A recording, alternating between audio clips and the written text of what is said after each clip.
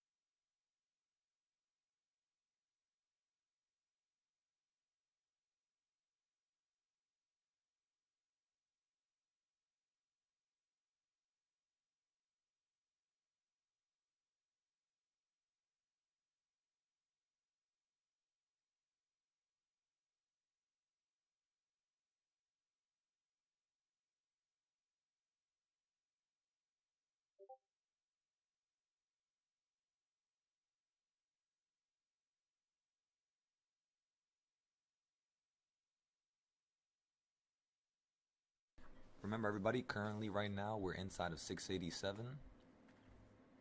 We're going to hold the puts for about like another 10-20 minutes before we have to average down. And we're just going to try to see if we can stop out for like 10, 20, 30%. Again, everybody, we're still holding the 687 puts. We're going to hold it for a couple minutes here. Try to see if we can claim a little gain. Once this is done, we're going to try to see if we can look for some calls. So, yeah. Just be on the lookout, everybody. Nice and slow. Nice and easy. You better get ready. Let me freshen up real quick.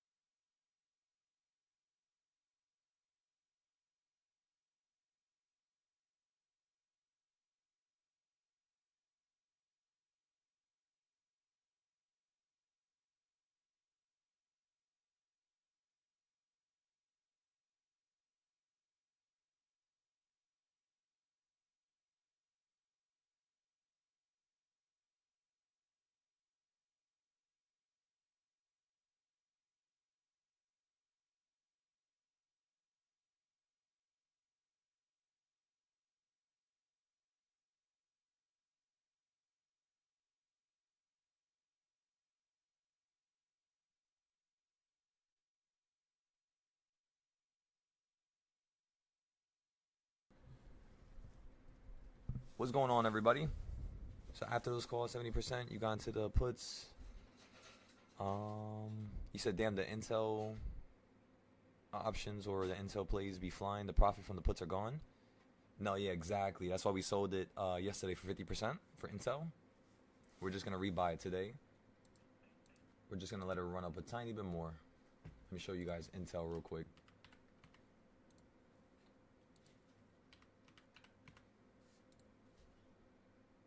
So everybody, as you can see, we could buy Intel puts again. So we're going to go ahead and buy the Intel puts.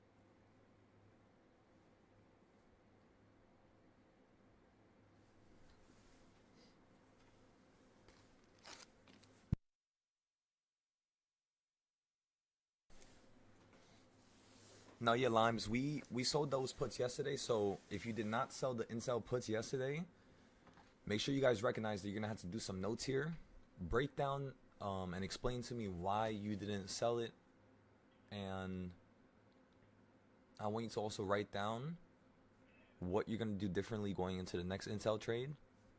Okay, so again, why you sold it and what you're gonna do differently going into the next one if you did not sell it yesterday for a profit.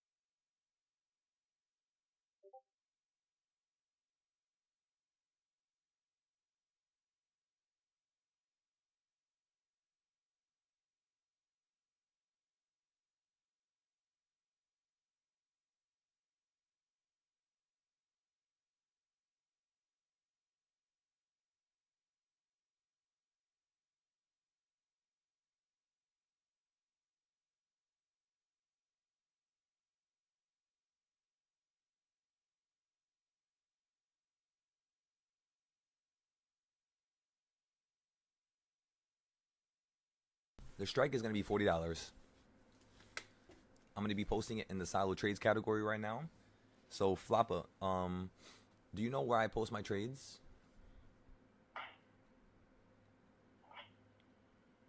As well as some of the new members. Let me know if you all know where I post my trades. Again, you finally just hit number 4 now, everybody. Let's keep it moving, keep it moving.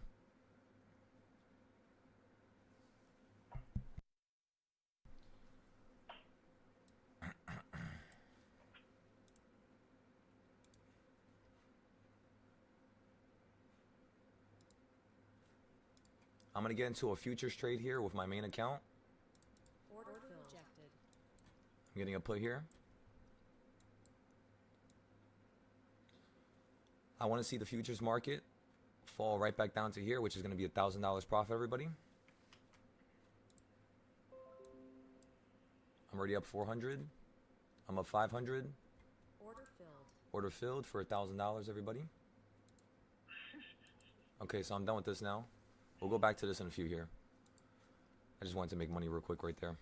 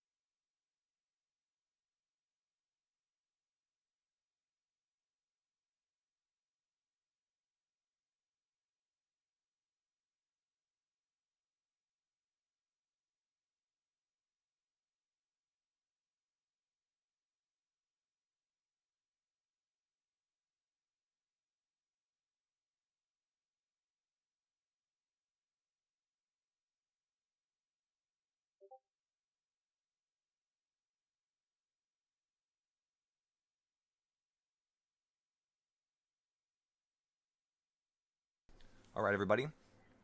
I'm posting the Intel trade to Mumu now.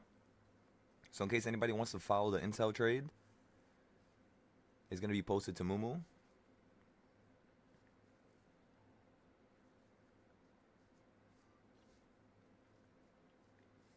One moment. And it's almost posted. One more thing.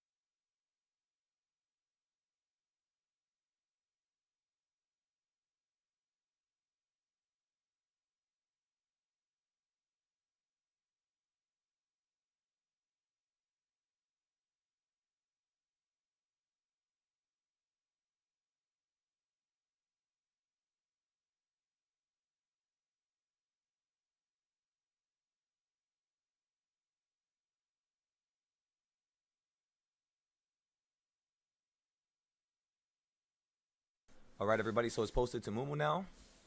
Go ahead and take a look at it.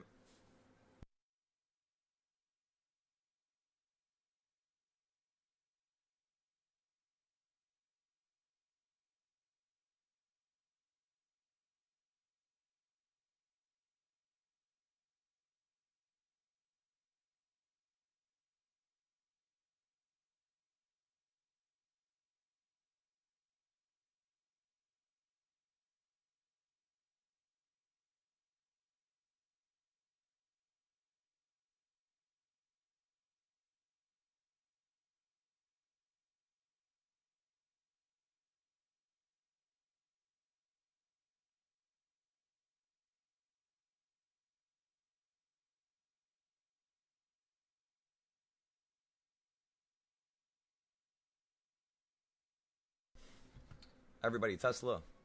It just popped in my brain for some reason. We're about to trade gold again here.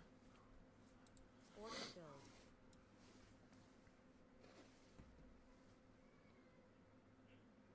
See if we can make another $700 right now.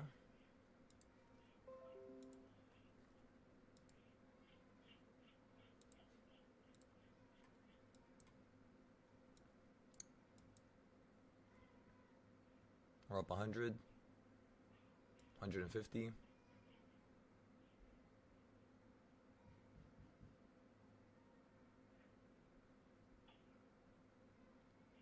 Getting a little green spike.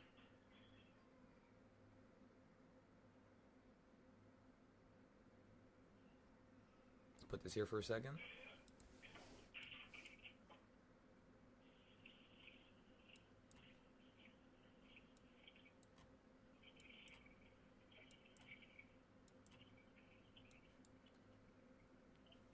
Again, all I'm looking for is a tiny little retracement. If we just keep running here, we're just going to hold this gold position, just like we did the other day. The next high you're going to want to run up to is going to be 4314.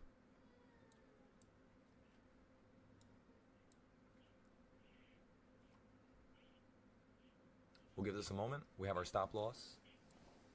You see where SPY is at? SPY is still the same spot. The options are not really losing any value, so this is perfect. It's like a perfect scenario. We just got to give this a few more minutes here. See if this is going to touch number 3. And then see if it can fall down to number 2. And it may be number 1. We might see a touch of number 1 today.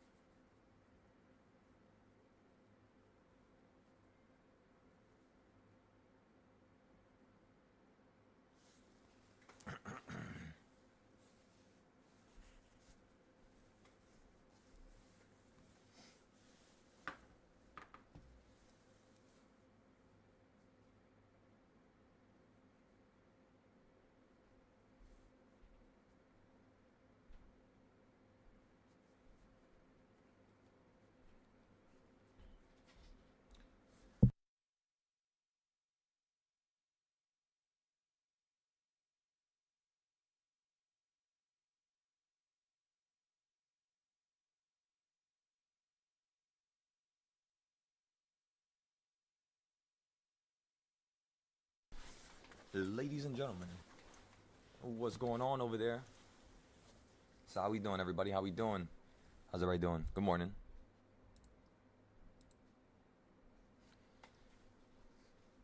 We have a beautiful crowd here today. Again, we're inside of puts. We bought them right beneath number 4. And we're trying to see if this is going to fall down below number 3.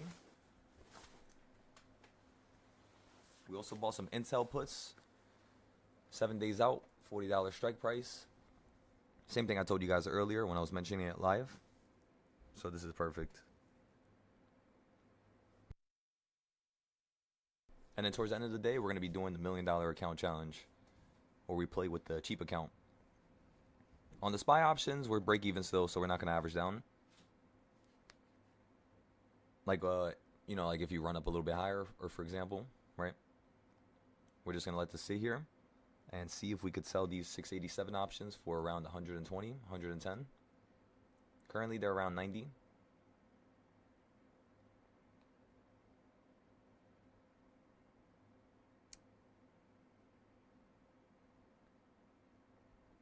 It is shifting quickly, though.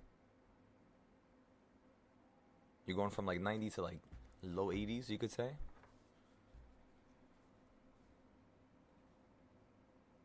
Again, everybody, give SPY another 15 minutes. In terms of the weekly, you're at the perfect location, everybody. The reason why we got puts here wasn't because it's a 0-day entry, nor was it mainly because of reversal point number 4. Reversal point 4 was actually kind of like the cherry on top. It was just adding to the whole entire conundrum here. We really got puts because this is the weekly put area. This is the idea that we had came up with a couple days ago when SPY was all the way down here. And yeah, I just want to see a little tiny retracement, and we should be able to get a nice little pullback while it continues to want to run up higher. Even if it wants to run up to a new high, this area right here below the high always yields a good put play. Sometimes it's longer than others. Sometimes you got to hold it for a day or two. Sometimes it just continues to go straight up after the same day of it falling and retracing down a little bit. So we're break even again. It's at $90. Let's see what else we could do here.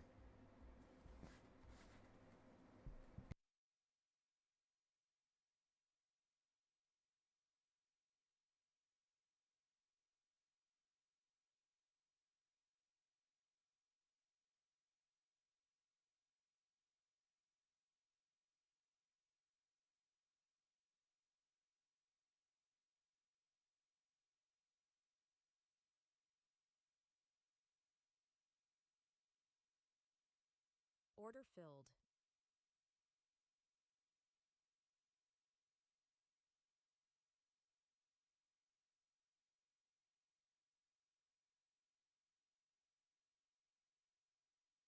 All right, everybody. So as you all heard, it said order filled, which means I just sold out my futures position for some money here. We just made another, I think, $1,000 right there. Let's go take a look. So right there, we made $850 right there. So that's pretty nice. $850. As you all could tell, we played puts from on top of the box for you to fall not even that far away from the box. You're basically right next door to it. So I'm going to go long here now because I want to play the higher highs. Order filled.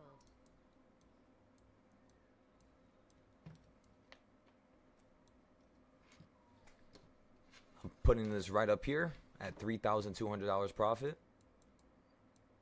Actually, we could put it right here to like 4,000 profit. And then we'll take a look at this again. Since all of our trades are working out, we're going to be really aggressive with this next one. Just because every trade is working out. And then we'll see if this one continues to work out. We'll see if we have a large drawdown. Being down $2,000 is not a large drawdown, as you all could tell. It's just a simple move. So it looks like a lot of money, but I mean, there's nothing to really be worried about, really. As long as you're buying off of a good location. And the idea is something that's possible, not, random, not by chance, not by luck, but it is something that's certainly possible. You could just play it. Play it. Make it simple and sweet. And keep it going. Keep it going, everybody. All right, let's leave this alone now. Did I take a picture? I gotta check to see if I took a picture. Give me 1 second. Wait. There you go. There you go. Remember, if you have a gold account, do not do what I'm doing. I'm only doing this because this account has a $30,000 buffer. So I could be down 20,000 and not lose this account, you know? So make sure you guys recognize that. We're just going to hold. We're trying to see if this is going to hold somewhere around the top portion here. And just like the other day, I want to see if you're going to run up to 4,300.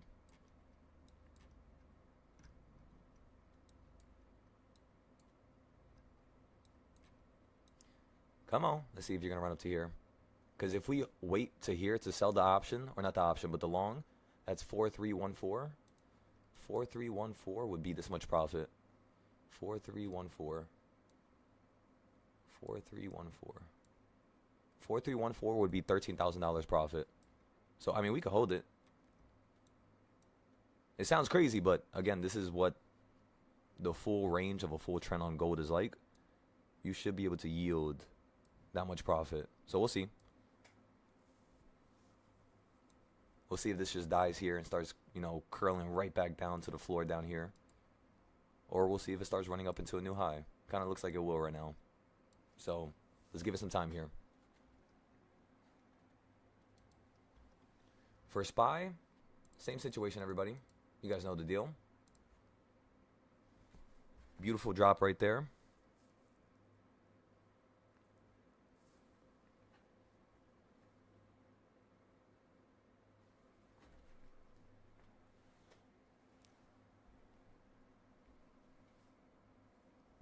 Remember, everybody, don't say should've, could've, would've. Execute. If you have enough time to say I should've, could've, would've, you have enough time to write that down in your notes and come up with the next best trade, everybody. Don't regret. Saying should've, could've, would've is just going to make you regret and live in the past.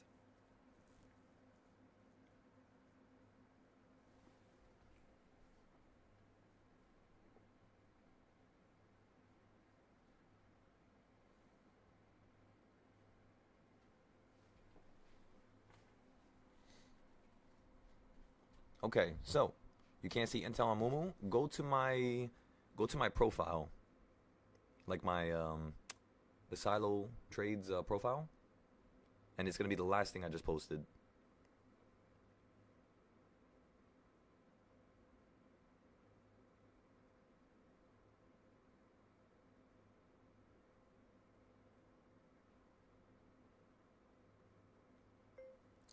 Next time, make sure you take it. The profit.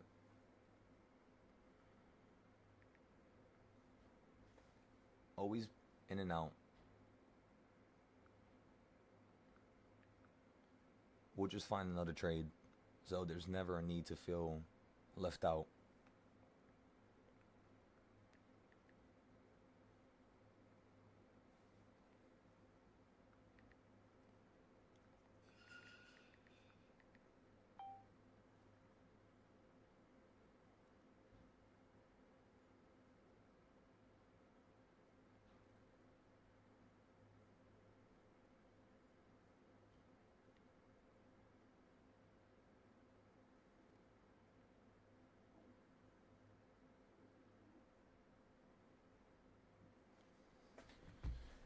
Looks like we're collapsing a slight bit lower here, everybody.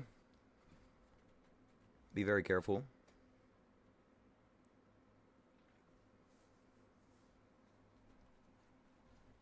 It says strike for the Intel put. So, why are we talking about that? By the way, Floppin', let me know if the new members know how to find my trades. It's gonna be inside the Silo Trades category. So we only have one trades category on the Discord. Let me show you guys. So again, if you go to the Discord right here, everybody, and you look at the Silo Trades category, You're gonna pretty much see everything. This is where we post all the trades. I tell you the goals, how much contracts, whether or not I want you averaging down, and yeah, that's pretty much it. So far, 2 trades today, this one and this one. Or we're probably gonna sell this one, same thing like the one from yesterday, or the one from 2 days ago, which was 50% to 100%. We went up 100% and then sold it for like 55, 56. So this time we're gonna try to see if we can get 100%. And yeah, in and out, in and out, in and out. The second you're profitable, just take it. Don't just stare at it and wait for it, because the market's just gonna keep taking profit until you decide to.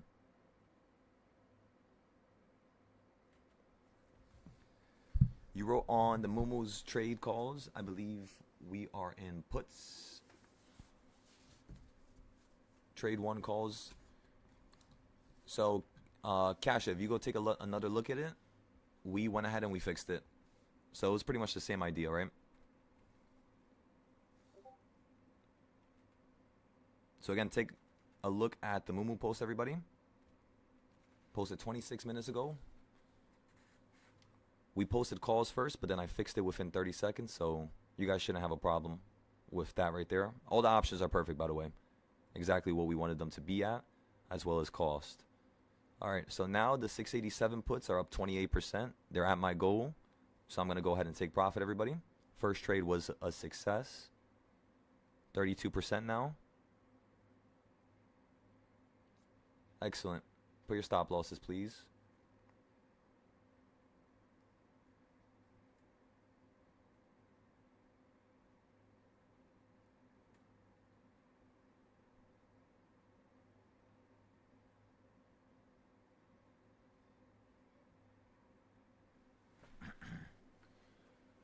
Remember, everybody, make sure you take profit. Always take profit.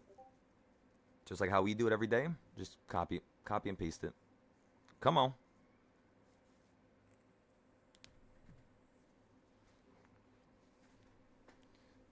Let's get this going. So, yeah, we talked about the puts. We talked about that. So, everybody, you're inside the Intel puts, and then you guys got the SPY puts, right, that you played earlier. So, boom, 2 options. That's the only things we did today. SPY puts and then Intel puts. And then the SPY puts, we sold it right there for 30%. Take a look inside the Discord, everybody. Inside the Silo Trades category. We're going to go ahead and post this on Mumu now and get ready for the next trade. We could potentially buy more puts at number 4 again on the next trade.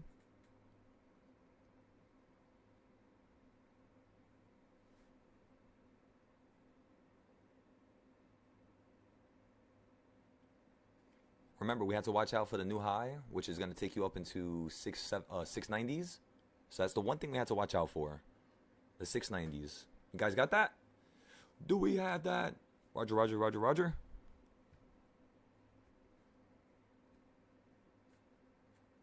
Be very careful here, everybody. If you hold in the next 5 minutes, what we're going to do here is we're going to buy some calls for the upside. We're just trying to play this real carefully here. By the way, you guys see how the options we bought, we paid $80, and then we told everybody we wanted to sell it for 100 to like 120, and you pretty much perfectly hit that goal from the top, even though we had to wait for the market and it killed some of the value. So while it was killing some of the value, we were automatically thinking that it was going to do that, and we were automatically ahead of the game, planning to take a X gain, even if the market killed some value. So it all depends, really, with the market. Like, how much value does it really kill? That kind of deciphers when you sell your contract. Sometimes that makes me sell out earlier.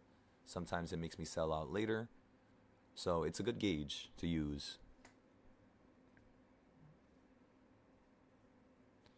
You said you're so bad at Weeble? If anything, Lim, give me a call next week, and then I'll show you around Weeble. I'll show you how I use it, what I like to do with it. How to quickly go around stuff. And yeah. The Intel puts are already up $450, 20%, 23%. All right, everybody, so I'm going to buy some calls here.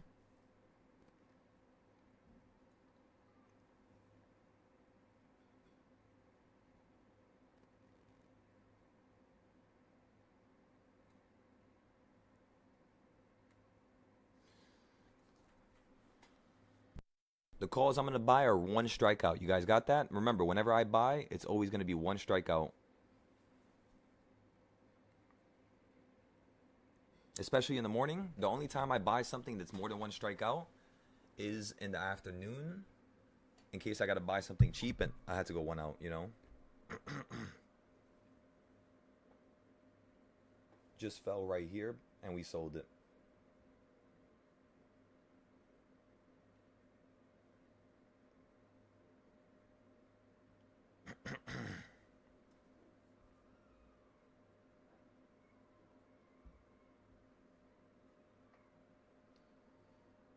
By the way, everybody, I apologize for waking up a little bit late today. I went to sleep a little bit late last night. Was having a ton of fun trading. I'm sure you guys tuned into that live and heard me. Mad energetic last night, let me tell y'all. So trade.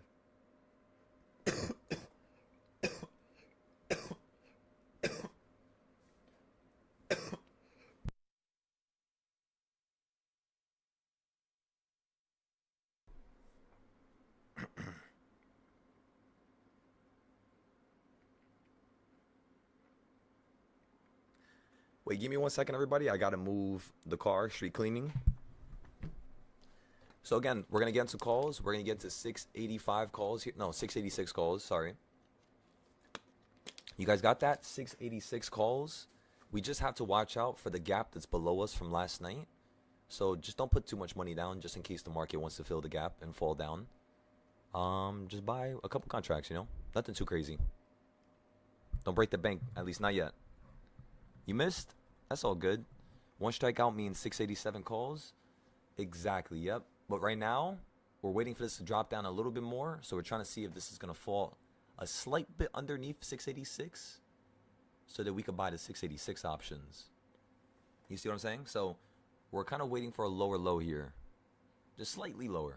Around the opening price is what I'm looking for. And then after that, we'll go from there. But yeah, everybody, just give me a minute or two. Like I told you, I'll be right back, all right?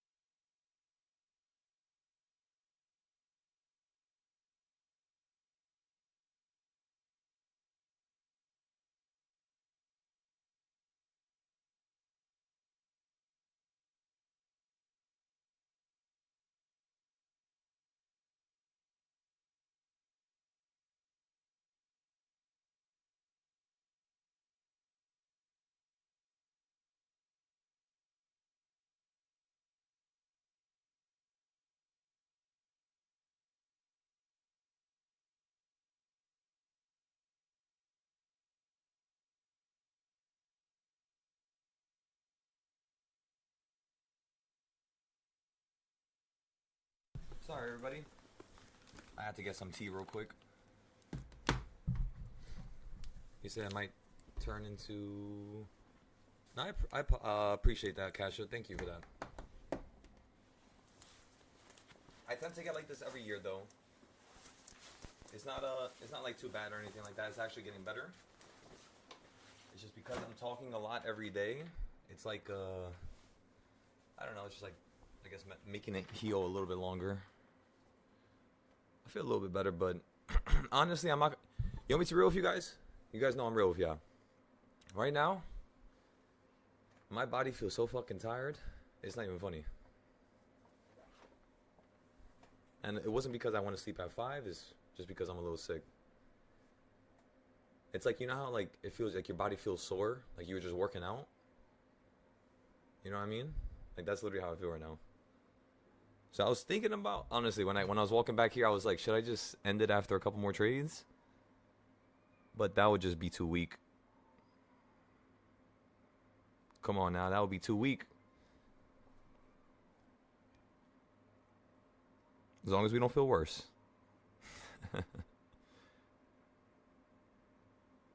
Okay, so I'm looking at the 686 calls here. I'm buying 10 of them. 686. Right here, everybody. They cost $140 each, and they're 0 days. This is trade number 3.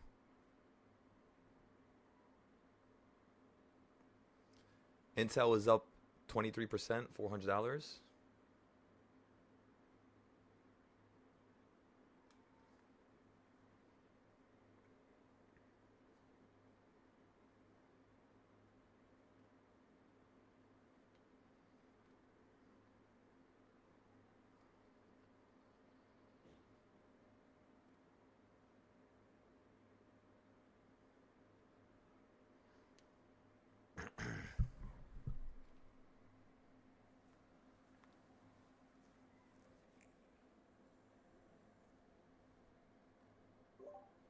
Hey, Salah. Who's that? What's going on? What trade did you just say you were doing? Let me turn up your volume just a little bit more. Give me 1 second. Okay, say that again, Frost. Was that you, Frost? What was the third trade? Yeah, that's me. So the trade that we're looking at right now, in terms of the calls, is the one I'm posting into the Discord. It's the 686 calls. That's trade number 3. Because you think it's gonna bounce off the 1.5 or 1 at least reverse? Could you raise your volume up a little bit more? I think I'm using my laptop, which is why it's probably so low. I'm saying you're thinking it's gonna reverse off the 1.5 or the 1, maybe go down a little bit to reverse the 0.1 and then go back up.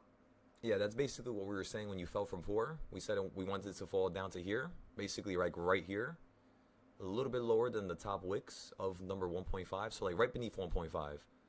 And then we want to hold this for this to run back up to number 2 or 3. Okay. So you're just getting in a bit earlier just to make sure that you're pretty much there. Yeah, just to make sure everybody else could buy in. Usually I always buy my trades early. It kind of gets dangerous for me, you know, but it's a lot of fun, really. It's not that dangerous. Because I'm not putting too much money. I'm just putting profit that we made, you know, the last trade, which is trade number 6 from yesterday, for example. I watch it too. I don't really see.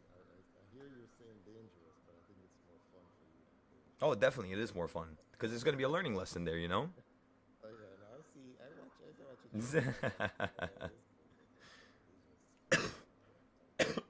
Go ahead, man. I'm not gonna let you talk too much. I hope you got the stuff and you tried it. Oh, no, hell yeah, Frost. I appreciate what you sent me yesterday, by the way. It did help out. I got some of the stuff. And like I said, my voice feels way better than yesterday and 2 days ago. Like, I couldn't speak. Like, you know how you try to swallow something and it feels like something's like punching, like, or like pins and needles in your throat or something? Yeah. Yeah, that's what it felt like before. So now it doesn't feel like that. So it definitely is getting better. Yeah, you can do it more than once for the day, but definitely do it like right before you go to sleep. So this way you can, pretty much coat your Right? I feel like the best time to do that is right before you sleep. So like your body could, you know what I mean, like absorb it a little bit more. Yeah, do it before you sleep and then do it before you start with all the talking. So this way you have it in there as well. You hear me? Yep. Yeah. So just do it before the bed and then do it before you get on live. so you needed to help a little bit. But, Like to prepare myself. No, yeah, you're right, right? so if you haven't done it, just go and grab some while you're here, because you know you're going to be doing some talking today, and then later you get everything in. Hell yeah, brother. Thank you for that again. No problem, man. I'm here. I'll be in and out all day, so if you call me and I don't respond, it's just because I'm probably away somewhere. All right, bet. I got you. So I posted this trade to Mumu now, everybody. So now Mumu Discord, everybody has the trade, the last SPY trade, which was calls for 686, extremely close, and we're looking for just 50 to 100%.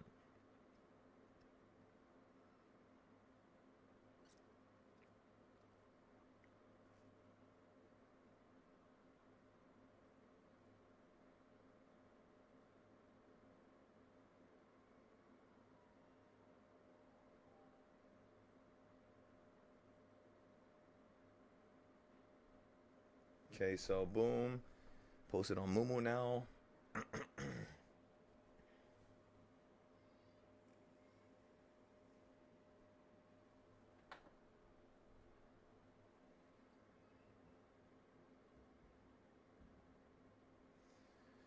By the way, everybody, when SPY runs up into a new high, we're not going to play back and forth like this ping pong. At least not in a crazy fashion like how we're doing it now. When you actually go up to a newer high, it's going to be a little different.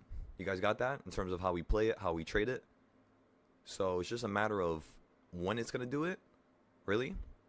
I don't suggest buying calls overnight right now because you're so close to the top. I know the market could fall from here.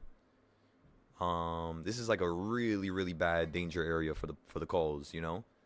You got to get above 690. If you can get above 691, we could start absorbing some new prices at the high. We could start maybe potentially hitting 700, because I think you're going to hit 700 this month. I think it's going to do it this month. Remember, what's happening in a couple more days, everybody? Don't forget. Don't forget, everybody. FOMC. This is where it gets really fun. You got Powell speaking. You got a couple other people speaking, right? You got a couple people asking him questions. It's going to start at 2:30 p.m. from 5 days from now. And on Powell Day, on FOMC Day, I want you guys to trade very carefully. In the beginning of the day, it's going to cycle up and down like crazy. So with FOMC, those days, you basically want to sell your options when you're buying them throughout the day faster. And then like an hour right before Powell starts speaking, the market should be pulling up to number 4 or 5 at the top or bottom. And as soon as he speaks, we should be at the massive reversal point, and then we're going to buy there. Usually it happens every single time. So I'm just paying very close attention to this because you're running up into a high. Wow. You know what I mean? The FOMC is about to come out, which could yield a crazy ass gain, but we'll have to see here. Take it nice and slow, everybody.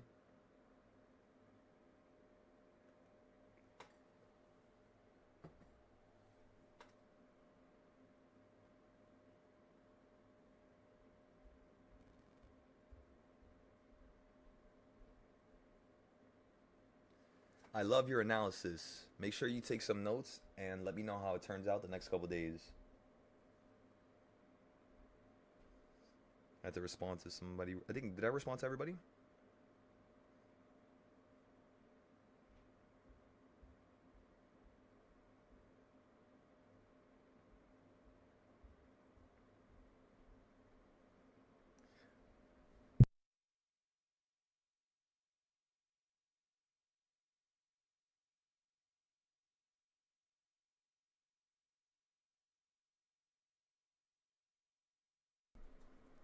All right, everybody, you're at the opening price now.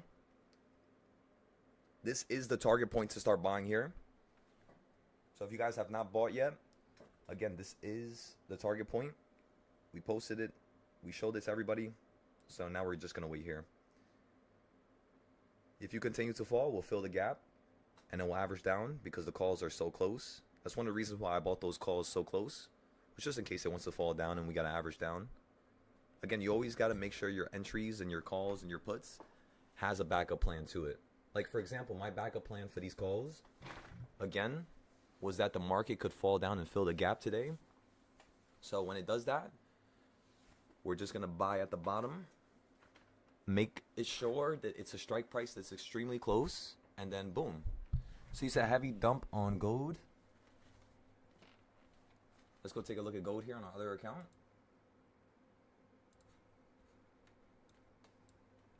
Beautiful heavy dump on gold. Straight from the top to bottom. Which was, remember, exactly what we were referring to earlier.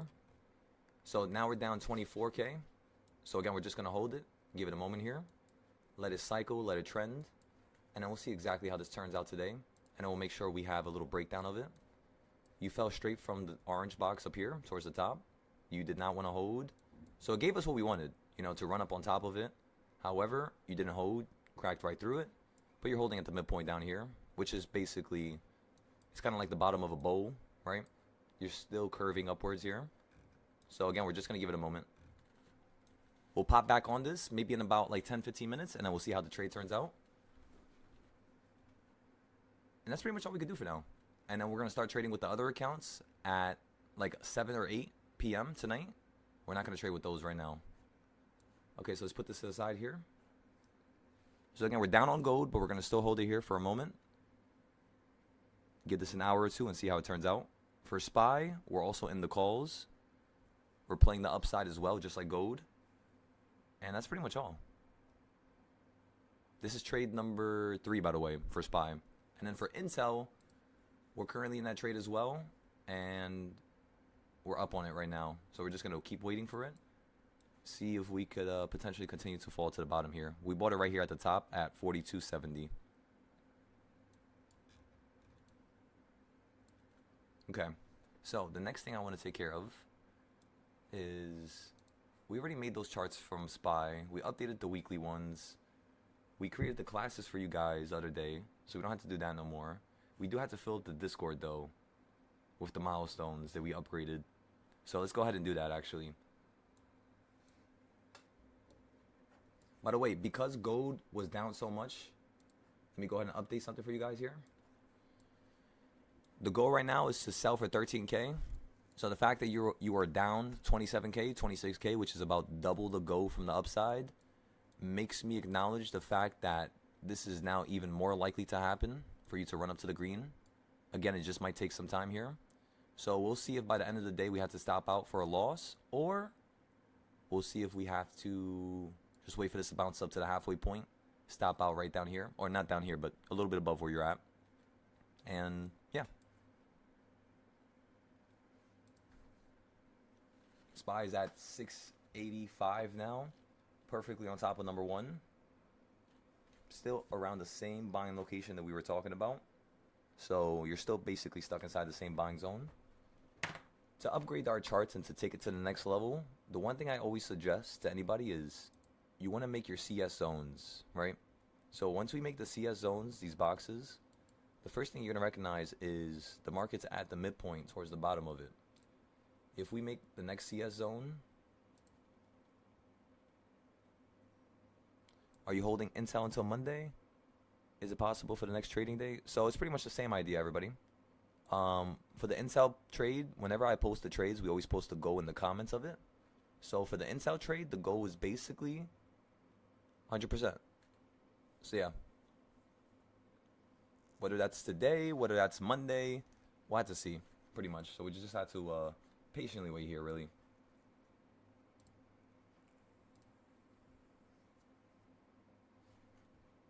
We just have to patiently wait here, everybody. Okay, so huge dump on gold. Hell yeah. Nathan, you said, do I recommend Robinhood? Robinhood, you can't reuse money. So I don't like Robinhood. In fact, I actually never use Robinhood. The brokers that I use, Nathan, are Webull, Fidelity, Charles Schwab, E-Trade, Tasty Trade. It's pretty much most of them. But no Robinhood. I don't like Robinhood. I don't like how they sell you out. I don't like how they, you know what I mean? It's just weird.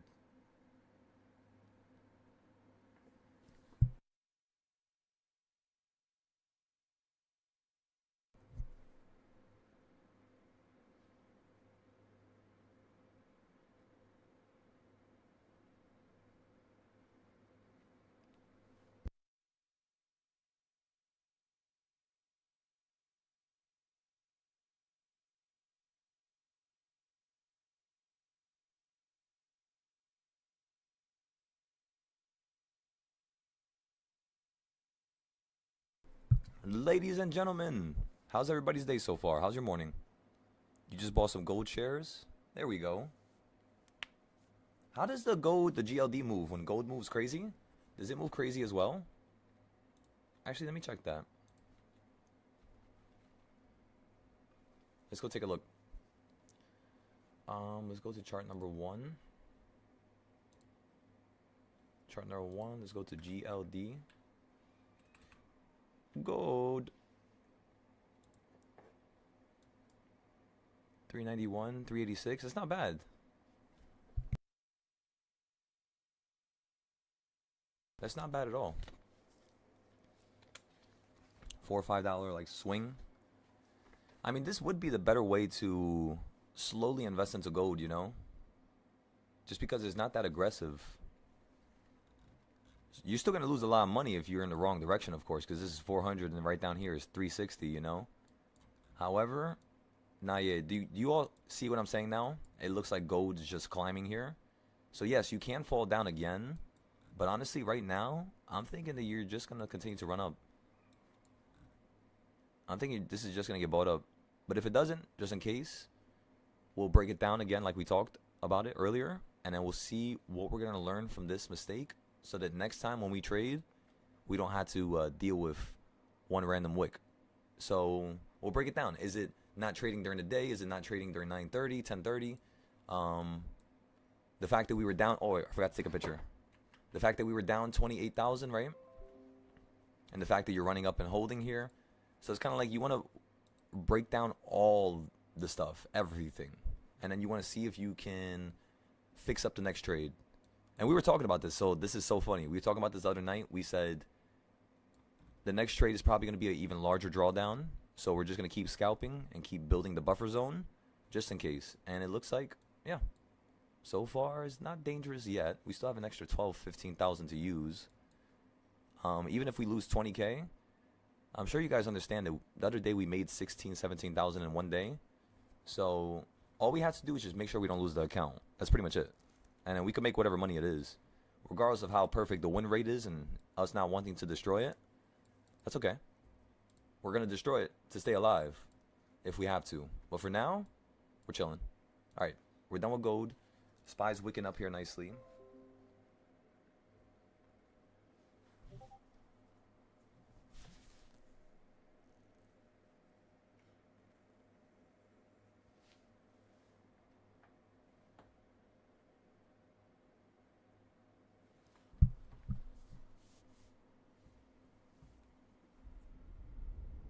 Literally, exactly. That's why I hate Robinhood, because you guys know how many times I was sold out like right before the move happened on Robinhood, like towards the end of the day.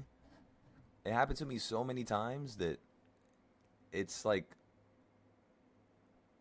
yeah, I just don't want to trade on that app no more. One time, you guys want to hear something crazy? One time I was trading with my cousin, right?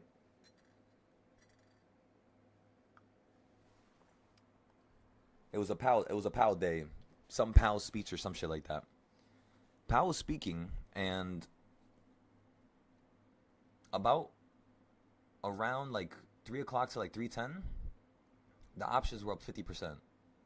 So we had put around like 400. I think he put around 200 and 300, something like that. I put around 400. So I'm at 600, 700. The account is growing beautifully. And he says something. I forgot what it was exactly. He said it, market instantly tanked $3, like $2, $3. I was now down, and it's about 30 minutes like before the close at this point. Or like 40 minutes, 50 minutes, right before they sold me out. The market starts moving. I'm going break even. Then it goes back down, and then it pauses right before the clock hits where it sells you out. Like it literally just stays stuck, and I was down 20%. So I didn't sell it. You know what happened to that whole account? The whole account was gone. All $400. 10 minutes after, again, because like, you know, it stopped me out at whatever, you know, value I was at, right? The problem with that was I was a hard-headed individual, and I threw the money right back into the market for options that expired the next day. So because I was so caught up with Powell, it made me so emotional That first day we stopped out, took a massive loss. Then the move occurred right after, right? So I'm thinking, yes, the next day I'm gonna make my money back. The market's gonna do the move. He's gonna pull to the upside. Let me just hold this for tomorrow. It's probably gonna pull like $3, $4, $5 right on top of my strike. The next morning, it was 3, 4 strikes beneath my strike, and I was massively down on that too. And that's when I lost the whole account. And again, it all stemmed from Robinhood selling me out at that 2:30 time or 3:30 time, whatever the time was. Because if it never did that, I would have been straight. I would have been able to sell out for a profit. But again, you learn your lessons. You don't regret it. You learn. That's all.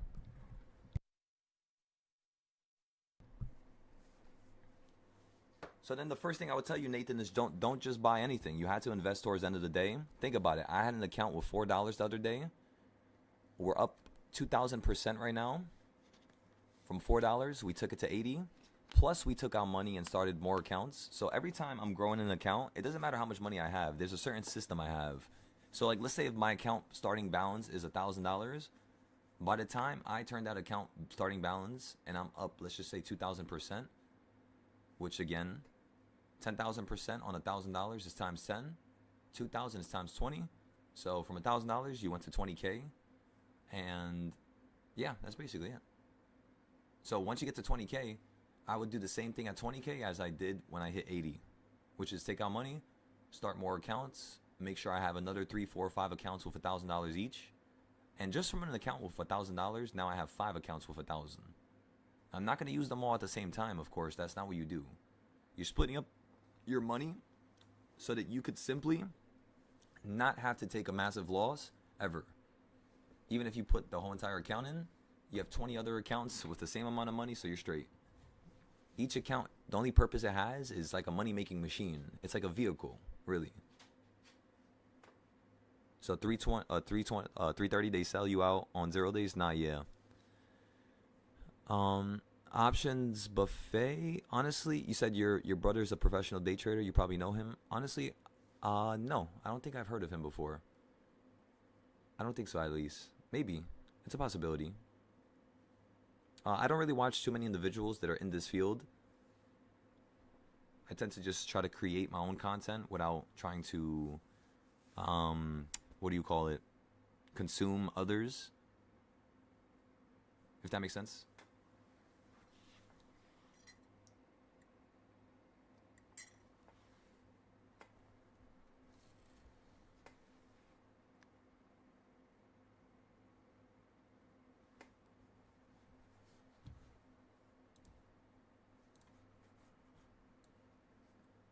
There we go, everybody. Nice little retracement on gold. We were down almost 30K. Now we're down 19. By the time it runs back to the top, I want to sell out for 13K profit, which means my account balance after this trade, if everything goes well and everything goes as planned, we should be at 55K. 55K. And if it just runs up back to where I bought it at, which is near the top over here, when we were looking for a little scalp trade off the EMAs, right? If it runs back to the top, and let's just say you stop like right here, $300, $400 profit, and it happens today, we're just going to stop out, of course. That's like one of our exit points. That was basically the point of the trade. So it was just a stop out for like $100 to $1,000. So in terms of you running back up here, if you get stuck again, we're just going to make sure that we put a stop loss. Again, while we're in profit. That was the reason why we didn't do it last time, is because we weren't in profit yet. So we just got to give this another couple hours here. Remember, this is on the 1 minute, so it looks really extreme. If I put you on the 5 minute, you would see that this is just a few candles down here. So it's nothing too large yet. Now, if we continue to head lower, we have a fucking problem. We got an issue, everybody. Mayday, mayday, mayday. But that's only going to be for a couple minutes. We'll fix the issue by the end of the day, of course. But yeah. SPY's heading down just a slight bit lower here. Again, once you fill this gap, we're going to average down, just in case the market wants to fill the gap. The gap is going to be all the way down here to about 684.32. So about one more dollar from here. You're now at the bottom of the CS zones. Let's go take a look at the options to see how much they're down on right now.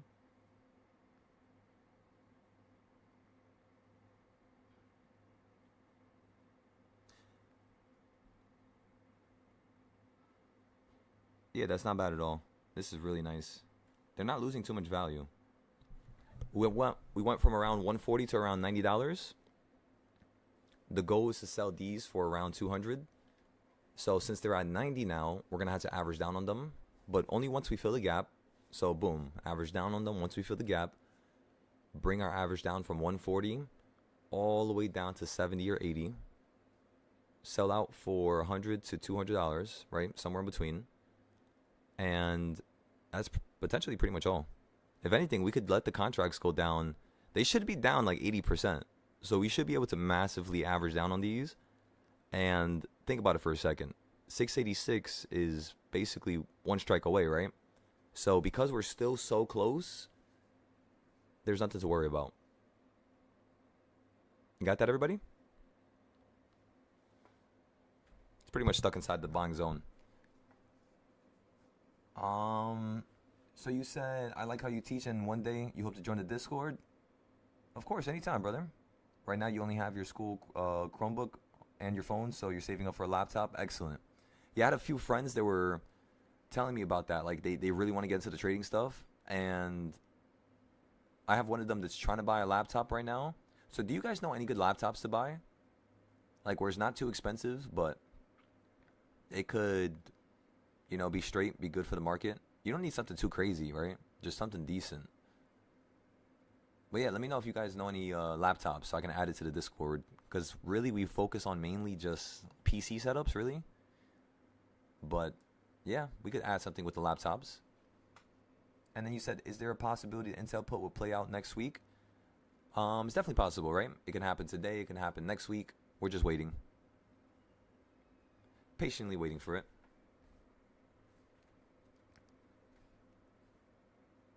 Again, those SPY options, the calls, they were at $80 right there, then 90, and then right now you're at 105. We still haven't got to average down. So if the market just runs back to number 2, these options are just going to flip into profit, and we're not going to need to average down, which is the cool part.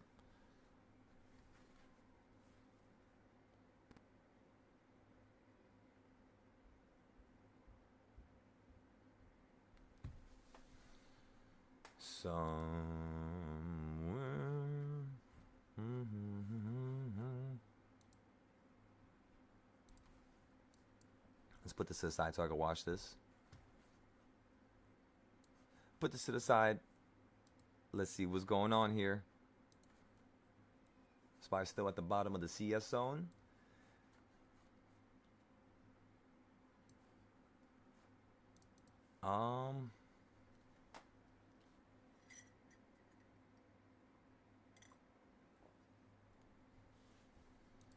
There we go, Mikey. Excellent. Excellent buys and sells, brother. Excellent. Excellent. You have everything done all the way up to 710, 740. Excellent. That's what I'm talking about, Mikey. So yeah, just follow your plan now. You have everything written. Follow the plan. That's all. Follow the script, ladies and gentlemen. And try not to deviate from it too much. Surface Pro, perfect for travel. You said what's expensive?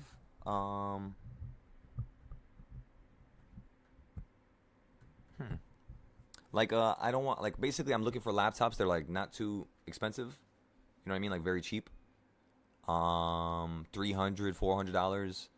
So that I could start, because we have the desk setups, right? But I don't have a PC set, like a laptop setup. And it's cheaper. It's probably cheaper to get one.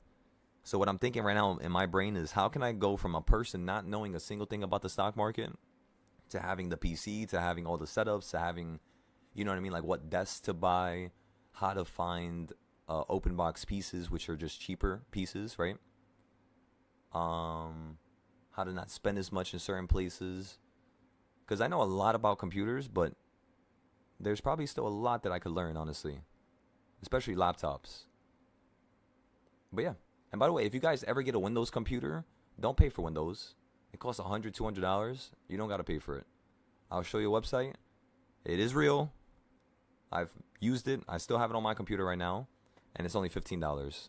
So instead of you paying $100 to $200 for Microsoft, every time I build a computer, I just show my friends how to get the the USB version of Windows, and then I do it for them on the computer for $15, you know? So yeah, like little things like that. I don't know, it just makes it fun for me to find stuff like that. It's kind of like, you know what I mean? Like creating an indestructible plan type of thing.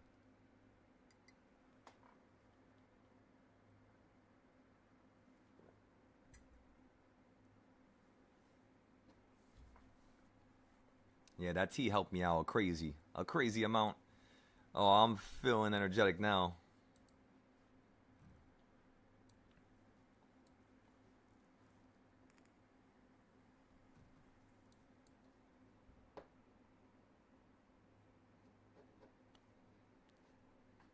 You said the laptop Surface Pro and Surface Go. How much do those cost?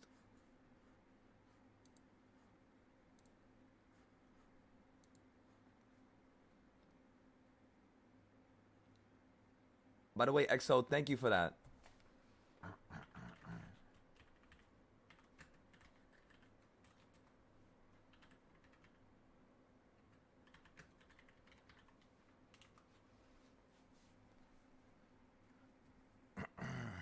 You said that was beautiful? I think it's just me.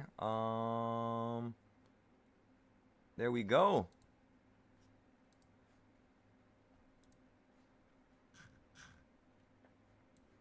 Oh, you're from Singapore as well, XO? That's what's up. Hell yeah. Welcome, XO, everybody.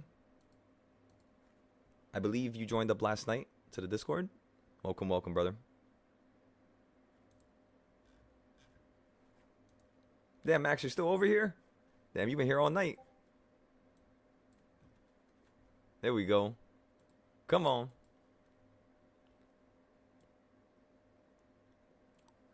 Again, everybody, we're not going to average down right here, mainly just due to the fact that you have a gap that you could fill, so we're just going to let it fill the gap first, and if it doesn't, we'll just hold this and just wait. If anything, we'll average down later on today, but there's no point to rush it and throw more money down right now. That option is extremely cheap, by the way. We paid around $1,400, which, again, in terms of trade number one, we made around $300. So we still had to make a few more dollars to make this trade completely free, just in case we had to take a loss on number 3. Because remember, every trade we take, the first thing you think of is, what do I do in case I take a loss, right? How do I bounce back from it? Not saying it will happen, but just saying when it does occur, for whatever reason, probably will be a good reason, right? You're prepared. This is survival of the fittest, everybody.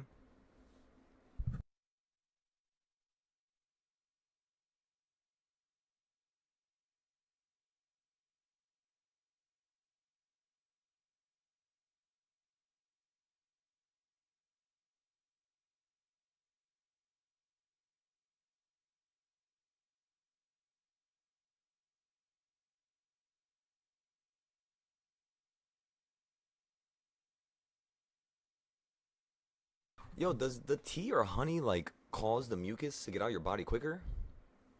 Or is it just me?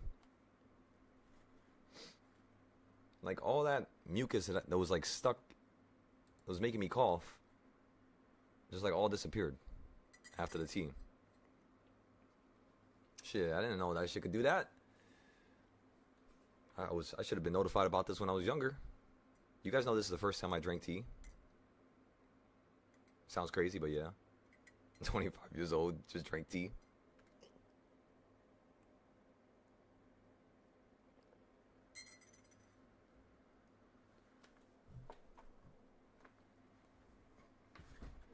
Gold.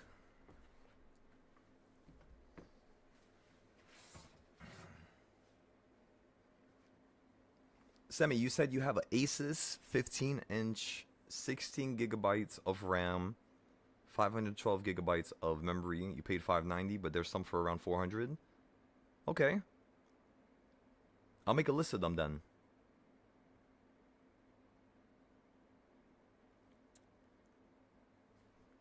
So EXO, by the way, and Max, whenever you get a chance, make sure you guys, because you guys just joined the Discord, make sure you guys set up a time with me so that we could speak. It could be during the day. It could be right now. It could be after the market's closed. And we're going to have a one-on-one. We're going to talk about what you need to learn, as well as how long it should take you to learn each thing.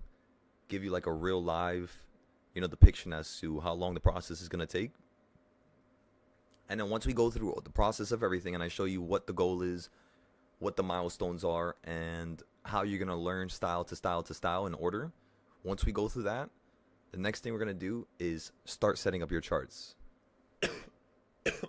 So again, everybody that just joined, we're going to help you set up your charts. So try to not spend your own money right now. Try to paper trade, because I just don't want you guys to have a loss. And yeah, if you guys need to make some money, of course, make your money. But just try to not go too crazy right now. Not until we fix the charts. Hell yeah, XO, let's do it.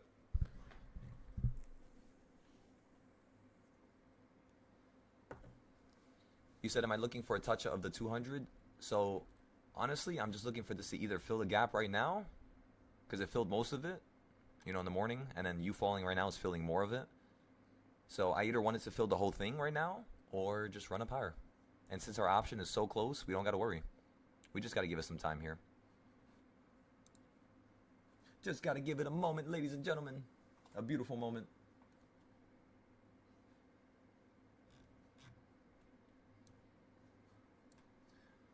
Wait, give me 1 second, everybody. I got to move one more car. Give me 1 second.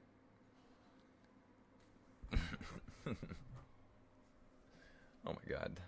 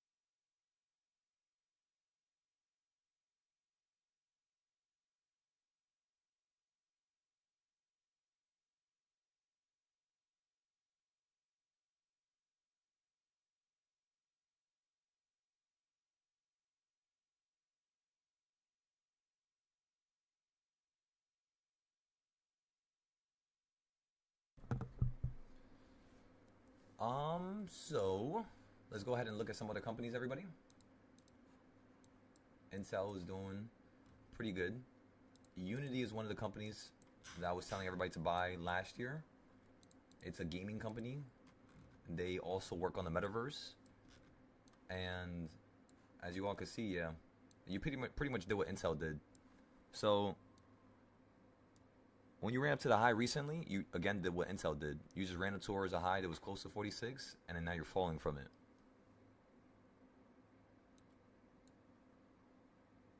We are going to play the puts on this, but again, we're just going to give this a moment. Also, do you guys see how the puts from before worked out? Like the ideas we had?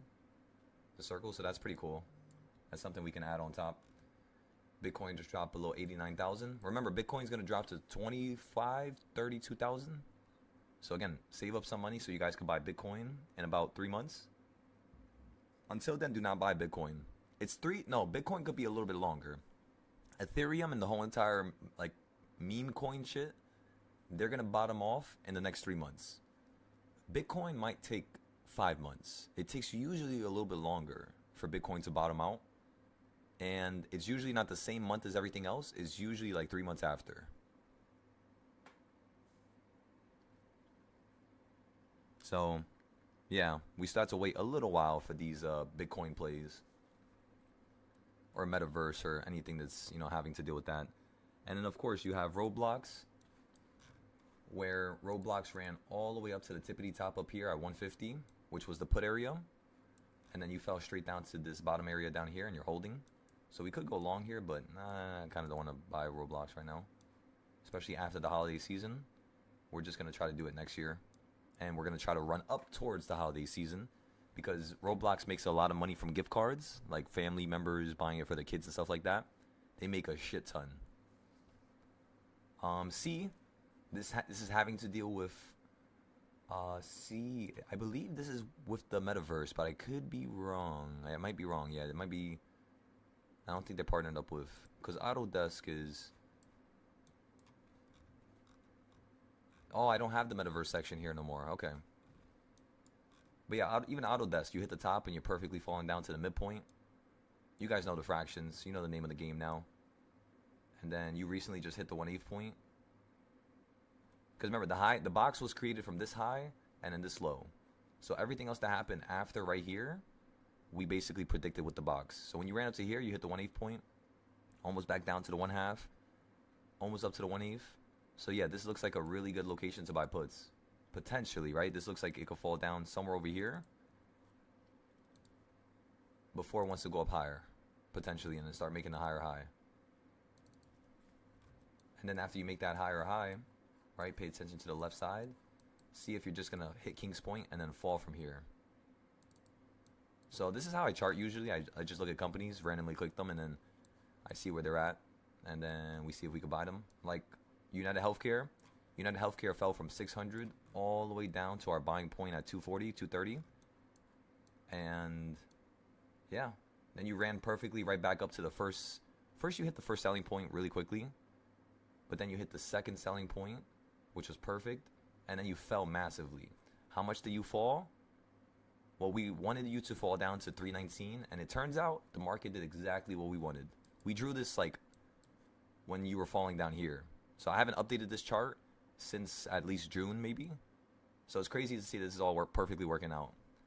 That tells me that when United Healthcare falls down to the bottom again, we could now play calls because our ideas that we came up with months ago are working out still. So now let's just follow them pretty much. We don't got to think no more. We don't got to be like, oh my God, is it going to work out? Is it not? We never tested it yet. Now we know. So it's pretty cool when I do this. You guys should do it too, you know? Do it too. Do it too.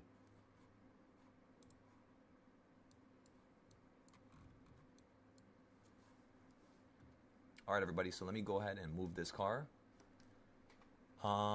Same stuff, right? We're holding the calls. We're waiting. We got the Intel puts. We're waiting on those. And then for gold, we're waiting on that as well. Give me like 5 minutes, and I'll be right back.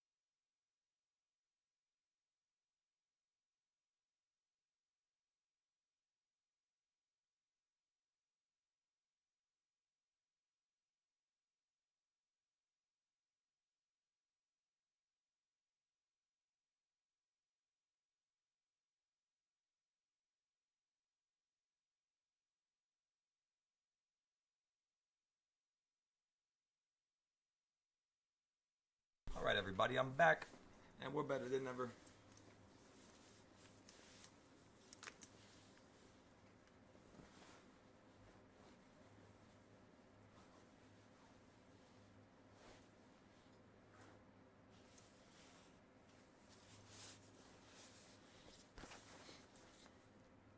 So again, we still haven't averaged down on the plays yet.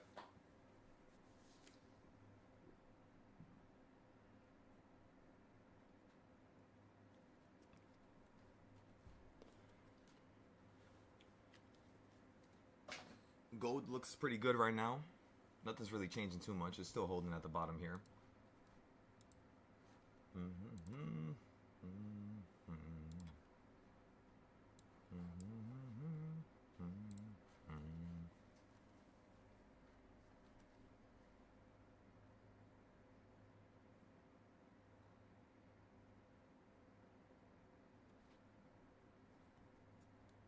So yeah, we'll let that rock out for a little bit here. Intel, we're still up 20% on those, $350.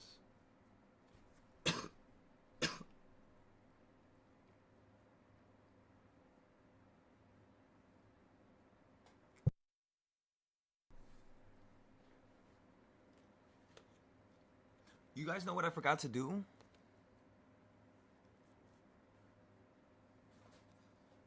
Thank you, David. Welcome. Welcome, David. And welcome to all the new individuals who just popped up here today. Today we broke another record. Just letting you guys know. It's pretty cool. But welcome everybody. Welcome, welcome, welcome. I hope you enjoy the show. Remember, this is always a show. This is not meant to be a boring, you know what I mean, numbers thing where we're just looking at a bunch of numbers back and forth. It's there's an art to it, you know. There's patterns, there's recognition, and when you merge all those different things, you get this recipe that we have, that we use, that we teach, which is basically what you're looking at right now. So it looks complex, it looks like a lot of stuff on the screen, but it's all there for a reason, and that's what makes it amazing, you know? Because not just like it's there for no reason or we just randomly threw it there. It all has meaning. Take your time to learn. Take notes every single day. Post it to the Mumu community section that I have. I'll read your notes. I'll go over them. Like, for example, we're going to pause right here while we're still in this call.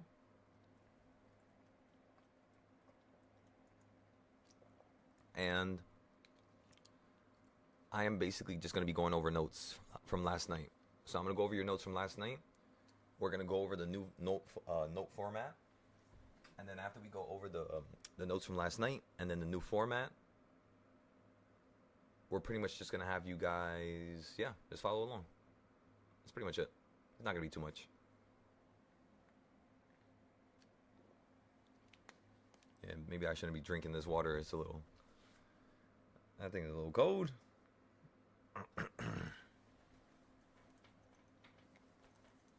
Damn, it's already 12 o'clock.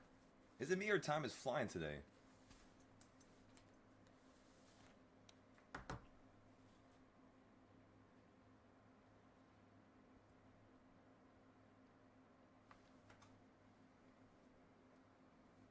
Oh, I forgot about Tesla. Shit. I just remembered. You were at 455 a couple minutes ago. All right. Let me see in the morning. Did you do anything massive? Not really. Just a $7 drop. Okay. So Tesla's not really moving right now. Today's Friday. Damn. Wow. Let's see this.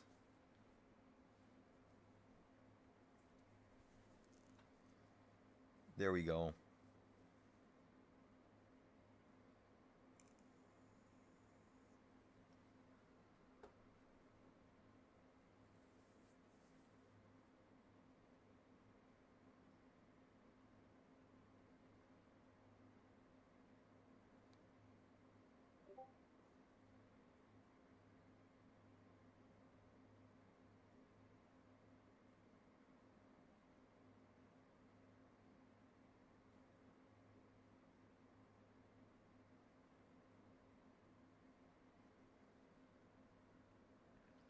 Nah, yeah, that's the only water I got right now. Shit.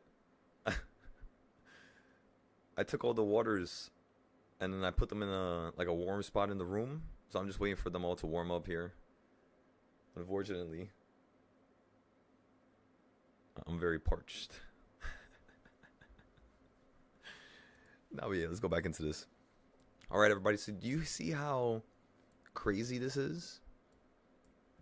It's nuts, right? Remember, this right here, what you're looking at on my screen, is the live video that I posted a couple days ago for everybody to basically watch and copy the trading style. And I want to show you guys something. There's a red circle here. And this morning, when you hit the top, when we woke up right here, we told everybody we're going to go short with the puts because you're at the top of this range here. And also because you're matching up with the selling point that we had to the left, which we created when you were down here, right? So this was like something we planned since the 20th of November is what I'm trying to say. And we just made sure that we fixed it on this chart, the one we updated, 3 days ago. And yeah. So when we made it on the live, when we were with the Discord and the YouTube, we were right here, basically. But when we actually made this box in this style, it was because of this bottom, which was on the 21st. So we had that for about almost 2 weeks now. Almost 2 weeks, yeah. Yeah, like almost 2.5 now, actually. Well, like about to be 2, fully 2, yeah. And then right now, again, you're falling down to the 1/8 point. So that's about where the gap is filled. Once you do that, we'll average down. And then we'll see if we can get a nice little bounce. If it wants to fill the gap, let's just say. If. And only if. Let's go take a look at these options.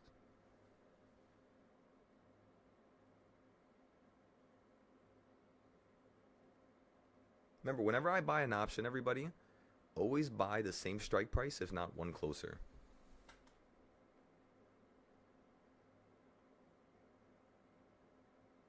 Again, always buy the same strike price or one closer.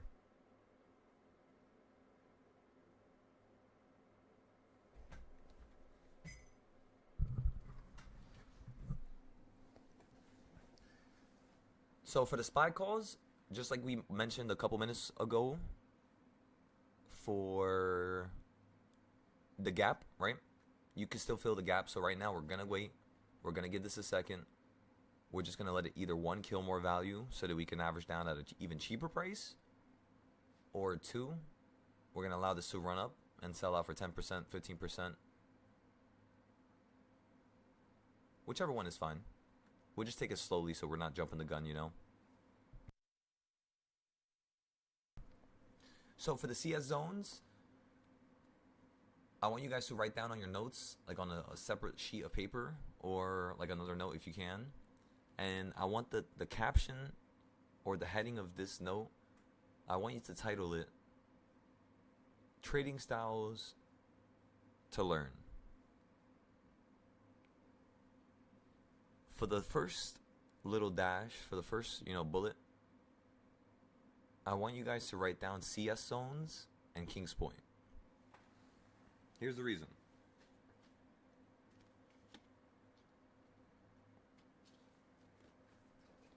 The videos for CS zones and King's Point, they're in the Discord basically. It's a lot of information, so it's a little bit harder to put into a video format publicly. Because again, it's a lot of things one has to consider. A lot of back testing that we used in that video. For example, when we created the CS zones, when I actually showed you how to do it, we went ahead and did it for the previous 30 days. So we went like 30 days back, and it was all in the video. So like I showed you how to deal with any type of CS zones, and like any size, any variation of them.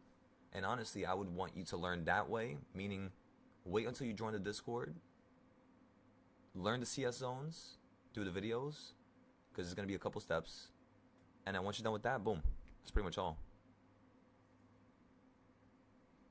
Same thing with King's Point, by the way. Don't forget, King's Point and CS zones, they go hand in hand like brothers. Same thing with wedges. Wedges are so good. So yeah, write down C.S zones because what it stands for is consolidation snap, meaning the market consolidates and it usually snaps to the tops and bottoms of these boxes. And it does it every day pretty much. They're all made the same way, so that's what makes it repeatable and consistent, you know. Let's do it. You're in 688s for $37. Hell yeah. Hell yeah. There we go. But remember, 688s, they're a little far right now. They're at the top. But yes, I could definitely see the market running up to the high and hitting number 5. I could see that. You snapped up from 1 straight up to 1.5. Now you're slightly above number 1. If you hold here, you're just going to snap up to number 3 next. And then if we go down, we're just going to average down at the bottom. Why is my hand so itchy? The hell? My hand keeps... why is it so itchy? Feels like I got like bit by a mosquito or something.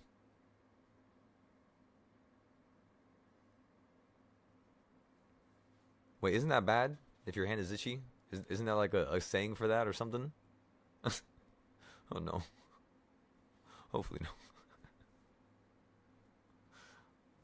It's your palm. The palm? Is it bad? No, I mean you better get some money. Oh, that's what that means? Shit. It's worked for me. Alright. I like that sound of that. Let's see what's gonna happen here, everybody.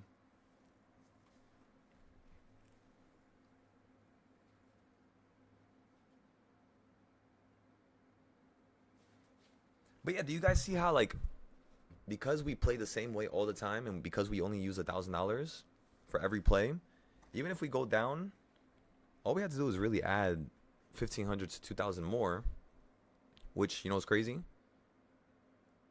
$3,000 with the current account we have is about 9%, 8% of the whole count. So again, everybody, I'm using 8% of my whole account, and I'm just 50%, 50%, 50%. And at the end of the day, this account is going up, you know, like yesterday we didn't go up that much. We only went up a few hundred. The day before it was really similar as well. And then the day before that, we made 13,000 trading SPY back and forth, back and forth. So it makes it so much less chaotic and emotional, you know what I mean? Because then, like, think about it for a second. You put $1,000 into the market, right? And what do I normally sell it at? Like 50%, 60%, $500, $600, and then sometimes I'll put 2,000, sell it for, again, 50%, 30%. When you add that all up, that's like $1,000 per trade. So think about it for a second. If the whole account, let's just say, has 32K, 36K, and I only use 1,000, and I only make 1,000, right? Or let's just say I use 2,000 and I make 1,000, right? 50%. If I do that 4 times throughout the day, right? That's 4K. We normally trade around 5-6 times, and we make a little bit over 1,000. Generally, with each play, normally. Right now we're not, because we're going a little bit lighter because you're at the extreme high. You're at 690. So even though you're at 690 and I have everybody playing calls, you must understand that this is an area where the market wants to fall out the sky. So because of that, instinctively, especially today because you ran up overnight, we're not going to go too crazy with the calls. We're actually going to be buying less and less calls.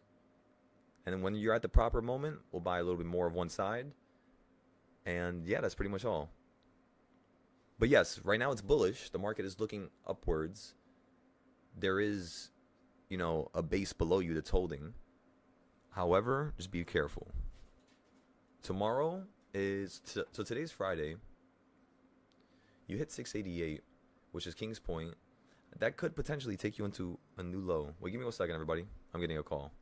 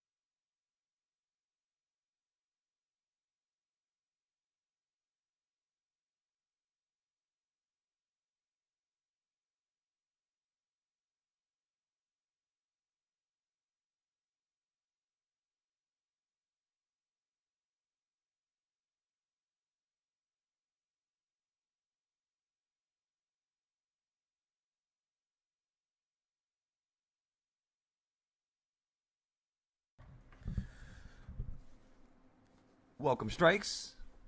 Welcome to the family, brother. I apologize if you're a lady, by the way. The next thing, ladies and gentlemen, we're going to do here is, like I said, let's fix up the notes and let's fix up the milestone stuff.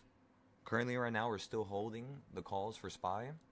Same calls that we were looking at earlier. Same calls that we had bought the second you were passing around, like right beneath 1.5. So we bought it like right here. And then you fell down to here, bounced, ran towards the top here, which is perfect, right? You're showing a potential flip in the trend here, just due to the fact that you're running back to a previous, area of importance, which is in between the white circles, but the white boxes. Remember, whenever you're buying with this trading style, everybody, you're not buying inside the white.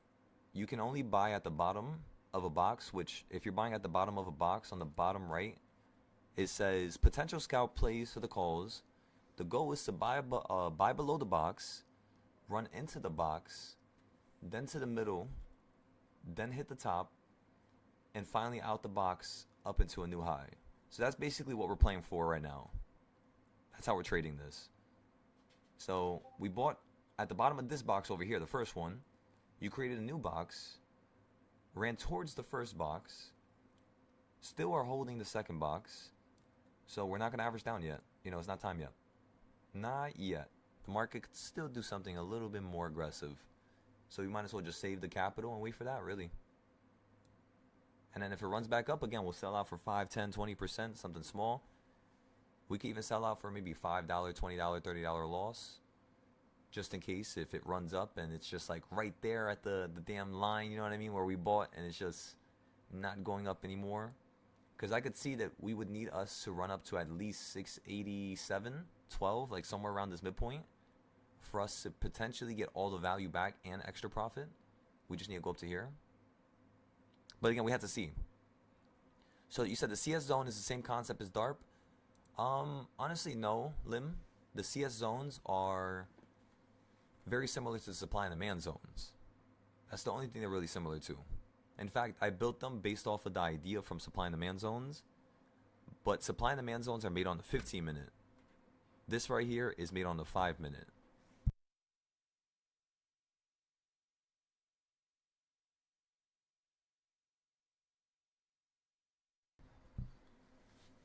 By the way, this would work for the 15-minute. It's just you're going to have to buy and sell from different points, of course, because you have to switch to the 15-minute and see where the boxes are, right? But yeah, pretty much the same thing. You said DCA into the SPY calls? Honestly, not yet, everybody. Not yet. Just like yesterday, we had one moment, I think on trade number 5 or trade number 6. Or it might have been number 4. One of those. Where it went against us and we were down 60%. We were down around $1,400. And then we massively averaged down at around number 5 on the reversal points. And the market pretty much just bounced from number 5 to like number 3 or 4. So like right now you're stuck at the opening price. You're not wanting to tilt below to the bearish side. So the market's like hugging this bullish side right now. Even though there's a gap below you and you could feel it, it's like the market does not want to really fall here. So what we're going to do is we're going to give it 30 more minutes, and then we're going to start buying into the plays.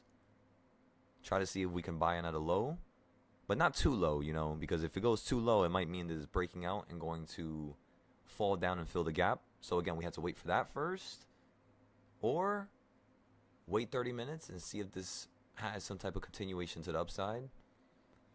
In the meantime, we can look at cheap options on our $1 million account and see if we can build that account while this account is down and we're waiting for it. We can continue to have more plays in the background for different reasons, That's one of my favorite ways to play the market. So like I'll have like a 5-day play that's a call, and then I'll have like a 30-day play that's a put, and then my 0 days would be like calls. You know what I mean? So like every option you buy has a different purpose. They're not just to cover each other. But it's kind of funny because at the end of the day, when you really look at it, they actually do just end up covering each other. So it's kind of cool.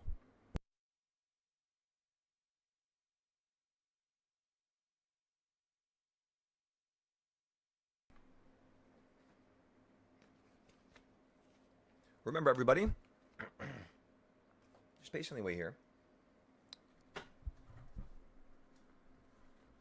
Let's look at some more companies to see if there's anything else at a good buying point. Do you guys know any stocks that are $10, $15, $20 that you want me to take a look at that are like oversold but have some potential?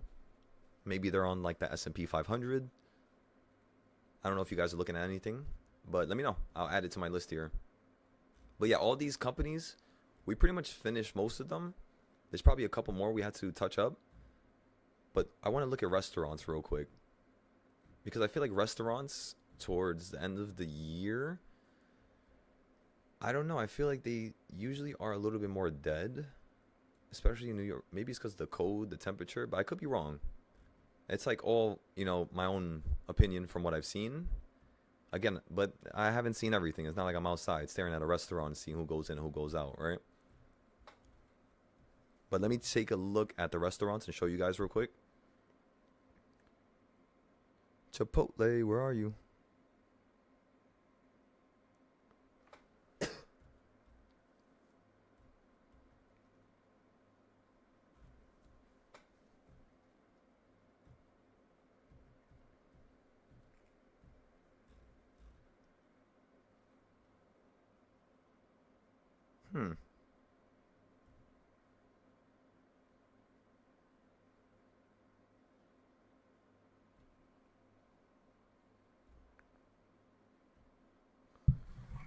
Where did it go? Restaurants. Is it open? No, this is battery companies. Restaurants.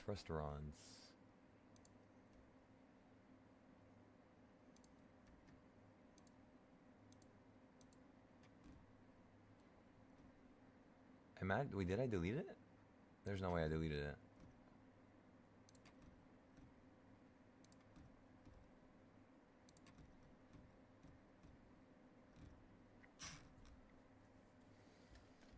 There's no way.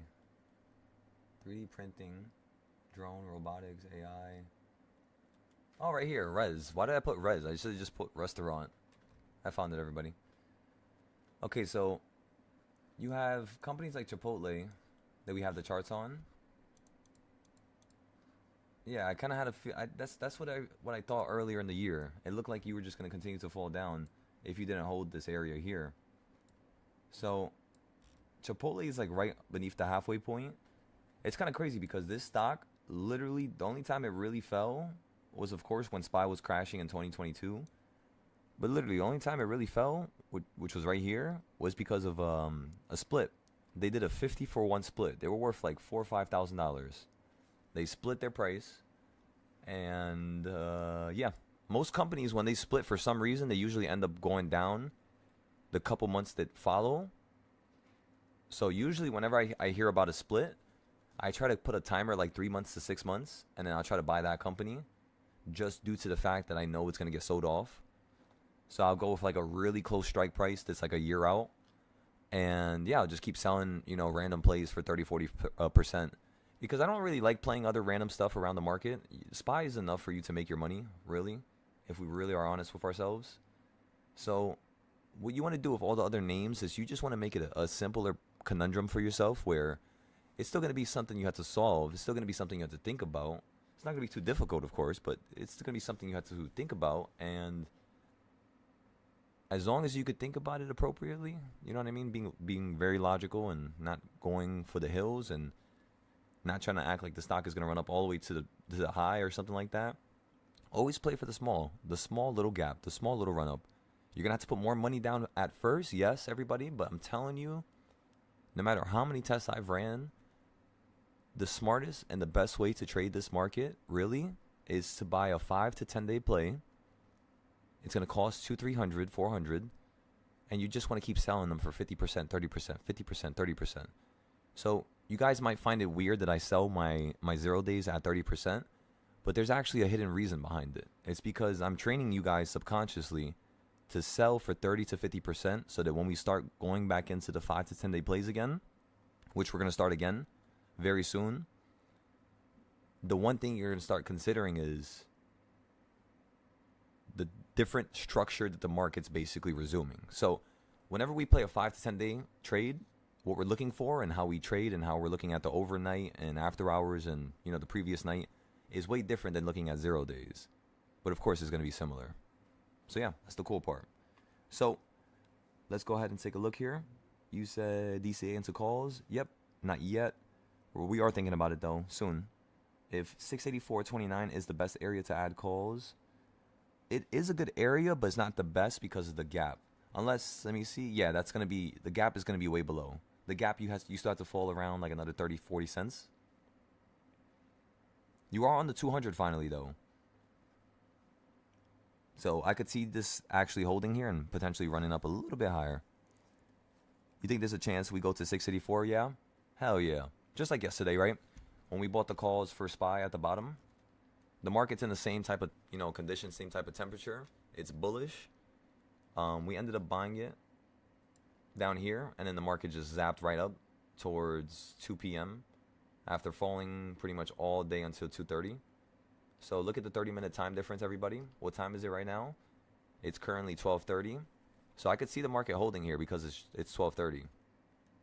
And then I could see you bouncing up for like the next hour and then maybe coming back down around 1:30 where we can average down on the calls. If not, let's go take a look at how much they cost right now and let's see if we can scoop up some cheap ones. If they're still a little expensive, we're not going to touch it yet.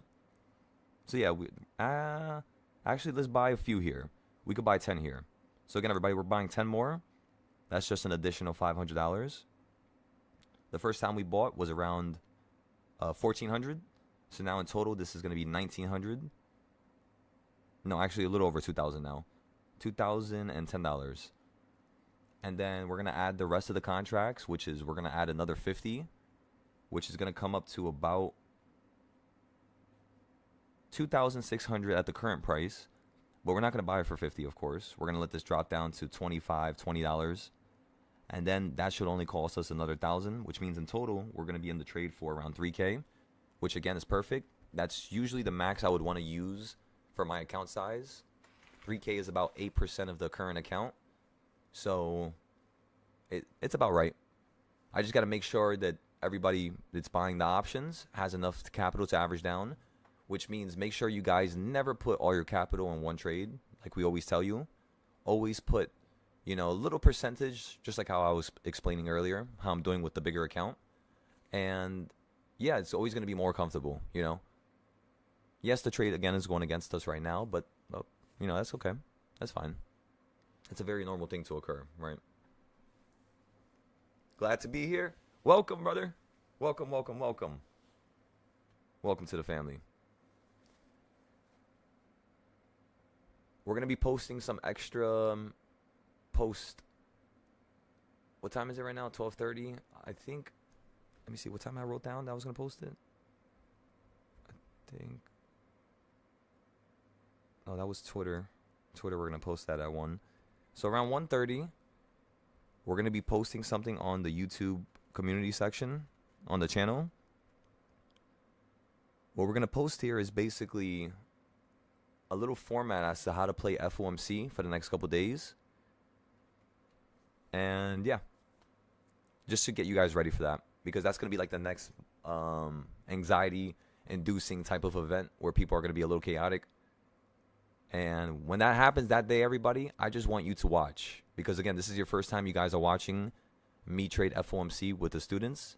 So for those of you who are a little bit newer, I would tell you just try to paper trade a little bit more that day and try to use less of your own money. It's fine if you use your own money, of course, right? There's going to be a bunch of trades, but try to paper trade in the beginning of the day, at least, like towards, you know, the first half. And then when Powell starts speaking, we could start using our own capital. We'll have a bunch of opportunities. There was a wave 3 rally to, okay, so you're talking about United Healthcare. So is there any chance United Healthcare can fall to 240? Since the most recent split, NVIDIA has seen wave 1 rally 67, yep, to 50 or 153, and then wave 2 was a pullback, exactly, yep, to 86, yep. And then when you hit 86 in April of this year, that's when we had everybody buy NVIDIA. So again, everybody,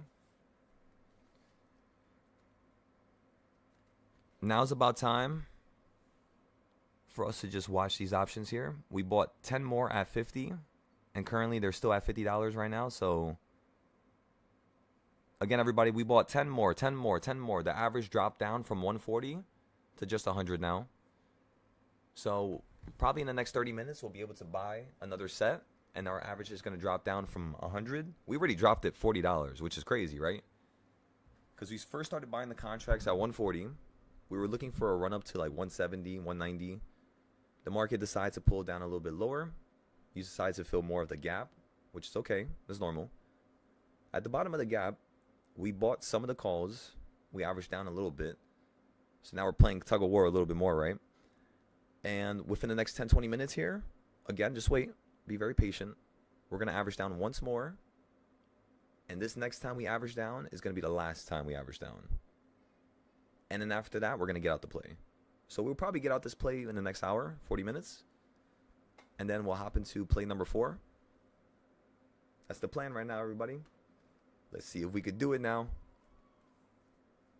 Come on. Just a matter of if and or when.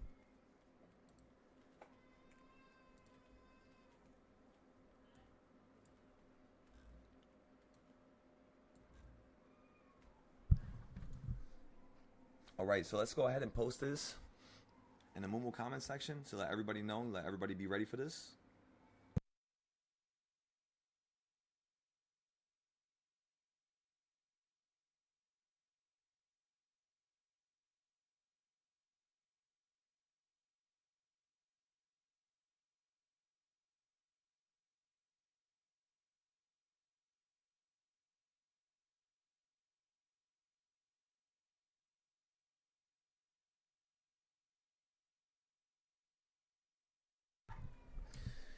I got a feeling.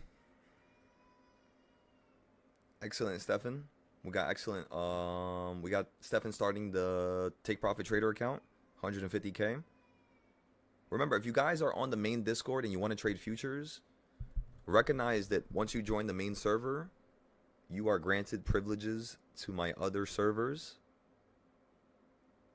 I'm not just going to sit here and have you guys pay for all that stuff unnecessarily. It's the same way. It's just like the same way you trade with this, with the SPY is the same way we trade with those, but a little different. So yeah, you don't really need to pay for nothing else. As long as you're in the main group, you get everything pretty much. So for those of the new members that just joined, make sure you message me and you let me know if you want to trade Forex, futures. Like, let me know what your plan is with the stock market and with investing. And what do you really want to do? Do you really want to become like a great trader? Do you want to just have a safety net that's unstoppable, right? A big ass buffer where any play you get into, you're always able to average down and have enough capital. Again, your intention is basically playing smaller dated options. That's why you would need to average down a lot. So depending on if you're a long-term trader or if you're a short-term trader, it all depends. So kind of break down what it is that you want to do here in terms of investing. And yeah, let me know. Let me know what groups. Come on, everybody. This is the story of greatness. What expiration you playing? Same expiration as earlier, everybody, for the SPY calls. Make sure you guys follow the Moomoo post. So you always see, like, whenever I sell it or whenever I average down, we always post it there. You use a tablet from T-Mobile? I was thinking about trying the Android tablets, you know that? Because I have an iPad and I have the chip to it. Meaning, like, if I go to another country, my iPad is able to have a hotspot and have its own internet connection. So I could basically not have to worry about my phone disconnecting from the hotspot.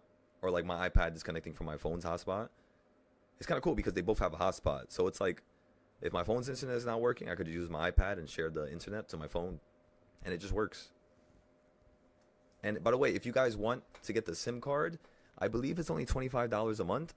With Verizon, if you have a couple plans. So if you guys already have a plan for one of your cellular companies and you guys want to do something like really cool, which is just having an iPad and just going around traveling with that, because again, you just need the iPad to look at the charts and then you need your phone to just buy and sell. That's pretty much it. That's all I do whenever I leave the country. And sometimes I'll have like a laptop with me or maybe like another iPad. because I don't like carrying like bulky stuff around with me. So an iPad is like really thin and lightweight. I don't even keep a case on it, honestly. But nah, yeah, I was trying to get a new case. But anyways, so I was thinking about trying the Android tablets because again, Culinary, he uses the Android tablets, and he was telling me it's really good. But I just don't know which one to buy, because I don't want to just go out crazy and buy something for $1,000. I want to buy something like inexpensive that anybody could buy, and it could get the job done and have cellular data. So I gotta find that. But yeah, okay, let's post everything.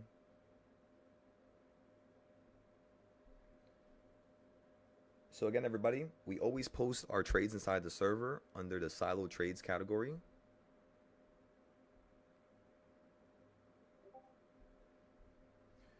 We went ahead and averaged down here with 10 more contracts at $50 flat. This went ahead and brought our average down all the way from $140 down to only $100. Of course, we're still way below $100. So the next plan is to wait another 30 minutes to an hour.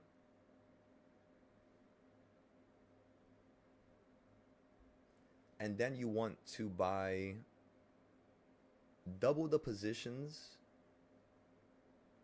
so that your average massively dips from 100 back down to, let's just say 70 or 60. Potentially even lower.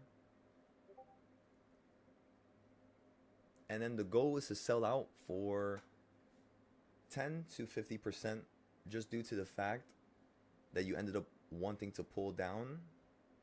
So we're just going to take a smaller gain in the short term.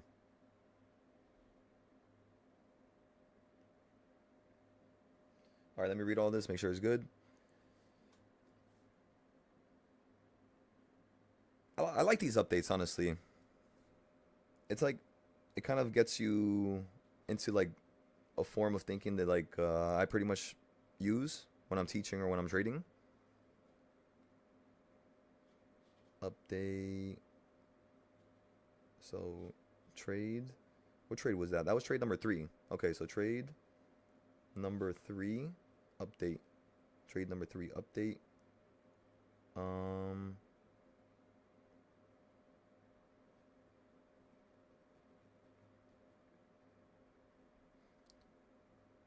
Boom. Okay, so we got trade number 3 update. Went ahead and posted that. Let's go ahead and post that to Moo now. Make sure everybody gets enough time to buy.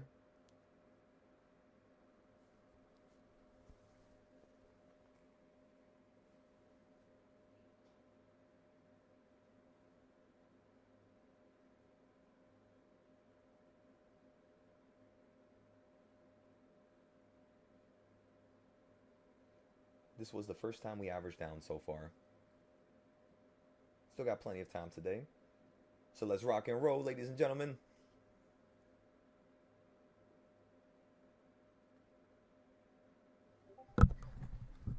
So I'm playing a 0 day. We usually just stick to 0 days because it's cheaper and you have a higher opportunity for a multiple. Meaning it's less risky because you could use less money, but you could still make more money than you basically using the same amount for 1 day. So again, less risky and a higher multiple. That's why we like 0 days. You may think it's more risky, but it's not, because you could use less money. The only thing that makes a 0 day risky is you get less opportunities to be in and out. But think about it. Every single time we get the first opportunity, we're out. That's the reason why we don't take losses when it comes to SPY 0 days. Most of the time. Sometimes it happens, of course, when we're trying to be extreme or test the, like new highs or the continuations going up. But right now, we're only testing the midpoint. Think about it. We're still 60 cents off. You've been down all day from the point that we bought earlier, but you're only 60 cents off from being in the money. So nothing's really too worrisome yet. It's just the contract values, I'm telling you guys, they change so quickly. Most people don't understand how quickly a contract's value changes, and they kind of freak out a little bit. which is normal, but just start taking notes of like how much they cost. Like right now, look at the options board, and you honestly want to know how I got so good with understanding what the cost of an option should be, because every day the cost of the 0 days are different. So like they're not always the same. And what makes it different is the IV, the implied volatility. Exactly, Chills. So the plan is to break even, to potentially profit some. Since we added 10 and we brought down our average way down, if let's just say the market runs back to 680, 650, the contracts are just going to run to 120 or 150, and we're going to end up selling out for the first price we bought into. So it's kind of cool. That's the trick with averaging down. It's just kind of like you wait for the best time, add a little bit, and then see if it flips. You know, see if it flips that one moment. If not, see if it wants to come down again and consolidate, and then add a little bit more, and then see if it flips again. But you want to make sure when you're adding, your average is dropping down by like $20, $30 every time. Just think about it like that. And remember, you're not putting more than 8 to 10% of your account. Right now, currently, we're holding with just around 7%, 6% of our account size is in this trade right now. So it's proper, you know, we're not going over budget yet. The strike price that I'm playing is going to be the 686 calls. So they're basically 60 cents away from being in the money right now. Let me show you with this chart. So basically, everybody, we bought the calls right here for the first time. And then the second time we averaged down, which was, you know, a couple minutes ago, was right here. God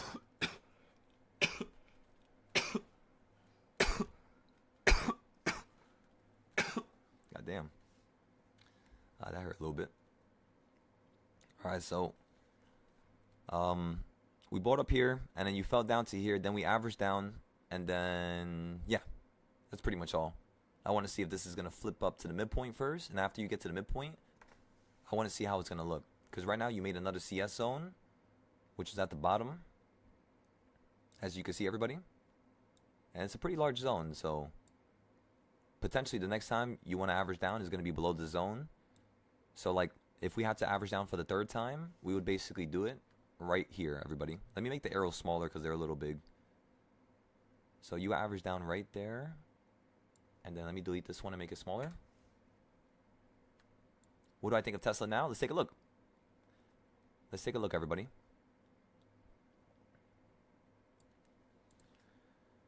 Okay, so boom, everybody. These are the point. The white arrows, again, they signify where we average down and where we bought in. And then the next time we're going to average down is going to be right down here.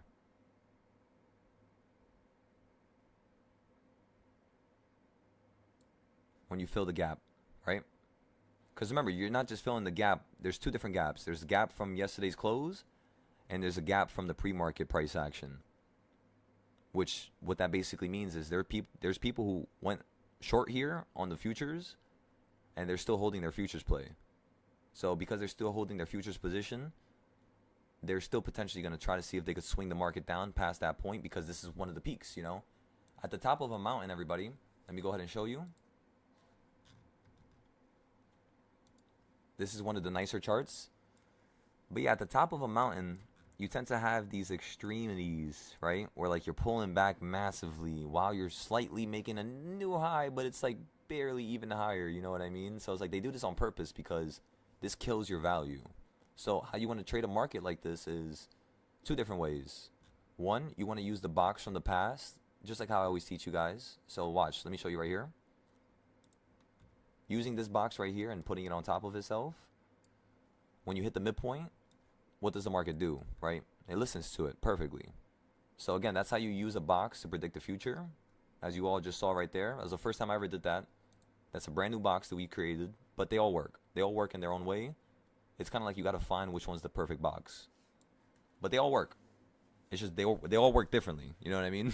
That's the cool part about this trading style. Is there's not one way to say that it doesn't work. I thought that it didn't work in certain fashions, but nah. It's perfect.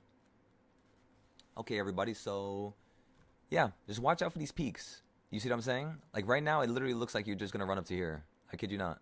But you did have a nice drop from the previous high.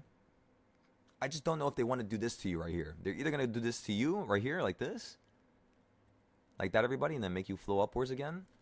Or they're just going to make you drop right now, flow down to here, and then potentially make you head up higher, which would be like the green route.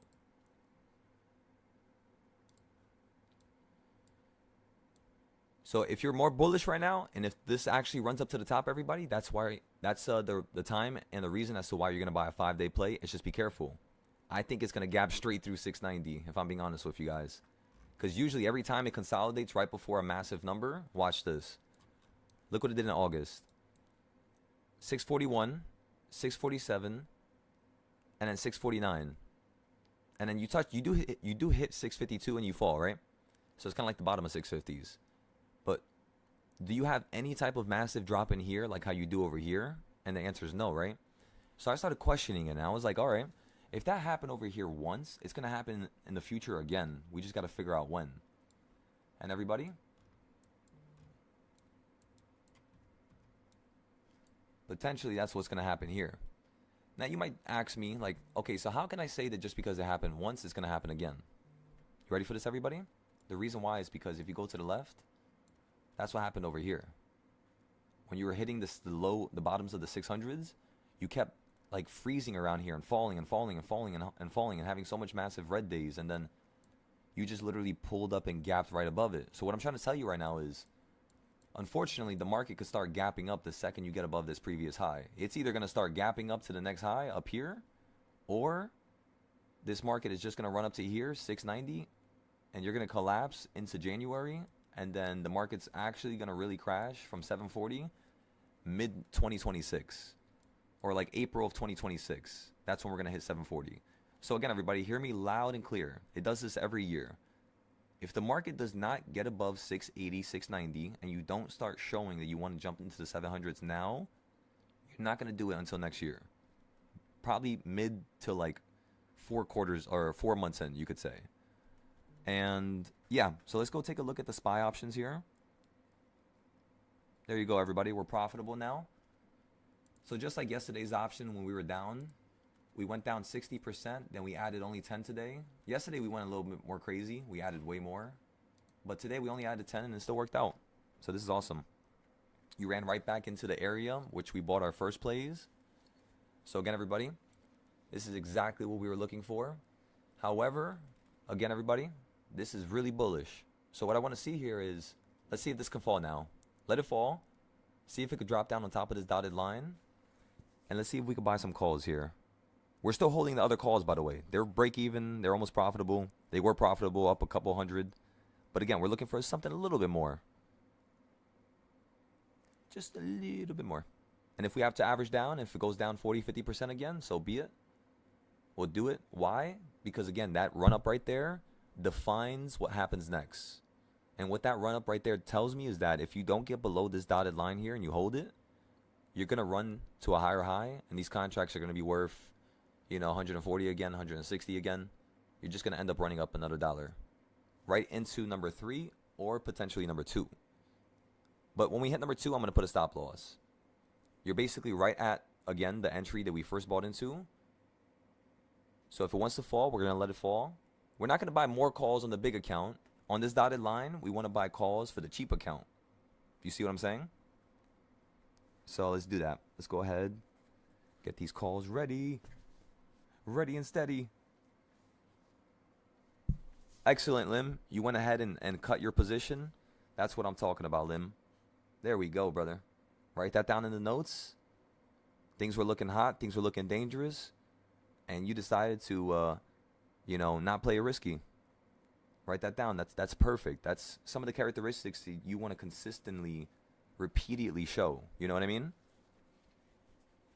Excellent. 6% too, so it's a W. Come on now. Come on now, everybody. That's what I'm talking about. Come on now. 6%, 10%, 100%, as long as it's a percent that's above 0. Come on, ladies and gentlemen.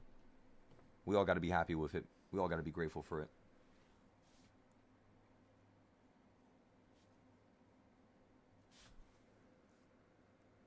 Let's check Tesla now while we wait for SPY to be SPY.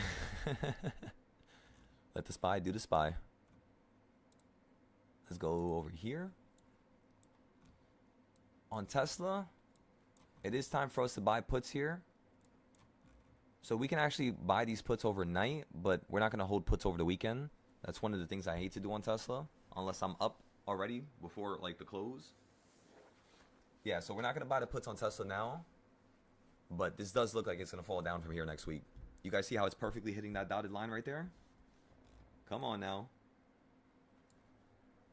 We said 15-day calls on the dotted line, but again, that's if you run up higher, fall down first, and then we play the calls. You're not going to just play the calls just as soon as it breaks above, because those trades tend to be more dangerous. So we tend to leave those, on the table and not really take them in terms of trades. We tend to wait for them to actually continue the pattern here, run up higher, fall into the call play, and then we buy it. So that's what these calls mean.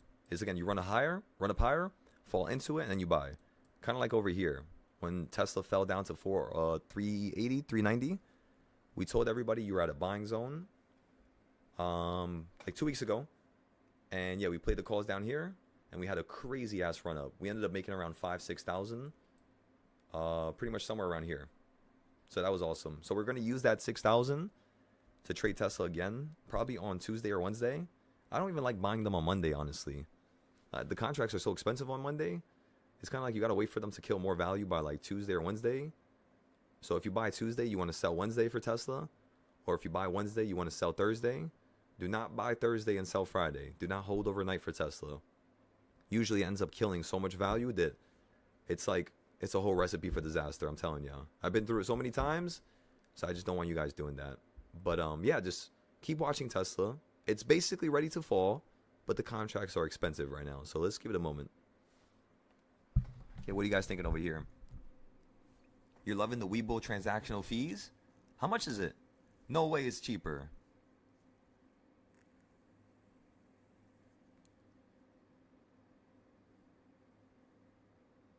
Exactly, Chills. 8 to 10% is small when you have $250 in your account. Excellent. Excellent, Chills. It's exactly what we did the other day, right? Where we had $4, and then from $4, we took the account to $20, and then we took a break for like a week, and then we took the account from $20 into $40 2 days ago, and then yesterday we took it from $40 to $80, and it's just like how Chill said, we've just been using 8 to 10% in one trade, and we'll buy a couple trades, of course, if it's at a really good point, and it's been boosting this account to the sky.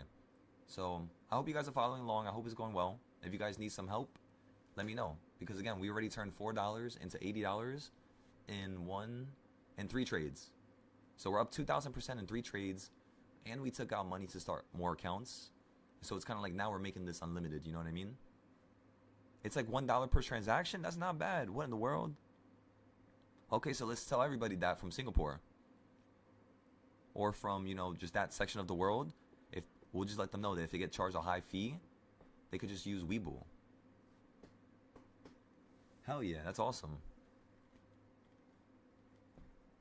You posted it in the Discord chat? Perfect. I'll take a look at it here. Meta, honestly, Meta, we're going to leave Meta on the table because Meta's been doing something a little wild recently, and I'm not really a fan of it per se, so I kind of want to just give Meta a moment,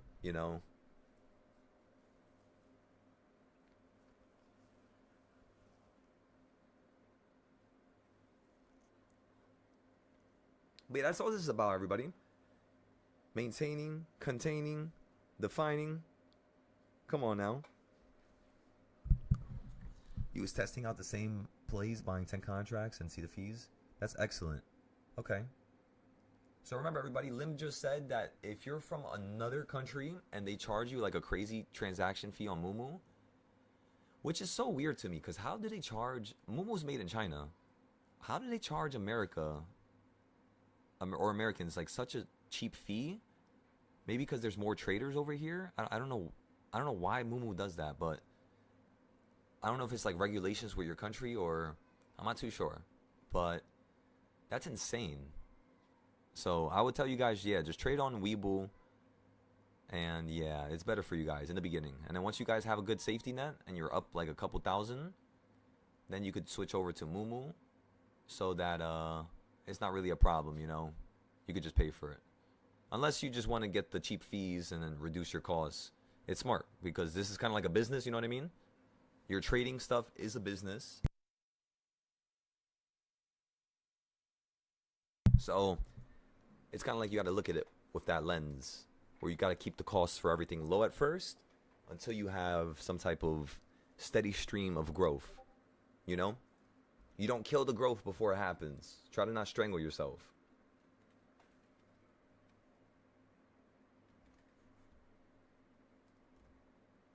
You're talking about the Samsung Tab 5G? Okay. Yeah, we gotta take a look at that.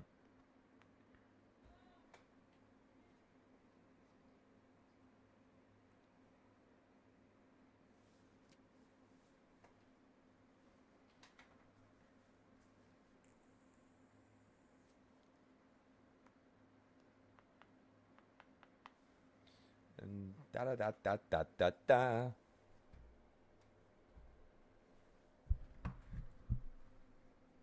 You're not too sure how accurate Moomoo is because you had a monthly $70 option coupon, which $50 went through. Now they gave me coupons before, but I didn't know how to. I spent like the whole day trying to figure out how to activate this damn coupon because they gave me like a free $5. So I was like, wait a second, that would be an awesome challenge. You know what I mean? Get all the students ready. Tell everybody, hey, I just got the ability to get $5 for free. Let's put it into an account and let's see if we could do something with this $5. And no, yeah, I just never got it. And I spent points on it too. Because like I had a bunch of points on Moomoo. So yeah, I don't know. I don't know what happened. But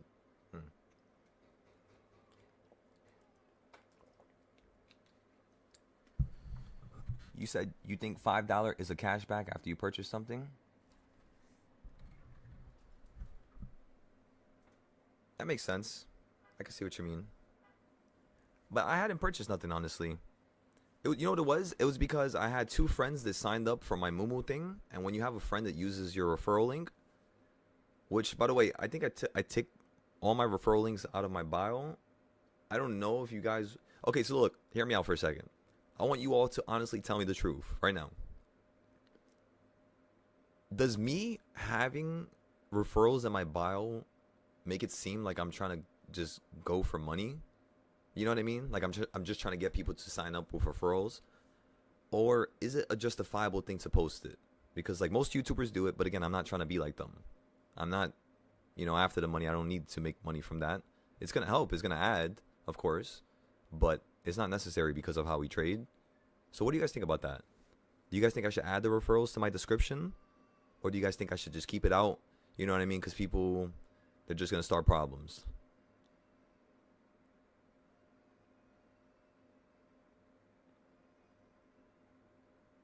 And remember, I always suggest if your family members have a trading account, try to sign up with their stuff so that both your family members, you and your family member, could get the capital,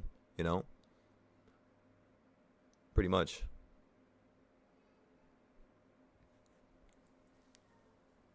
And then, yeah, later on you can have your family sign up with your stuff.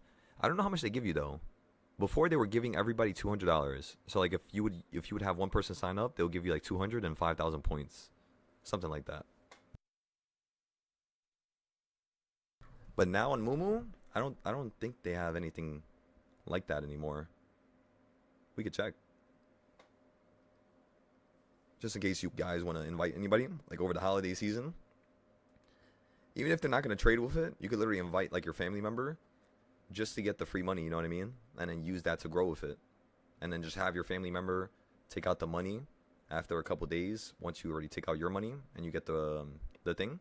You guys could do it like that too, That's the first way I did it in the beginning. Where the hell do you go for this again?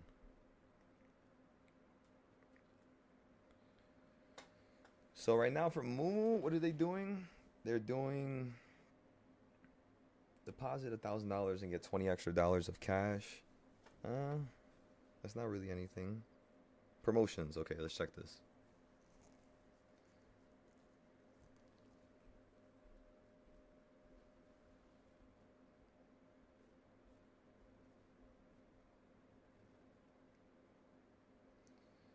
So make sure your friends claim your gift and deposit $100. So again, you have to deposit $100 in order for you to get the coupon or whatever the hell they're giving, like the referral bonus. And it says you'll get a reward when your friend deposits $100. But what is the reward? So I can tell you guys. Okay, so it's random. I see it now. So it's random. It's either maybe, I don't know if this is true, but the cheapest thing here is $100, which means the cheapest amount that one could make if you invite your family member or somebody is you guys can make $100 from this right now. And that's a good start, you know what I mean? That's a real good start. That's enough for a 3-day play, a 1-day play. So while I'm trading 0 days, you trade 1 days, and then you basically sell it. Like if I sell mine for 30%, you sell yours for like 20 or 15. You do that for like 6 days in a row, because it's kind of like playing ultra safe. And I can see how you guys could take that $100 and take it to $500-600. And then when you're at 600, then you just use like $50 for every 0 day. Get into as many as you can with me throughout the day. Because remember, we get into like 5-6 trades throughout the day. So you guys have enough opportunities. Just use a smaller amount. Always remember that, by the way. Always use a smaller amount of your account. You always want to have at least 50% of your settled cash by the end of the day. So look at how much money you guys have. You want to at least be able to make 50% of your account, but not use over 50% of your account. And it's by you nibbling. You use 5% here, 10% here. Average down with another 3% there. Just like how we did today. And yeah, just keep growing. Just keep that cycle spinning, you know what I mean? Don't stop. Don't stop till you drop. Come on. Come on, everybody. So let me see what you guys are saying. So, hey, brother, you said, by the way, for your Patreon monthly beginner level, do you provide all these live call-outs on that Discord as well? So, for the main Discord, like the Silo Trades Discord, yes. So, all the trades that you guys hear me post and see me post on Mumu, it's always posted on the Discord beforehand. It just takes me like 2 to 3 minutes to post it on Mumu. So, yes, the trades are posted there a little bit earlier. And it's not to cause people to want to sign up to the Discord. It's because... like I gotta post it to the Discord first, you know. I'm saying it out loud for you guys, so everybody could buy into it. Whoever's on the YouTube chat. That's also why I tell people to join the YouTube live for free, because I'm saying it out loud. But if you guys want to see the exact option, what I'm writing in the description, what's the goals, what's the plans, yes, it's all on the Discord, and that goes for every one of our Discords, whether it's the futures, forex. Because remember, we have 5 different Discords, and yeah. All right, everybody. So right now we're up 11%, $200. So because we're up $200, everybody, we're going to go ahead and put our stop loss here. So if it drops any lower, it's just going to kick us out. And then, yeah, we made some good money now. I'm happy with this. So we could just get out of here and go for the next play. We just had to hold that one through a little bit more fire and pain.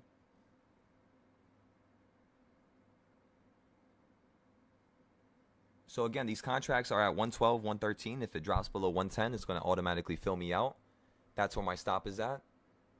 So again, my stop loss is at 110. My take profit is at 140.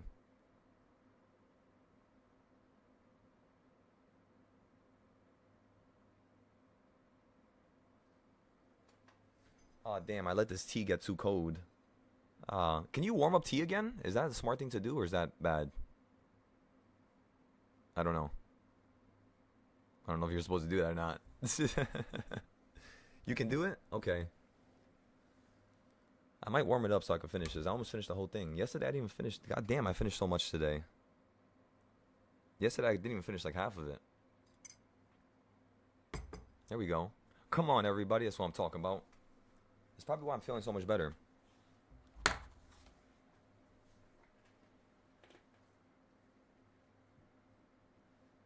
All right, everybody, just stopped us out. I just took a look. How long has it been out for? Honestly, it's been out since like 12.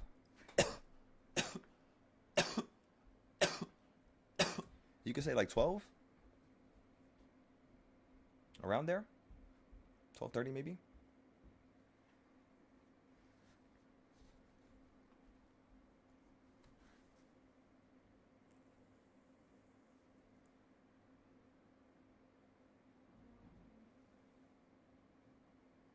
Give me 1 second, everybody. Let me take this call real quick. I'll be right back. You said kind of bad. Walk me through it. Walk me through it. It's kind of bad. You think so? All right. Because I'm almost done with it. I might as well just throw it out and get another bag or something. You know what I mean? Just get another one. I'm not trying to make myself more sick. Yeah, I'm so mad. I bought a beef patty yesterday and I did not eat it. And I woke up in the morning after I bought it, like at night, after I came home, and I was just, when I woke up in the morning, I was just like, damn, I should have put it in the fridge. Right before I fell asleep and I was getting tired, I was like, thinking in my brain, I should put this in the fridge so I could eat it and not throw it out. And yeah, this shit got me tight. You know, that's one of the things I hate doing the most. I do not like throwing out food. I don't know why. Like, it hits me in this weird point for some reason, like mentally. 2 hours and you just got a new one made? You just get a new one made? You guys got it. Hell yeah. Is this water finally warm now? Yes, it is.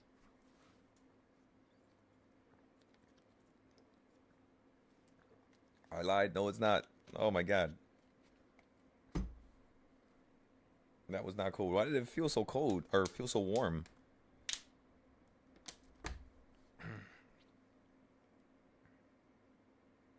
Do you guys know the Muffin Man?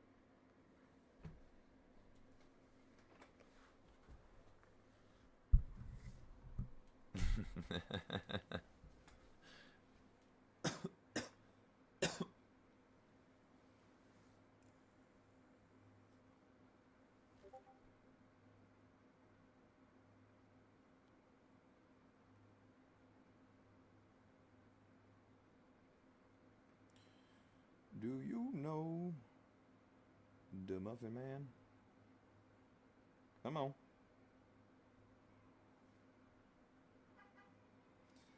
And yes, I could say it in his voice, but I'm not going to do it. I'm not going to know you guys right now.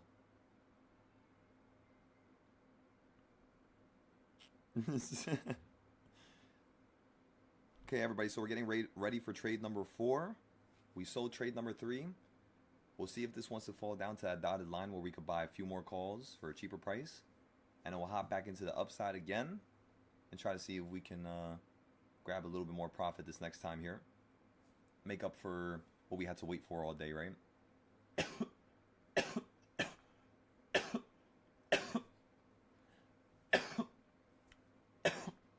Ah.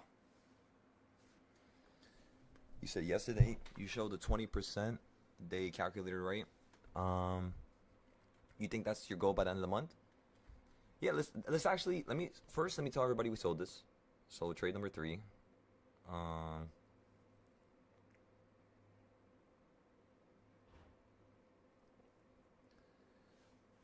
We were gonna wait to average down the 3rd time, but since the market decided to swing upwards and allow us to retain some of that capital back, we decided to put a stop loss and use this as an opening so that our next time we buy some calls, it's basically free, if not a little bit closer to being free. Therefore, yes, we would have liked to have a bigger percentage or a bigger gain. However, after being down 60% and having an opportunity to sell for a positive percentage, we're going to take it and not be selfish. But we're going to make sure we learn from our mistake and make sure that the next time we buy an option, we don't have to deal with averaging down. It could just be straight profit, just like how it was the past couple days. Excellent. Okay, so we were going to wait to average down the 3rd time, but since the market decided to swing upwards and allow us to retain some of the capital, we decided to put a stop loss and use this as an opening so that our next, so that the next time, not our next time, so that the next time we buy calls, it's basically free. It's not, if not, a little bit closer to being completely free. To being free, let's just say.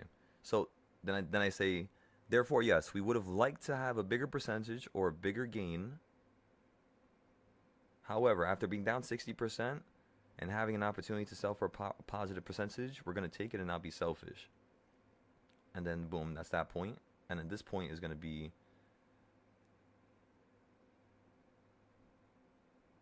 But, we're going to make sure we learn from our mistake and make sure that the next time we buy an option, we don't deal with averaging down. It could just be straight profit, just like how it was the past couple days.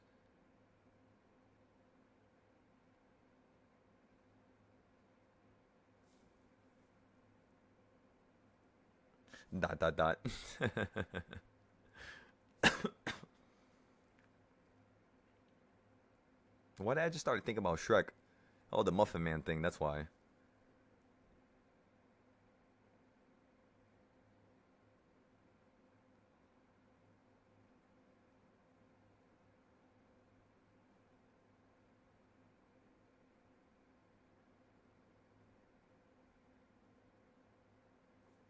So we were in that trade for about 2 hours.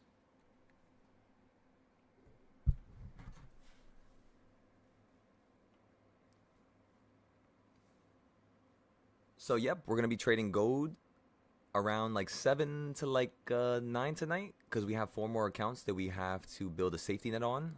Last night we ended up making around $800 on all accounts copy trading. We were just scalping back and forth with the gold, and tonight we're just gonna do the same thing. But I want to see if we can get some trades during the day today so that we could hit our target of $1,500. But yeah, we'll see. If not, we'll just wait for later so it's a little bit safer, you know what I mean? The markets tend to move slower after hours on gold. And they tend to give you a lot more opportunities for consolidation, where you can go back and forth with the EMAs, which is like my favorite way to trade gold right now. Just back and forth, back and forth, back and forth with the EMAs. And then on one of our accounts, we're currently long right now on gold. And we're trying to see if gold is going to basically run into the previous high that it was at this morning, and then go a little bit higher than it. That's all we're looking for right now. So just slightly higher than the high from this morning. We're going to sell out for 3K profit, which is going to be on the smaller end, just because it went down a little bit, right? And then after we sell this for a profit on gold, we're going to try to see if we can hop into the long side. But we want this to crash first. So it's just little by little, you know. Little by little, everybody. So again, we're about to buy calls here.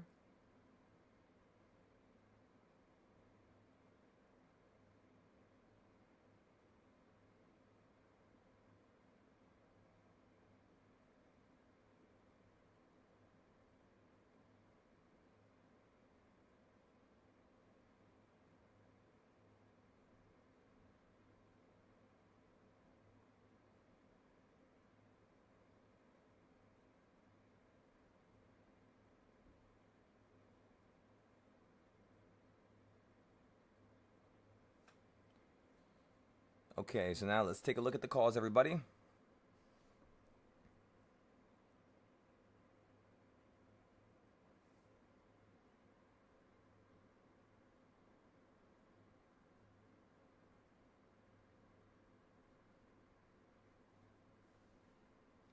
That's amazing. Those 685 calls, the 0 days, they dropped down to $80 today. And then right now they're currently at $200. Or they like ran up to 200. And then of course they're dropping right back down to around.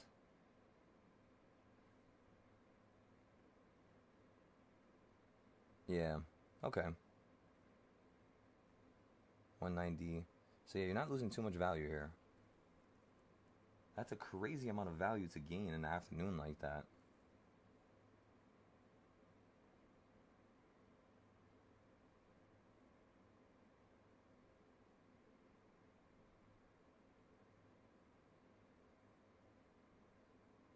Yeah, around 110. The peak was $200, so it fell about halfway right now. We might buy these 685s.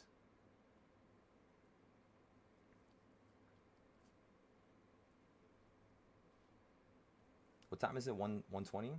Okay.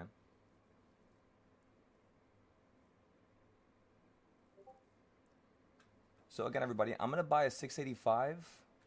We're gonna start buying it within the next, you could say 5 minutes here. I just want to see if this is gonna wick to the bottom of the box. Just a tiny little wick, just a little bit more. Exactly, Lim. Always going one strike out.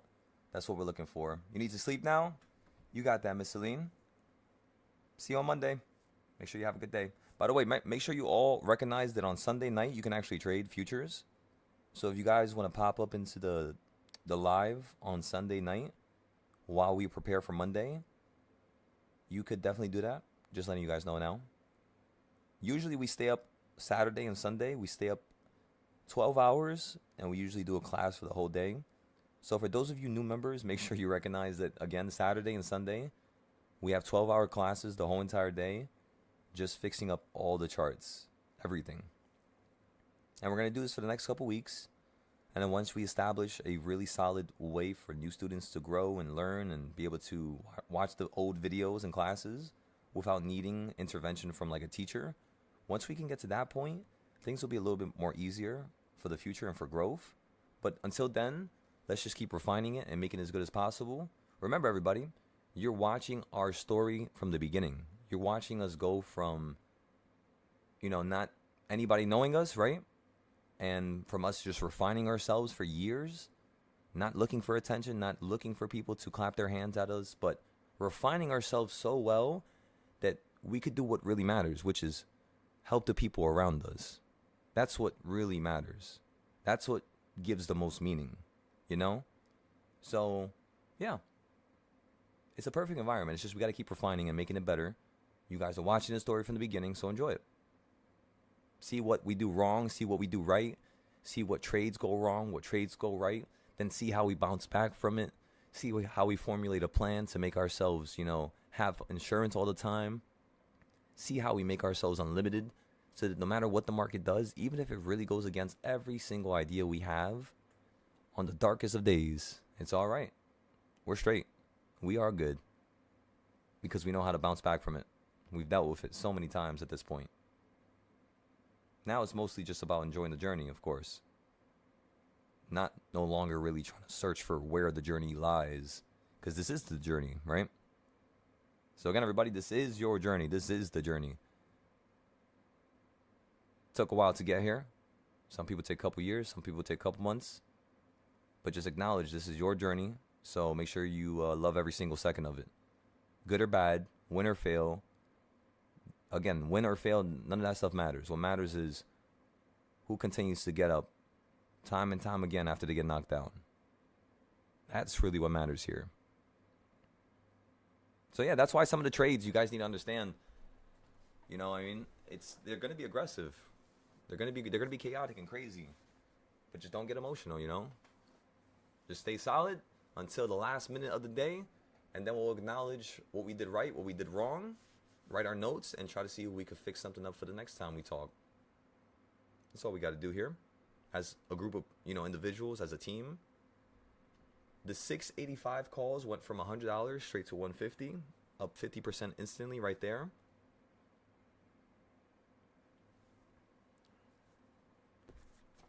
Again, we're going to acknowledge that because you did not hit the bottom of the box. So that means when you run up to the high here, I want to see what happens. I want to see if you just swiftly start running up towards the first white box, which is at the top. And then I want to see if you run up to that next high. Or let's just see if you consolidate around here for a little bit. Remember, everybody, even if you miss a trade, it's not really a miss. Think about it like that. I personally was going to buy at the bottom there, but I decided to wait for the bottom line. So yes, I was going to buy there, but my last decision was to wait for the line. And I'm still waiting right now pretty much because it's still early, We don't want to have a loss again like earlier. So we want to take this real slow. Let this trend a little bit more. Let's see more price action unravel. And then we'll have a greater interpretation as to how the end of the day is going to unfold, For now, we kind of have an idea, but let's just, be patient. Wait.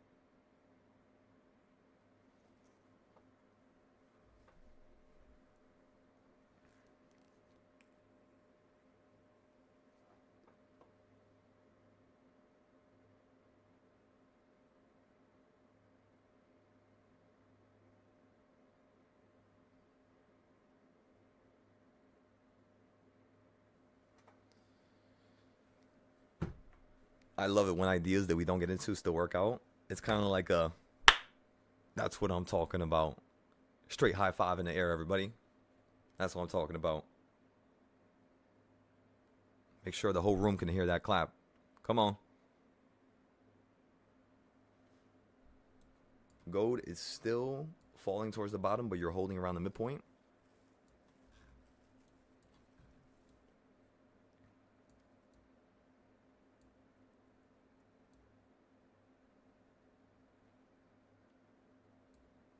So this is really good because now I'm seeing how the buffer zone is reacting to gold, even though we're down right now on gold on the main account, right? Not the other accounts that we started.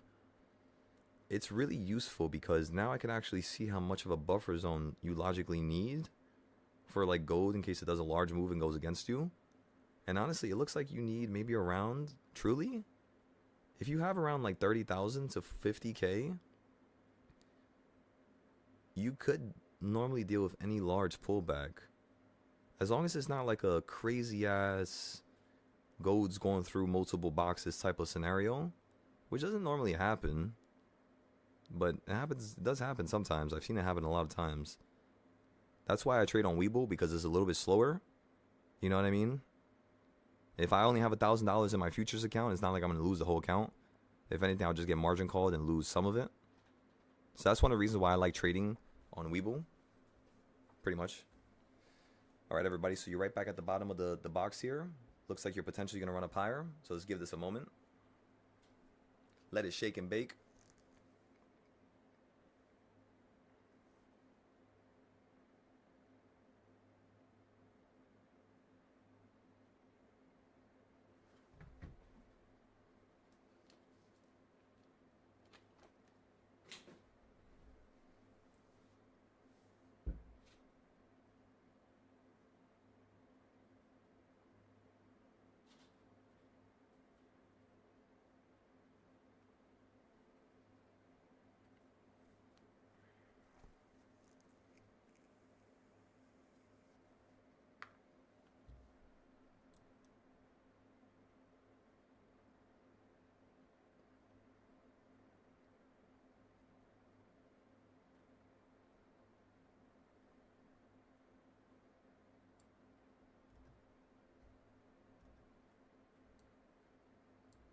And then we should be able to see gold flip up to at least like right here.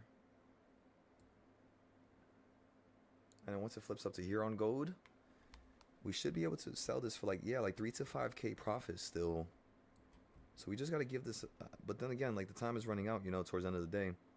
We might have to take a loss here. So we'll see how this turns out. And then we're going to remember this because this happened last time to us on SPY with one of those accounts that we started in the beginning.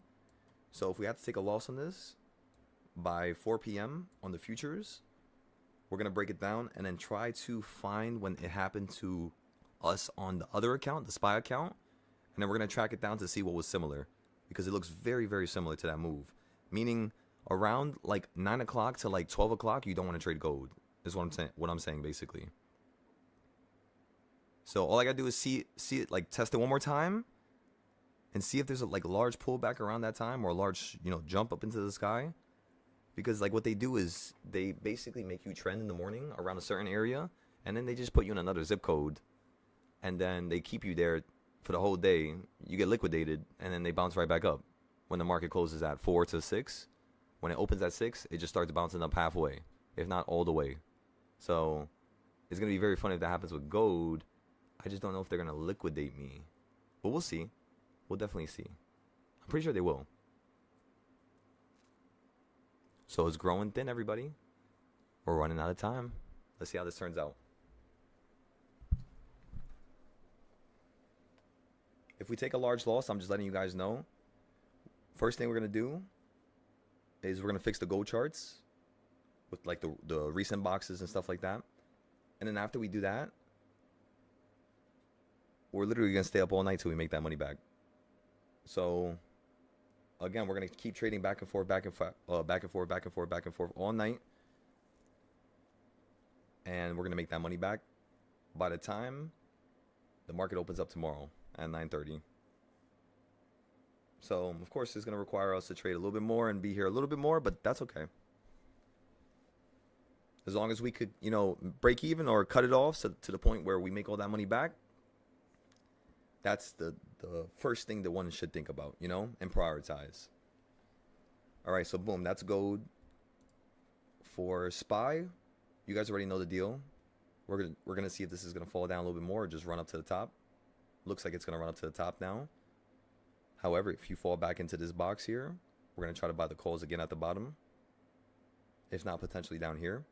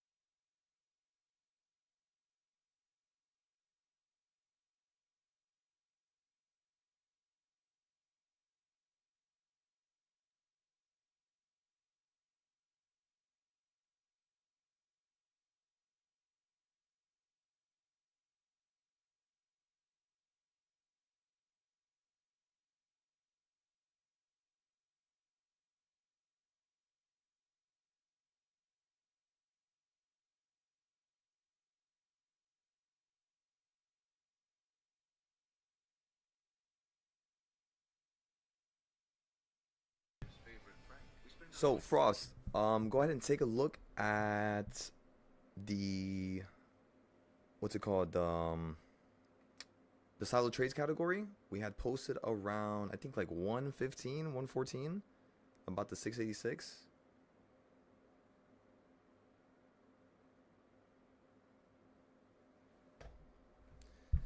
So you said, by the way, how much can I study over this weekend on the CS zones and Kings Point? I don't know how much I can study over the weekend. 2 job interviews, and you got one on Monday and Tuesday. That's all good, Lim. I mean, Lim, brother, like from what you've done so far, I'm very happy with it. You've gotten the notes down. So you just joined the Discord, and boom, you already have your notes done. You're doing the notes. You're following along with that. You know where the videos are when it comes to the boxes and the trading styles. You know where the reversal points are and everything in the Discord. You know where all the classes are. So what I would tell you is, it was a good first, week. There's nothing that we really need to force anymore. Just we could do it a little bit slower, right? Let you go through the job interviews, let you not stress yourself out in the moment. And once all that stuff is good to go and you got the green light, you can jump back over here and then pretty much just keep chopping it up, Chop up your charts at night. Remember, the best time to fix your charts with me is going to be Saturday and Sunday or at nighttime when I'm not trading futures. So again, that's like the best time, which tends to be over the weekend, because we end up fixing so many charts and coming up with so many ideas for the next couple days. It basically explains how I'm able to get into so many plays, because I just continuously plan like one day for like a whole week straight. And then the more you do it, the more consistent it is. And then, like, let's just say I made a plan for SPY or Tesla or NVIDIA, and Tesla and NVIDIA didn't do it yet, but SPY did it. What that means is I still have an opportunity for them to do it. So it's kind of cool because, yeah, it shows you when the market is going along with itself, like when SPY's following NVIDIA or when Tesla's following NVIDIA. And then it tells you when the market could deviate and do something different. So you say you haven't touched up on the lows last night, so tired today. That's all good. Again, whenever you get a chance, remember, everybody, this is how you know you should do notes that day. If you trade, you do notes, okay? Nighttime means it's your time. So basically, it would be Eastern Standard Time, New York. We start the classes at 9 a.m. So you know how we start trading at 9 a.m.? So that's when the classes start. And then we usually go to like about 12. And then I have like a 30 minutes to 1 hour break. And then we usually get right back into it till about 4 to 5. And then for the rest of the day, it's kind of like a little bit more lighthearted, right? Watching more videos, listening to music. And you could say that's going to last all the way to like 8 at night, which you're probably not going to be able to stay for most of it, especially some of you who are, from Singapore or from another country.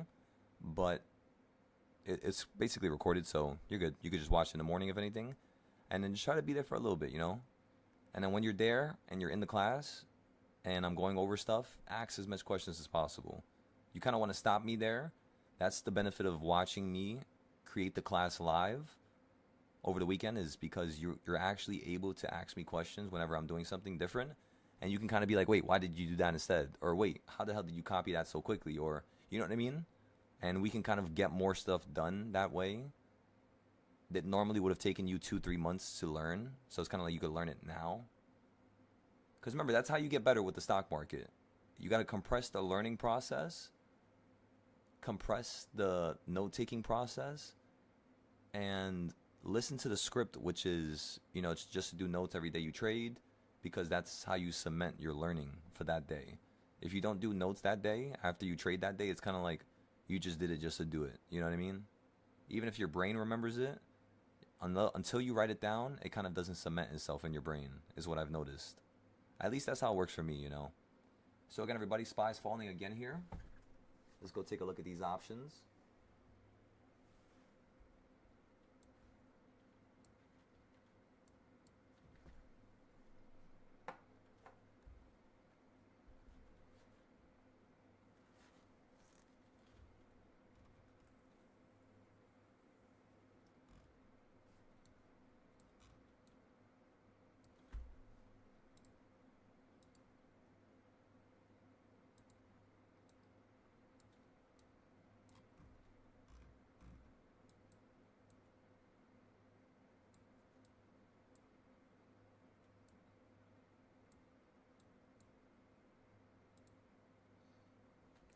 Okay, yeah, so we'll hold off on that right there. Let's go check Webull. What's going on over here?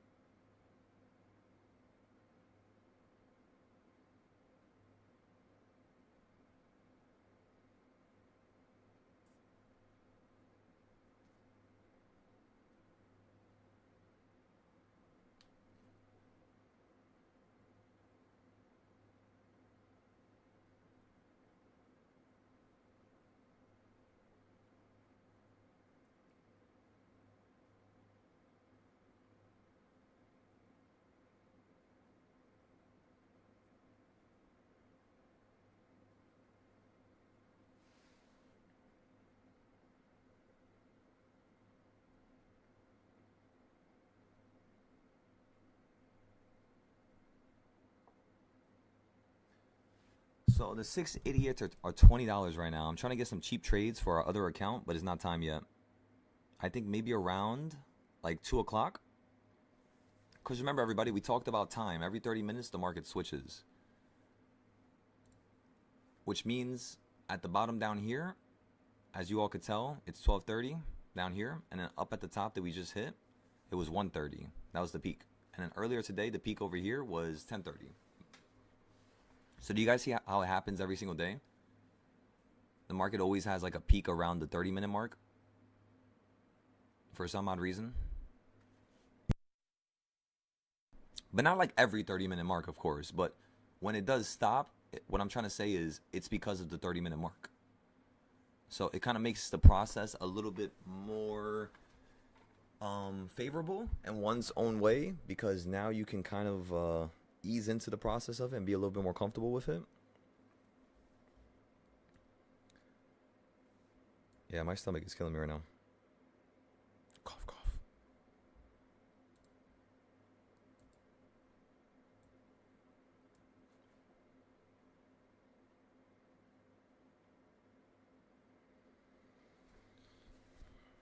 You said any more trades today? We're probably going to give this like another 10 minutes, 20 minutes, and then we'll potentially hop into another trade. For right now, we're just, giving it a moment here, letting the contracts kill them, kill the value. And then once all the contracts, just kill a little bit more value, we can hop in a little bit more easier. Upside, downside, all sides.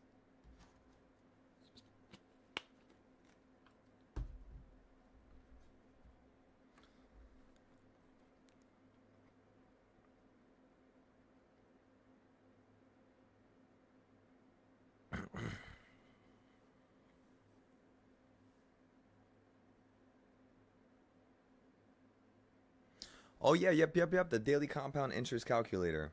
All right, everybody. So let's take a look at that for 1 second.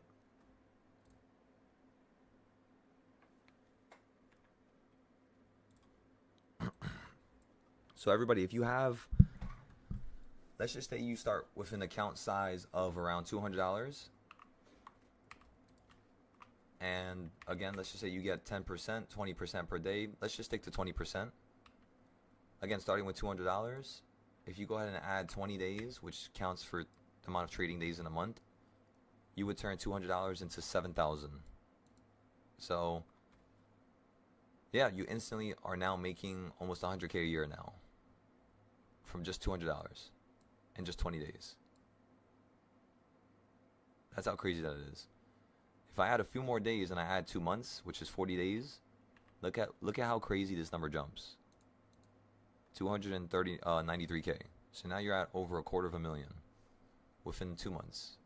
So when I tell you guys you can grow your accounts to a ridiculous rate, you can't think about it logically. You can't think about this like a normal person or like how most investors do or most traders, because they don't get these results. So you can't think in a certain fashion when it doesn't get the results. You have to do something that can get you a possibility of having the results. A possibility is better than no possibility, is what I'm trying to say. So what I do oftentimes is I look for the options that move very quickly towards the end of the day. And with a smaller account, when I have $4, $10, I try to prioritize those. And then once my account's at $200-300, normally I'm only putting like $10, $20 in the 0 days at a time. Normally I'm not really going crazy still. Just cheap options at the end of the day. And then once I get to like 250, 300, that's when I start buying the 5-day contracts, and I start just going with those. And it usually takes a little while, but you could turn an account with like a 5-day contract. Normally you're going to double your account every 2 days. That's what I want you to think about. That's like baseline what I've seen with all students when they trade the 5 days appropriately. They usually double their account every 2 days, like minimum. So sometimes it takes 3, of course. So you could say in a week, if I have 5,000 on Monday, by Wednesday, I'm probably going to have 10K. And then by Friday, I'm probably going to have 20K, is what I'm telling you. Again, it sounds crazy, but that's how the 5-day contracts move. They're more expensive, yes, but there's more opportunities to get in and out because you have more time to it. So your brain is able to actually absorb your environment a little bit better and come up with the proper, execution method once you have more days. That's what it took for me. Like when I was trading 0 days and I kept forcing it, I couldn't understand what was going on until I started slowing things down and going with the 5 days, and I started recognizing and realizing that sometimes 0 days just end up going in one direction the whole day. Kind of like the futures position on gold right now. It just went in one direction the whole day and just sat at the bottom pretty much. So, yeah. Make sure you guys always use this compound calculator. Let's just say you start with a different amount. Let's just say you start with so basically, how much do we normally make here, everybody? 50%, right? So let's just say I raise this percentage to like yesterday's percentage, which was like around 30 to 40, and we just put 30%. That number instantly goes from $250,000 to $7 million. Me just increasing the percent by 10. By 10. Wild. That's the craziest thing in the world. And I'm going to show you something that crazier even after this. But again, how much do I normally make per se, me personally, in terms of my comfortability level? If I had to say it out loud, I would say comfortably we can make 50% per day, which means I'm removing 40 days because I don't want to take that long. So within just 20 days, starting with $200, 50% per day, just how we normally do it, whether that's in 2 trades, whether that's in 1 trade, doesn't really matter, but 50% per day for 20 days, and you would make 600K. By the time Christmas is here. This does include all weekends, so let's remove the weekends. By Christmas, you guys can have at least 60K right now. If you just go with the normal gain, this says 50%, I know. But you're not getting 50% in one trade. You're getting it with 3, 4, 5 trades by splitting up your account. $50 here, 60 here, 30 here, 20 here.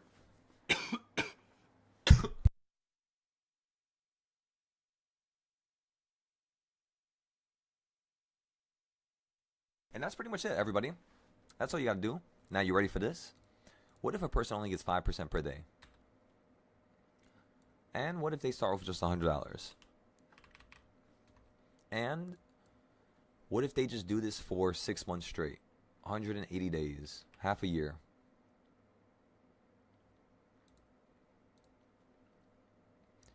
Everybody, within 180 days, you would turn $100, 5% per day, into 600K within 180 days. So if you are not going for something as simple as this, if this is not even in your books or in your mind, just recognize that it probably won't happen ever until you start planning for it. Not trying to act like I'm trying to put anybody down. That's not what I'm doing here. But what I'm trying to say is, usually you don't actually get to that level of capital until you actually plan for it. That's what's happened to me every time. So until I actually plan for hitting $1 million, you know what I mean? It's not going to happen. Until I plan for me hitting 5 million, it's not going to happen. Right? Until I plan for 100K, it's just not going to happen. That's just how it works. So we're going to increase the days now because there's 250 trading days in a year. Let's say you do it for every single day for the whole year. 250 trading days, meaning by this time next year, right, which is December of 2026, you guys should have $20 million, is what I'm trying to tell you. Again, whether it's in parts, whether it's in pieces, whether it's the whole account being used at the same time, there's a formula for everything. Find what your comfort level is and start defining it and start creating structure for it. Just like how I do for everybody. What I want you guys to do here as students is recognize and realize, because even me, even if I'm teaching, I'm still a student. We're all students of life. So the first thing you want to recognize is, how can you put together a plan so that when you're at $1 million, you're not using the whole account to make, 5% of your account. Like when you're at $1 million, how do you make 5%? What is the plan? Well, can you think of it? Can you think about what options you would buy, how far out you would buy? If you can't, again, when it happens, that means you're not going to be prepared. So try to prepare yourself now, because then it's going to happen. I know it is.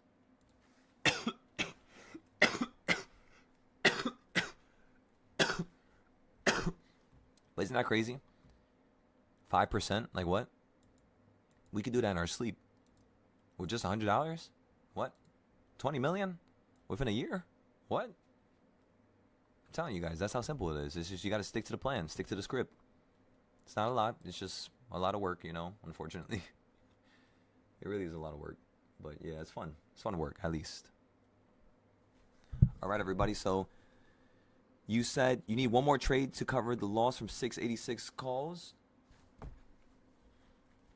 Well, so far right now, in terms of the reversal points, currently we're about to buy the 686 calls again, actually. If not, we might potentially just stick with the 685s here. So I would say just be careful with them, you know? Make sure you guys don't put too much capital down. Make sure every trade is like 10% of your account. So if you have $100, you would only put $10 there. Now, was there a $10 contract available? The answer was no earlier. So basically, you're still waiting for later on today. Remember, every trader has their own capital that they're starting with, like their own starting balance, which is different from everybody's. So the way you grow is going to be a little different. You're going to trade options a little differently, but kind of the same.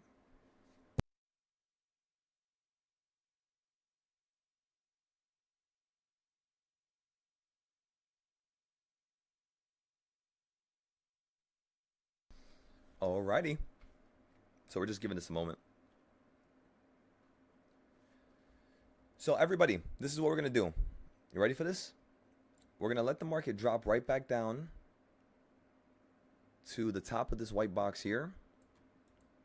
And when it does, we're going to start focusing on buying the calls. Okay? So you still got a little bit more room to go.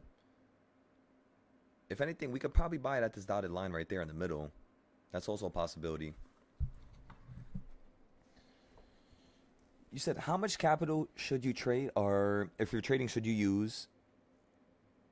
You have about $200 to $300 per trade. So how much capital do you have in total, if you don't mind saying it out loud?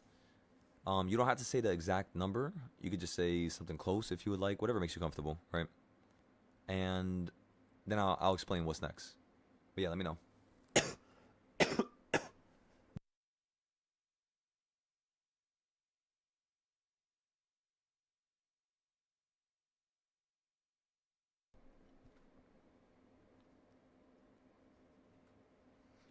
No, yeah, that's what I'm telling you guys. Like, it's not about getting the highest percent. It's not. Most people think that. It's only about who can get the smallest percent the most times. That's what this stock market game truly is. That's how you truly become unlimited with this. Always use less. Always use less. Always use less. Less is always going to equal more. It's just, of course, you're going to have to step up to the plate and get more trades. Especially if you know you're going to sell out really quickly, like how I know. That's one of the reasons why we get into so many trades, you know. But again, we're waiting right now. We're going to get into calls. We're going to play the upside. It's just right now is not a good time to buy, as it's still choosing the upside. So if we buy at this point and it drops, it's kind of like an unnecessary averaging down spot. Especially if you also include the fact that we bought here earlier. This was the first spot that we bought. And we had to stay here stuck inside of this trade for 2 hours when we bought at this exact area. So if I'm going to buy, it has to be lower, you know? It's like a safety mechanism that we have here.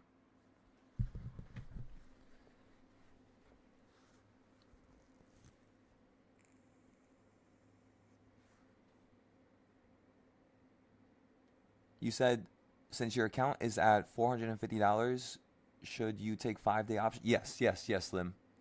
Yeah, you should start. Okay, so if you have $450, imagine this. $300 to $400 goes directly into a 5-day, and the other $50 is back and forth with the 0 days. So your first trade will be like $46 you pay for, right? Then you'll sell it for like $60, $70. Now you have an extra $20. And then the next trade, the next day, you start with 70 now. And then you bring that 70 to 90. And then the next day is at 120. And then 200, and then 400. And by the time you sell that 5-day play, you sell it for 200 profit, right? Which means, again, you spent, let's just say, 400 on the trade. You sold it for 200 profit, so now that's $600 plus the 400 you just made with starting from just $50, just going back and forth within the matter of just 2 days, 3 days. It's crazy, but your account starts multiplying so quickly. So that's why I have you guys trading 0 days and 5 days at the same time and 30 days, is because it's like we have a bunch of workers in the background that are kind of like keeping up with the business. You know what I mean? They're organizing everything for us. They're making sure everything's in the right location. And then when the time is right, we're automatically going to make money from it, just because we've thought of it prior and planned in advance. So, yeah. The only thing I need you guys to do here is focus on because again, the 5-day trades, they're easier to deal with. When I'm trading a 0 day and I'm down 99%, I'm not worried. But that's not going to be something that I can teach you. I can't teach you to just not be worried. Of course, my comfort level and my composure will help, but that's something you kind of had to factory learn yourself, and you had to intrinsically plant it inside your subconscious. You know what I mean? Like selling out early, not going for the crazy gains, just being logical. Because I think every single one of you, even if you're a beginner, if this was a life or death scenario and you had to really make the best decision you possibly can in that moment, I could promise you all, none of you would take losses. Because I know what the true human heart is. I know how fiery the soul can get. It's all about want. You know, if you're not getting the results that you should be getting, that everybody else is getting, what's separating you is not knowledge, it's want. Because as long as the want is there, you'll quickly catch up with the knowledge. It won't be much to you. It won't be like frustrating, or, you know what I mean? Like you won't get burnt out because of it. You'll have fun because of it, because you know it's growth. You know this is helping you and changing your life and taking you to the next level. And remember, everybody, do not build a defense mechanism upon the world when it's trying to refine you and teach you. A lot of people do that, and they create an enemy of something that was merely there just to help them and aid them, which is, you know, like bad trades, for example. Like if we take a loss on gold for right here, like, and we lose 20,000, let's just say, right? The first thing one should do is be composed, you know? See why it happened, how can we make sure this doesn't happen again? Say it loud and proud, show the whole world, there's nothing to hide, you know? Take a loss, you take a loss. You'll get better the next one. For us to have already taken out like think about it like this. Do you see this account that I have a loss on, 20K? We took out $5,000 from this account 2 days ago. Even if I lose this account, how much did I pay for it? I only paid $150, and it just took me 5 days of profit. So again, I paid $150 and I made 5K. If I lose the account and I had to pay another $150, which, by the way, everybody, we bought 4 more last night, because next week we're trying to see if we could take out $20,000 instead of just 5K. Because remember, it's 5K each account. So we started copy trading on 4 accounts last night, and all 4 of them are up, basically. No losses, perfect score. And yeah, so we already have counts in the background just in case this one's gone. So we already planned ahead of time is what I'm trying to tell you. And that's truly what this is all about. Even when you're taking a loss, you have something on the board already to make sure it doesn't end up being a full loss. Otherwise, you can't get into the trade in the first place, you know? You don't want to just sign your death. So remember that. And think about it. If you guys learn how to trade the futures with me, think about it. You pay $150, hear me loud and clear. You pay $150, and if you guys could take out 3 to 5K within 7 days, that could be your starting, you know, that could be literally your starting level. You know what I mean? Like that could literally change your life, because now you have a couple thousand that you could use for SPY 0 days and for 5 to 10 day options. Put 90 to 80% in the 10 days, right? And just keep 5 to 10% so you could trade the 0 days back and forth. If you know you're going to spend the money because you're a beginner, it's always safer to throw the money into something that's longer before you know you're going to spend it. You know what I mean? But just don't force a buy. Don't just buy something because you're trying to force it. Only buy if it's right. You know? That's where the logical side of things kick in. And that's what I'm telling you guys. I know you guys are very intelligent. Whether you're new or not, you can catch on to things very quickly. That's how humans are. So just want it, and you'll catch it. Okay? Don't let the opportunity pass. This is not just you making money right now. This is not just you making a couple dollars. That's too surface level. There's no meaning to that. There's always a deeper meaning to everything we do here. So yeah, let's see what's gonna happen here, ladies and gentlemen. This is exciting. I might take a 30-minute break here just to eat some food real quick. I've been starving myself the last couple days because of this, this cold. I'm trying to get rid of the sickness. For some reason, I don't know why, but when you eat more food when you're sick, in my opinion, it makes me stay sick longer. I should be good tomorrow, by the way. I feel like I'm gonna be good tomorrow. It's not gonna last much longer. But yeah, everybody, let's give this a moment here. Let's give this around 30 more minutes, and then we'll buy something for trade number 4, and then we'll go from there.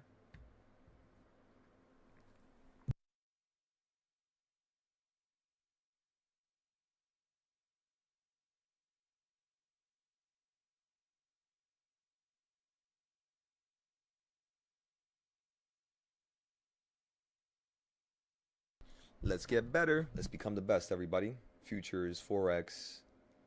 By the way, Forex is much more forgiving if you guys want to trade with that. It's basically impossible for you to lose all your money with Forex. It's like more easier than options, right? So Forex is like number 3 from the top in terms of difficulty. At the top, it's options. Number 2 is futures. And number 3 is Forex. Number 4 is stocks. And number 5 is, of course, crypto. It's like a mindless chicken running around, is how I look at crypto right now. For now, until I start seeing that I don't have to use a Coinbase card to buy stuff with crypto. You can't keep, trying to hold up an image of something that's just going to blow up. You can't do that. And right now, so far, Bitcoin is doing that. How do I know? Because in order for you to use your crypto to buy stuff in the world, because yes, can you use crypto to buy stuff? Yes, you can. But how do you use it? Can you go to Walmart or McDonald's and straight up pay with Bitcoin and transact with Bitcoin? The answer is no. You have to use something in place of that. Well, the one thing I want you guys to understand is that that's a very dangerous game to play. Because if Bitcoin wastes so much energy and it causes the energy grid to be destroyed, I don't know if you guys understand. One Bitcoin transaction wastes the same amount of energy as a family of 5 people in a whole entire span of 30 days.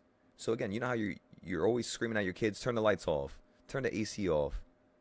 Imagine for 30 days straight, the amount of electricity, right, that one would pull is how much Bitcoin pulls in one transaction. What if the whole family's transacting with Bitcoin? Well, now they're using another 5-6 families worth of electricity. No wonder the grid is getting shut down. It's too much getting hit all at once. And there's a problem with that. That's what I'm trying to tell you guys. Like, crypto can't, it's not just that crypto sucks. It's not just that crypto has no value. It's that the system is not a sustainable system. Not yet, at least. There needs to be more built on top of it.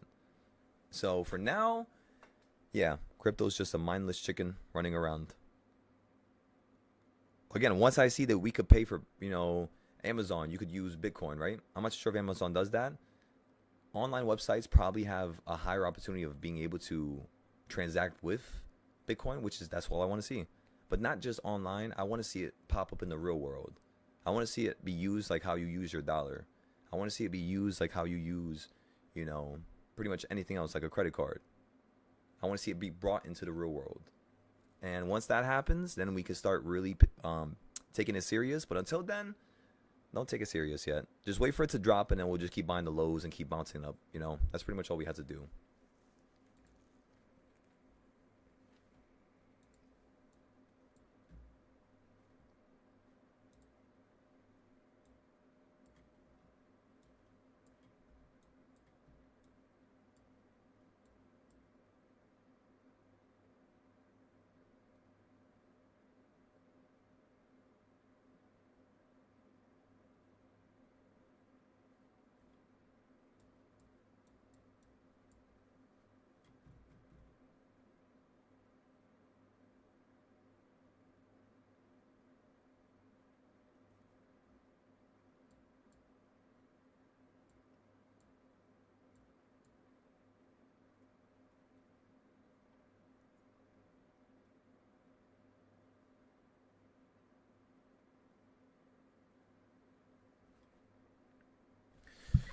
You said you can't even use Apple Pay at Walmart? Yeah, that's crazy. See?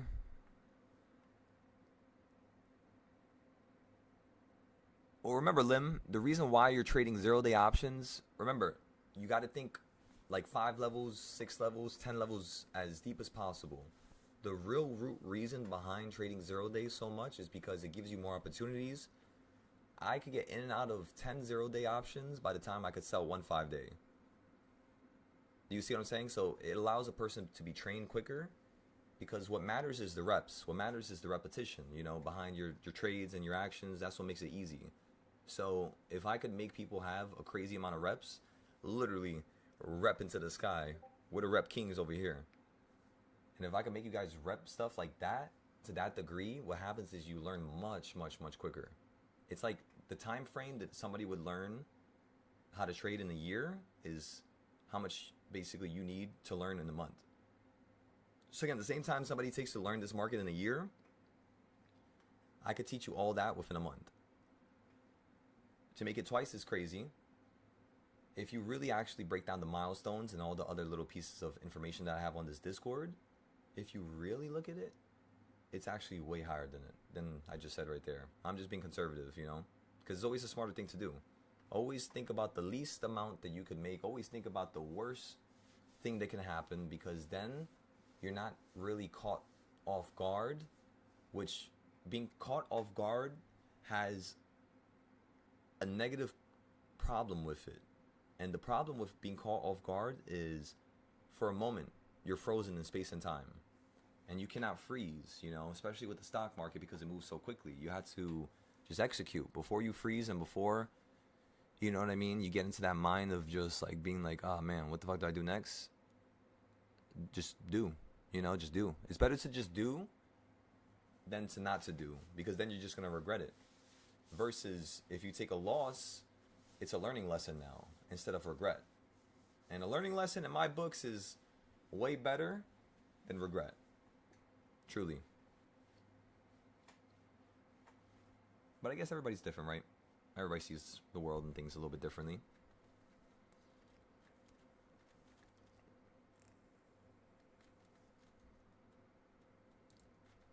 But yeah, Lim, while you're making money with 0 days, remember, use the extra capital that you make and store it into the 5 to 10 to 20 day plays, so you don't lose that, you know? So you can't allow yourself to have all your capital at one moment. So it always causes you to play safer. Because if you have all your capital at one moment, people tend to be more aggressive.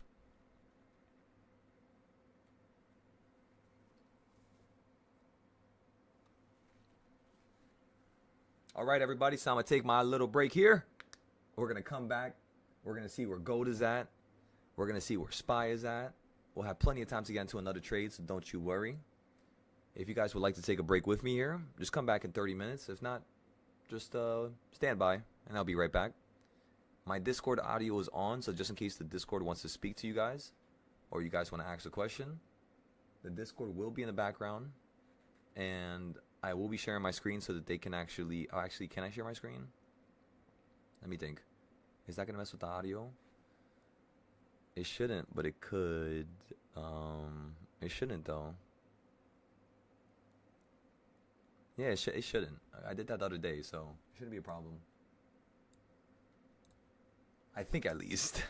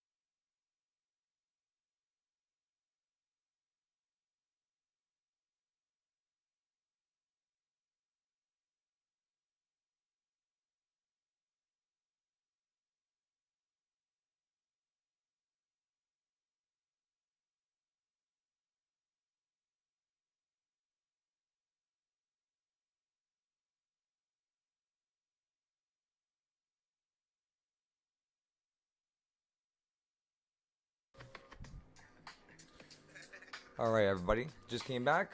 How we doing? How you guys doing? That was a nice put play, right? We were just playing the continuation of the downside. It's one of the riskier trades, you could say. But we did a pretty good job there. So again, you know what's crazy? This week we took 0 losses with options.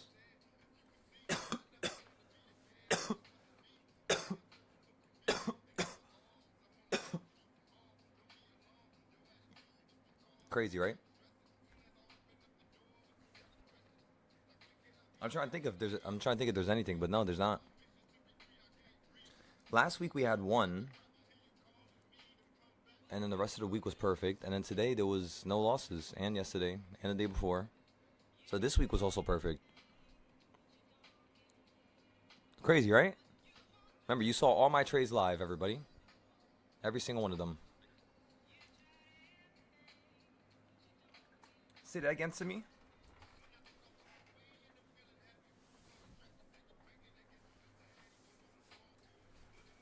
My bad, brother.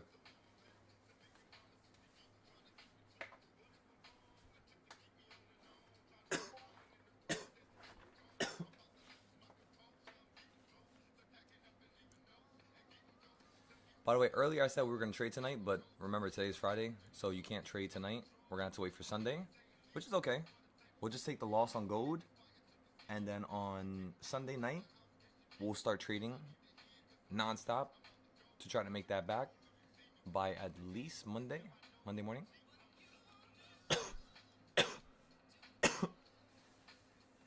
It's not going to be that bad, by the way. We're only going to have to maybe get 5-6 trades in a row, and we should be good.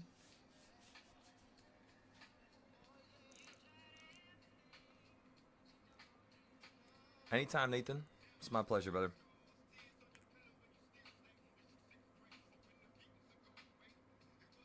So you said, how do you join the Discord group? So there's one rule if you're going to join. And that one rule is, ladies and gentlemen, make sure you make some money off of the free trades and the YouTube Live before you even spend $1 for the Discord. You know what I mean? So it makes sense. Don't jump the gun. Don't rush it. Things happen for a reason, you know? Don't force it.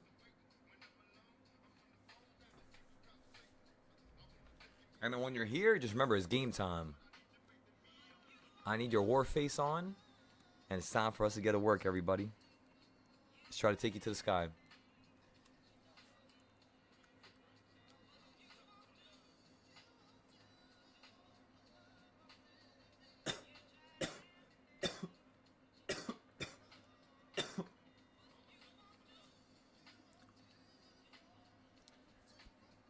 Oh yeah, Chills, we talked about that, brother. We talked about it privately, though. I won't mention what we talked about privately, but I'm sure as long as you keep staying 10 toes down, you keep getting into these trades. Remember, every single trade we took today was profit. We had a couple cheap ones. We might get into another cheap one right now. So yeah, just, you gotta keep it going, you know?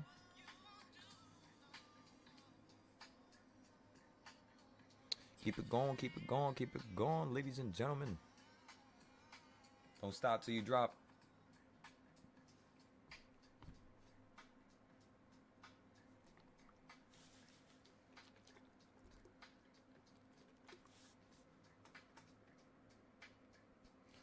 You said, is it okay to buy the Intel puts? Let's go take a look.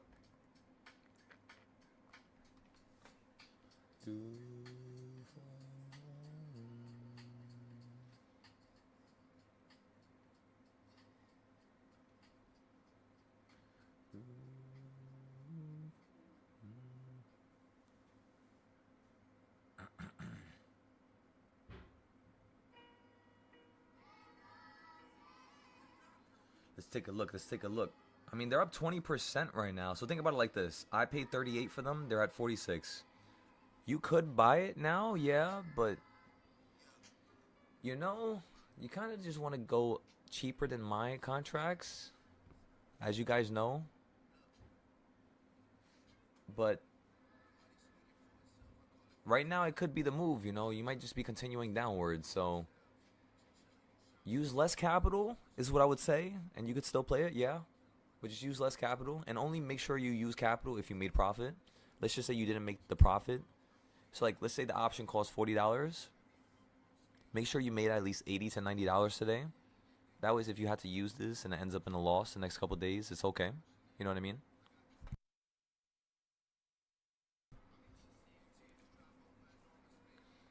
So yeah, Kasha.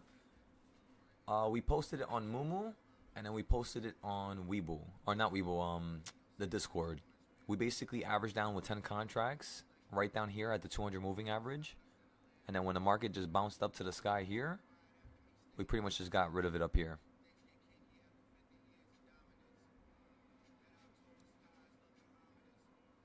And then we played another set of puts from right here. Like right here, we played the continuation going downwards, and we sold those for 40%. Really cheap. And then right now we're going to get calls to play the last move going upwards. You said, how about next week? I mean, it's pretty much the same thing, brother, you know? You kind of want to buy the options when they're cheaper than mine, just so you can have like an extra buffer. You know what I mean? Like, imagine I'm your buffer, and whenever you look at my trades, it's kind of like you're using my trades to get a better entry. You know what I mean? Always use my trades for that.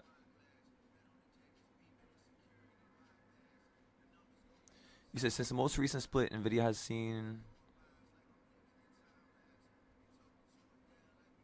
Hell yeah, Lace. Hell yeah. That's what's up.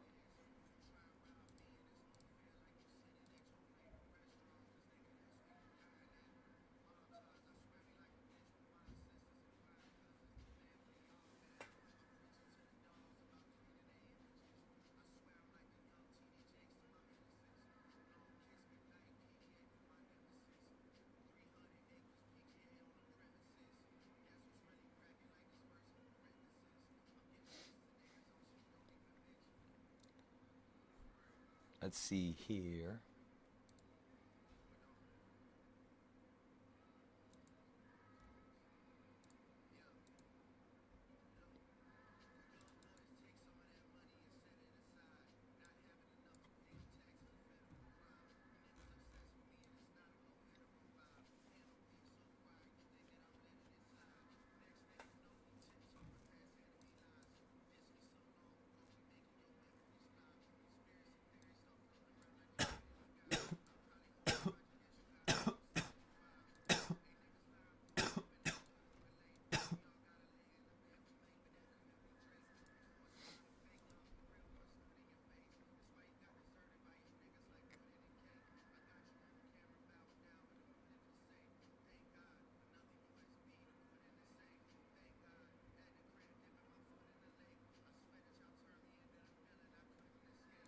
Okay. Microsoft fell down to there and held. Meta fell down to that box and held, and now you're stuck up here. Google, same exact thing. Netflix split has occurred. Just drawings. That's crazy. What a wait. What did they just do? They just said adjust drawings to the split? TradingView does that? I didn't know they could do that. There's less work for us. Now we don't have to fix it as much. But yeah, Netflix looks like it's stuck in the quarter point.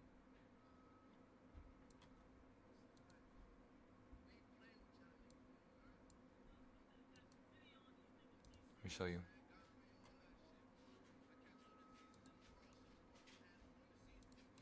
You see what I'm saying? So yeah, I wouldn't really play Netflix right now. I would let it go down just a slight bit more. But if you're going to do anything for Netflix, like if you were to do any single thing in the world, you would play calls below the line here. That's the only thing you could do here. So it's funny how it's holding right there.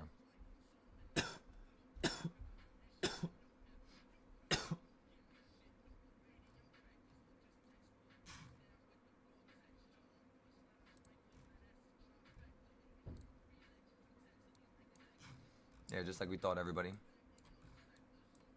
Palantir held right here perfectly. a couple days ago. Bounced right back up to 180. I believe we have Palantir calls somewhere for like next year. Let's take a look at them. Target, you guys already know about Target. Last time we bought Target was right down here, a couple days ago. Ulta. Yeah, this company is amazing. This shit is amazing. This is like the makeup beauty company, like women be going to. I don't know if y'all know what this is. I never heard of this shit in my life, but this stock is insane. This is crazy. It's like speeding up, speeding up, speeding up. You know what I mean? Now it's already touching this red line here. The ultimate speed, you could say. Probably could get a little faster, but that's crazy. So we might want to start looking into this. Oh shit, I just realized. Right here we said play calls above 120. I didn't fix it, but what is this? 497 play calls. That's like $8. It's crazy how it held right there to the left. If you guys could see it right there. Perfectly held on this white arrow. And before you held on the bottom with that arrow. But that's basically a buying point. CoreWeave, you guys remember this company? And that crypto thing that everybody was talking about at the beginning of the year? At the top, we pretty much shorted it, and the rest is history. You know? It happens with all these companies, these crypto companies. I don't know why the hell they do that shit every time. Like every couple years when crypto's about to split again, or we're about to go back into crypto winter, basically like every year when Bitcoin's reaching a new high, or not every year, but every 4 years when Bitcoin's starting to run into a new high, they always IPO companies that are crypto type of stuff, and they always just go up for no fucking reason because of Bitcoin. It happens every single 4 years. I've seen it happen in 2021, so I thought it was gonna happen this year, and it did. You know, with like this company and a few others. But yeah, just remember that, everybody, for next time. It'll be some easy trades we can get into, because all we have to do is just get contracts. Let's just say if a company IPOs like down here, right, at $60. If the company goes to 160, right, just $100 on top, we can have certain metrics, right? We'll go through a couple companies and we'll see what metric is like conservative, but not too conservative, where we're not going to even be able to buy, right? So finding something like this just right, kind of risky, but again, not too risky. And then, yeah, that's pretty much all. Buy a damn put right here at 160. Hold it a year out, 2 years out. Within 6 months, 3 months, this thing already fell out the sky. You know, pretty much, and lost literally almost half its market cap. Appreciate that, Kasha.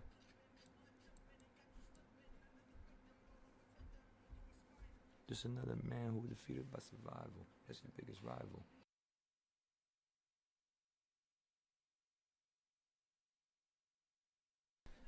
Okay, and then the Circle, I have no idea what this is, but this is another, literally, all these companies that, is this another crypto company? Let me search it up. Let me see. Why do I feel like this is another crypto company?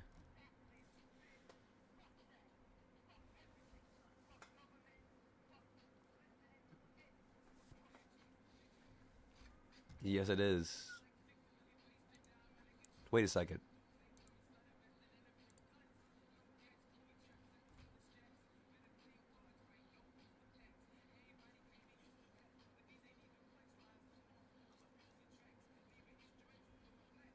Oh, my apologies, everybody.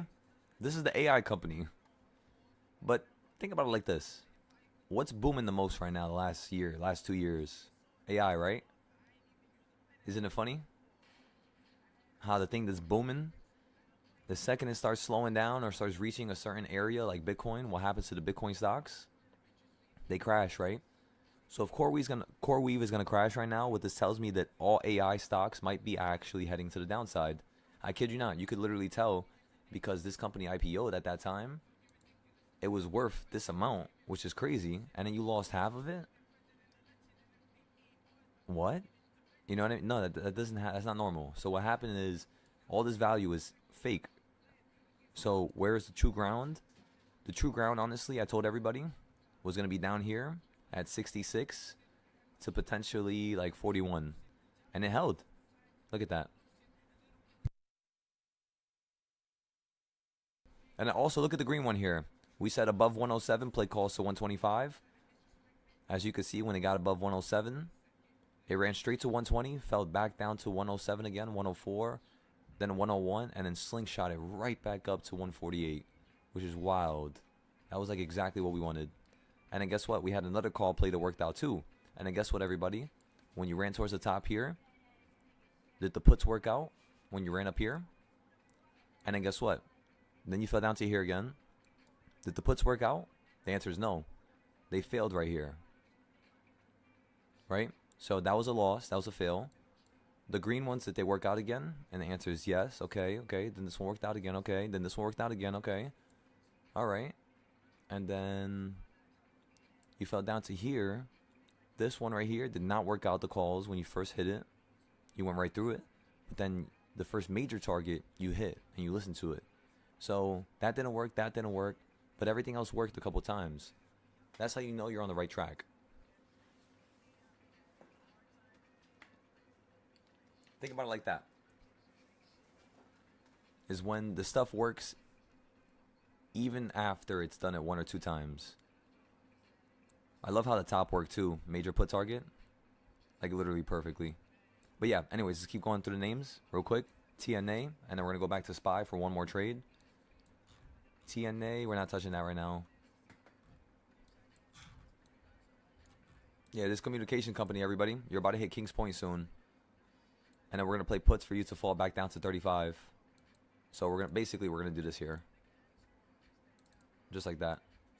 We just got to wait for it to happen. You guys can set an alert. Next company. There's nothing here. Next company.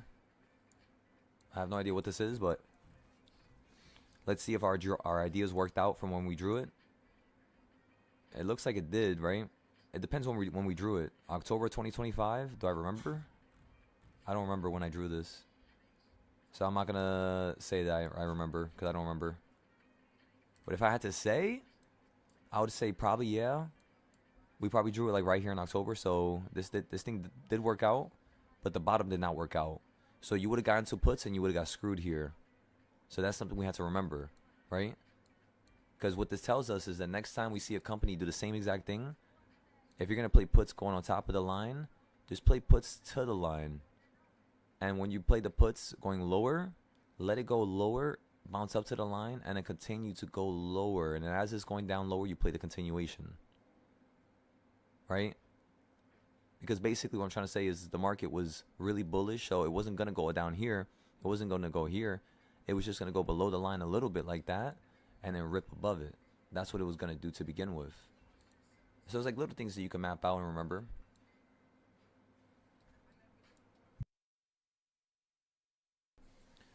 All right, everybody, let's go ahead and look at the next company. We have a few more companies here. Okay, so this one over here, you hit the buying point on LNTH.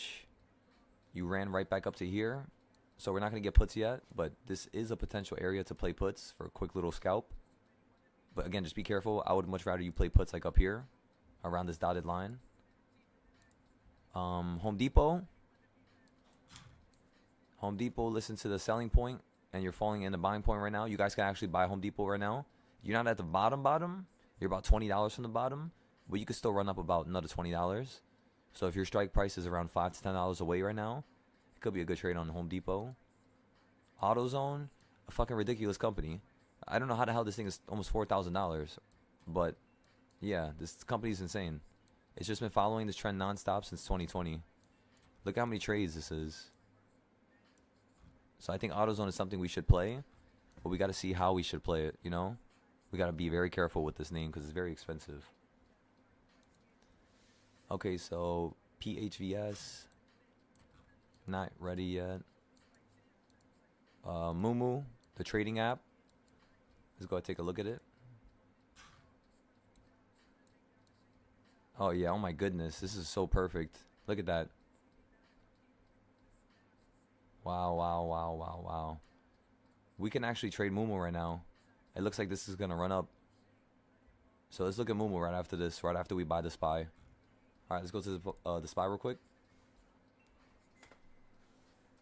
So again, everybody, keep Moomoo on your watch list right now. I think we should look up some more companies, you know, for the whole entire weekend. You guys would be down with that? Let me know if you're down with that.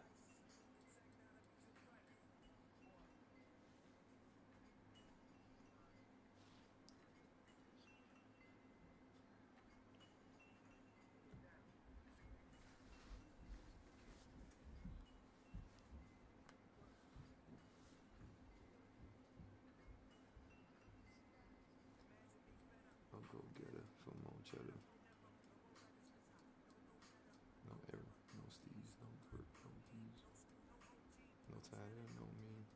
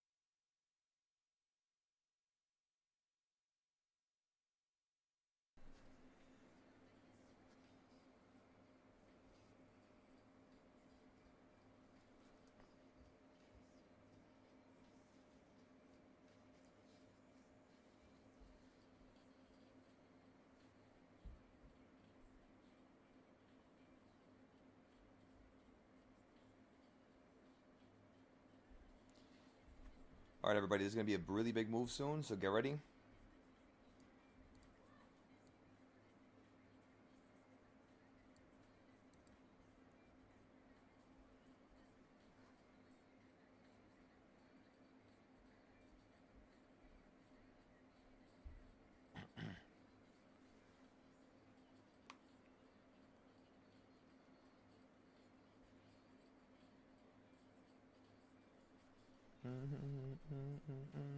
Okay, so we got that going. That's going. We got everything going.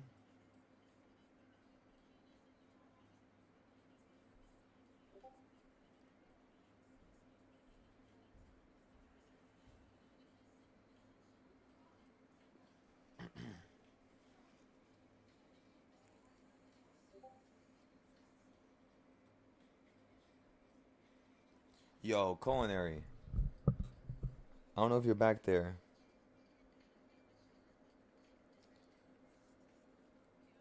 Yo, whenever you get a chance, look at the new Toyota GR-GT.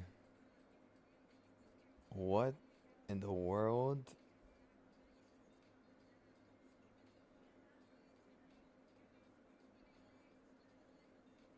They just made a damn supercar. 650 horsepower.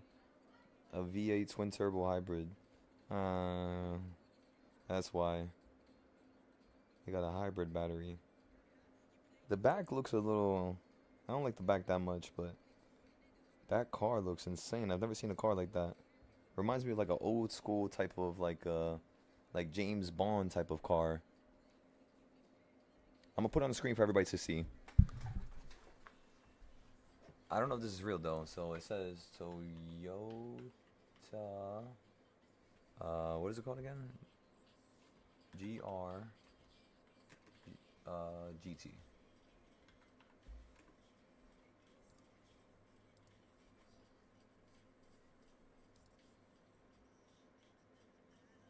Right? This shit looks crazy, right?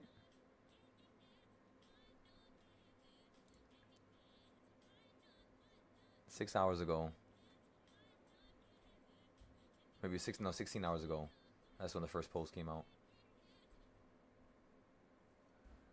It's like a Mad Max type of. I don't even know. That hood is extremely. That's like a Mercedes. That's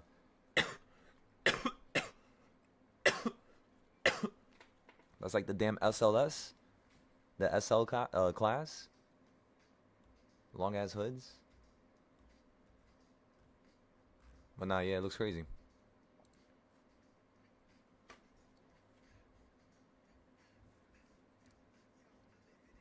So the final play is still going to be 686 calls. That's correct. We're just trying to see if they're going to get a little cheaper. We have 6 more minutes left to buy.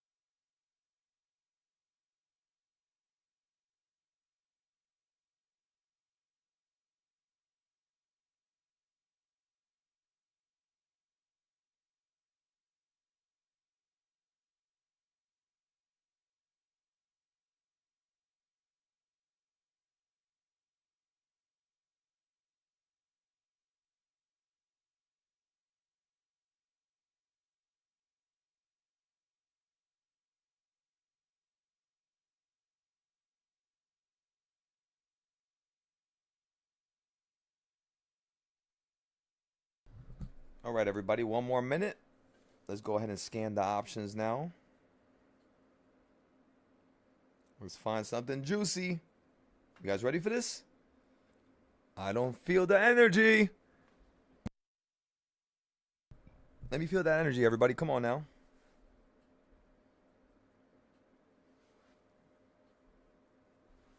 So again, I'm getting 686 calls here. I'm buying 2 of them. I just went ahead and bought 2 of them. Actually, screw it. All 3. Let's get 3 of them. We got 3 of them right now at $25 here. They're all calls for 686. We're looking for a slight little pullback. Just something small. Nothing crazy.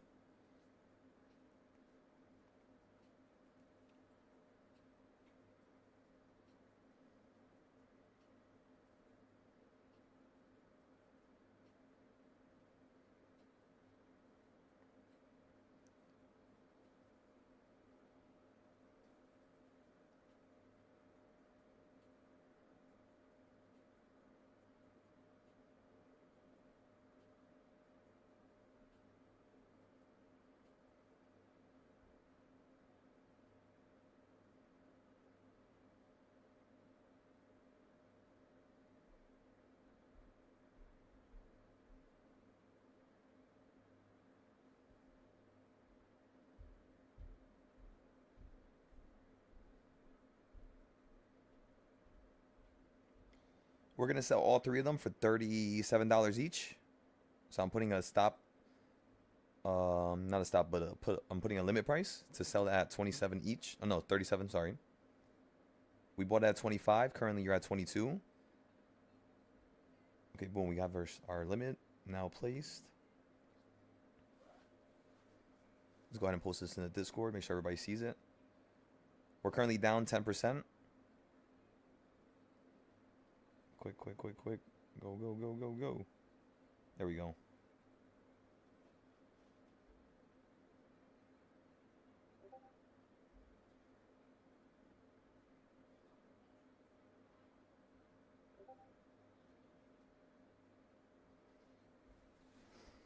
I think the nerds think I'm selling dope.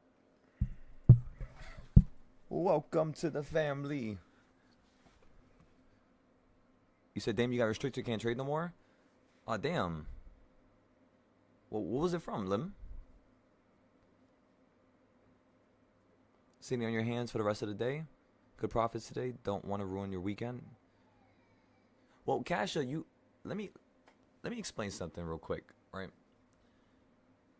Right now, I'm taking a $20,000 loss on gold.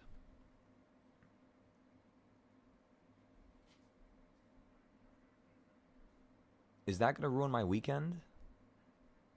You know what I mean? Is that really going to stop me from having fun or being happy? Or am I really going to let that bring me down? You know, I've done it for so many times, so many years, unnecessarily, because the next week I'll just bounce right back and make more money than I lost. So it's just like, nah, yeah, don't let that be the case. You should change it. Make it a little different, you know? You can't get emotional. You can't. There's no such thing. It's all about learning. If there's a loss, there's a lesson. That's it. You're up 30% of your account, though? Okay. If you keep that up, you'll be good. Exactly. You got to understand what's your baseline, and just always make sure you kick it above your baseline. Meaning, if you know that you can only make 40%, you know, every day, make at least 20 or 30, you know? That's good enough. That's fine. But yeah, nice and slow, you know? Don't rush it. Everything happens for a reason. So if you're losing money, if you're not making profit, if you're not getting to that next level, it's not because the universe is trying to hurt you. It's because you just need to fix something, you know? There's a lesson. So fix whatever you need to fix, learn the lesson, and I'm sure the next time you'll make whatever money you lost. But a lot of people, they just have a bad habit of not learning the lesson. So the universe just keeps like smiting them, you know? Unfortunately. Yeah, switch to a cash account. So are you trading with a margin account, Lim? Or a cash account? By the way, everybody, make sure you watch the video on my YouTube channel, cash account versus margin account. It's a very small video, so I'm sure you guys will love it. And it's very descriptive. So I'm sure it'll help you out. Oh, you're using margin? So yeah, Lim, what I want you to do is try to see if you can have a cash account on Webull. The way you do that is you open up a Roth IRA, or I believe you can have a cash and a margin on one account now. So just open up the cash and yeah, trade with that one so that you guys could test yourselves and practice. And then when you guys are really ready to put the pedal to the metal, the way you do that is by actually, trading with a margin account. Like, it's harder to trade with a margin account. That's why I like trading with them, because you get less opportunities and it makes you trade less. So because there's less opportunities and it makes you trade less, it actually makes you go for the better trade, you know, because there's less trades you could do. So you said, could you join up to the Discord group? If you guys would like to check out the Discord group, remember, there's only one rule for the Discord group. As long as you're making some profit, you guys could go ahead and click this link in my bio, and it'll send you to the Patreon, and then you could check it out there. And yeah, whenever you guys have profit, though, not right now. If you guys just join today for the first time, you might as well just wait another couple days, make some good money, and then think about it. Okay?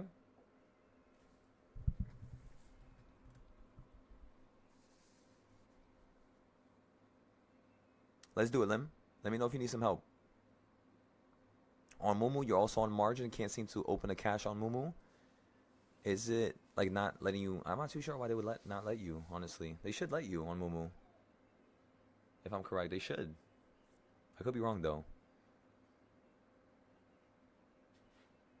I know I have a cash and a margin on Moomoo. I have both of them. But I opened it a little while ago.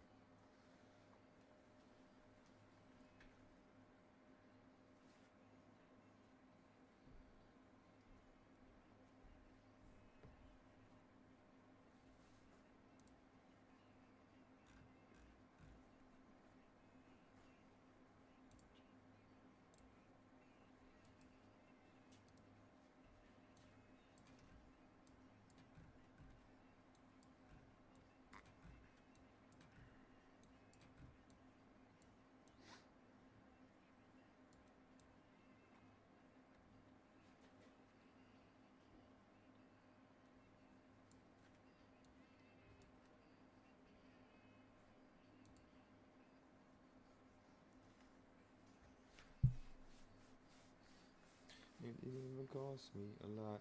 Yeah. Boom, boom, boom, boom, boom.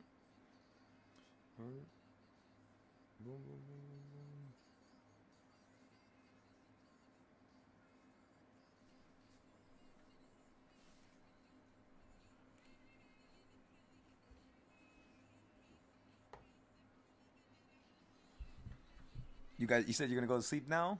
Roger that, roger that. I'll see you guys later, alright? For those of you who are gonna leave now. See you guys in a little bit.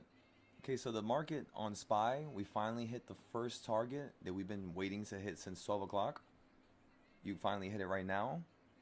So again, now let's wait for the next little twist here. Once you hit that midpoint, let's see what's going to happen right after that. And then we'll go from there. If you fall below the midpoint, it could mean that the market just wants to stay towards the bottom here. So what we could do is go overnight and play some calls. But we're just going to wait until 4 o'clock. We'll buy it at like the last time possible, you know what I mean? But yeah, it looks like we could play some overnight calls now. For SPY.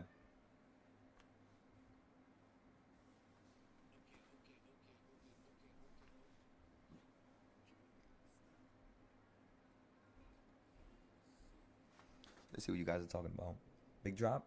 It's not yet. It's still a small little drop.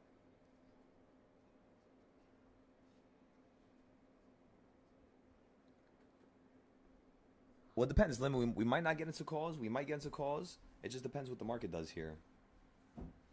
So we'll just give it a moment.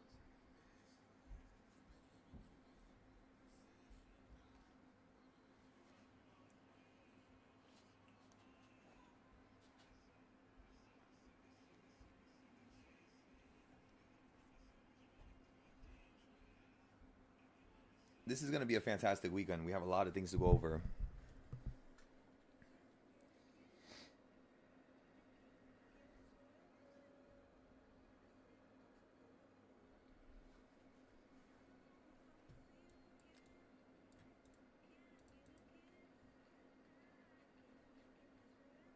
Can you?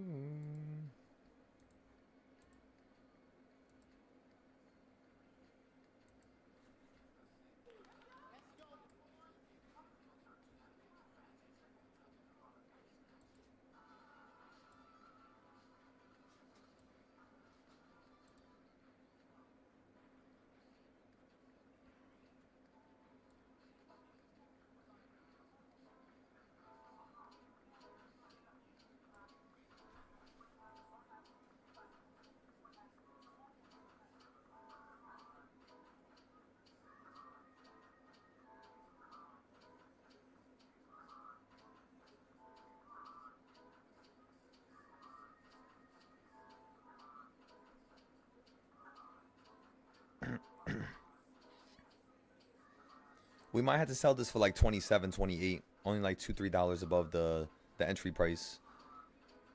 We're just gonna have to wait for the next 10 minutes here.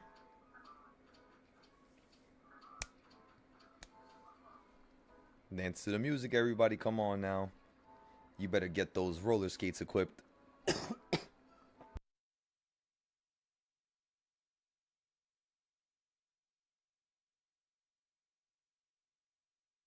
Remember, everybody, this is still a tiny drop. A bigger drop would be like $4, $5. You know what I mean? This is just a small little drop. It just looks big because of, you know, you're not really moving that much today.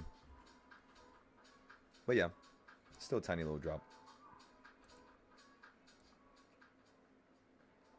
We'll see if it can expand and go a little bit more to the bottom.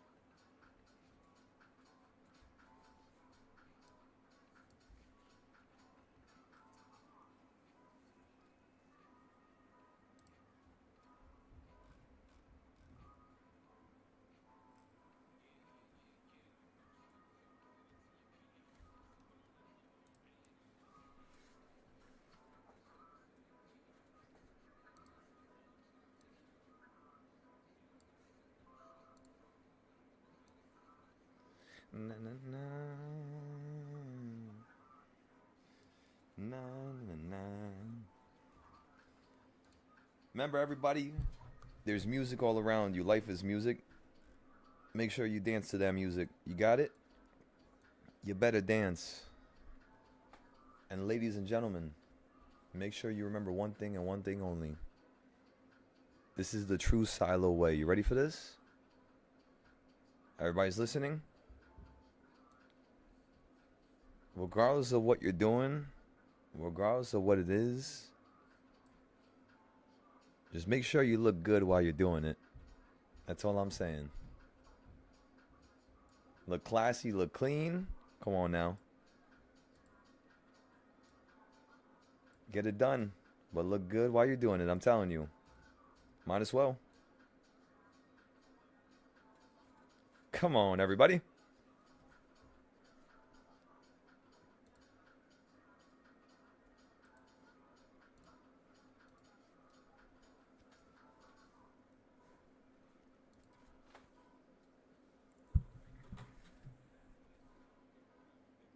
Dun, dun.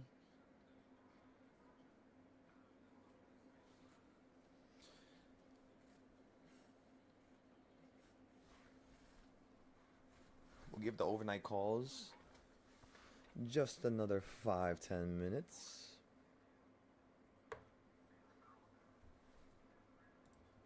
I need more music. I kind of need everybody's help.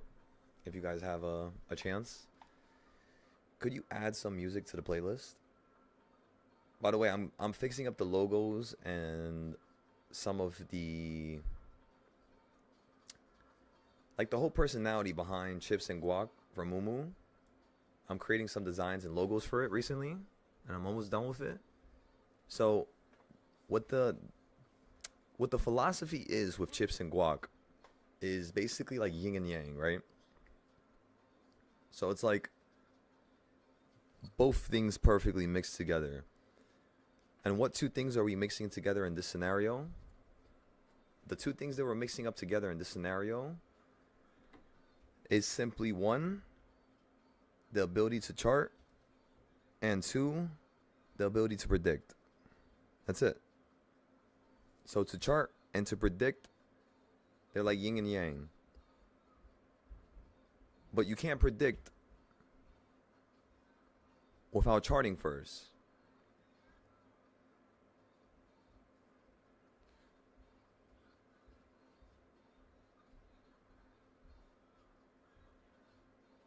What in the world is that? My fault. I just saw this big ass bug on the wall. I was like, what the fuck is that? I never seen that before. Type of mutant grasshopper spider hanging on a wall. Okay, so what was I saying? So I was saying, in order to predict, you have to be able to chart, right? So again, in order to predict, you have to be able to chart. And in order to chart, you have to want to be able to predict. So again, first comes the want to be able to predict something and make it, this repetitive type of thing that you know deep down in your subconscious. And once you can do that, then you get into the charting. And once you perfect that, then you can correctly predict the future. So what I was thinking was creating like a whole world that looks like a giant chart and like everything is just on the screen. So like the EMAs, like that's like a certain way of life, right? Whether that's wins, whether that's losses, whether that's a repetitive type of X factor, right? But in terms of the actual background, in terms of the actual look of it, the feel of it, it's going to be very abstract, very. It's gonna be quite insane, I'm telling ya. So yeah, just get ready for that. Should be up tonight. Just gotta make sure we finish a couple more things.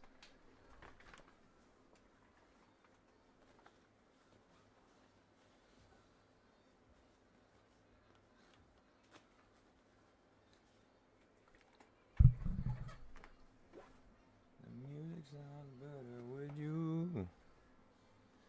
4 more minutes, everybody. Is the spy holding? Is it gonna snap back upwards?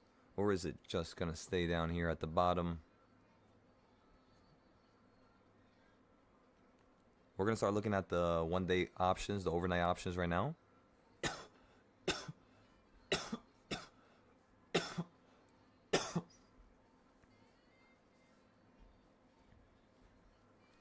Yeah, I'm not gonna lie to you, Lace. Nvidia does look really good. It's looking better than it did a couple days ago. That's for sure. Like 2 days ago,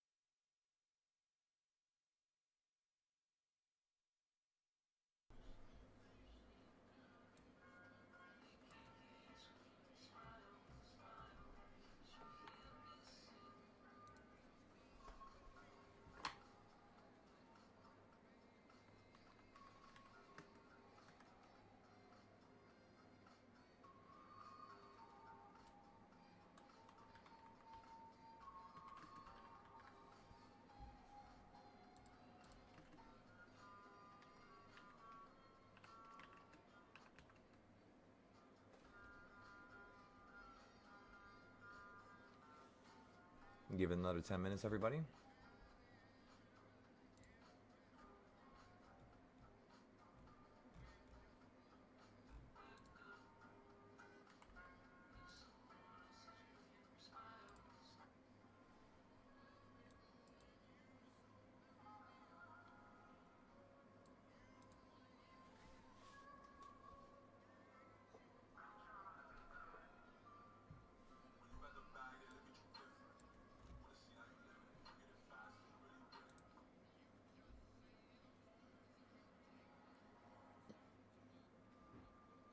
Also, would you agree with 715 being the next point of interest on SPY after 700 is breached? 100% Lace.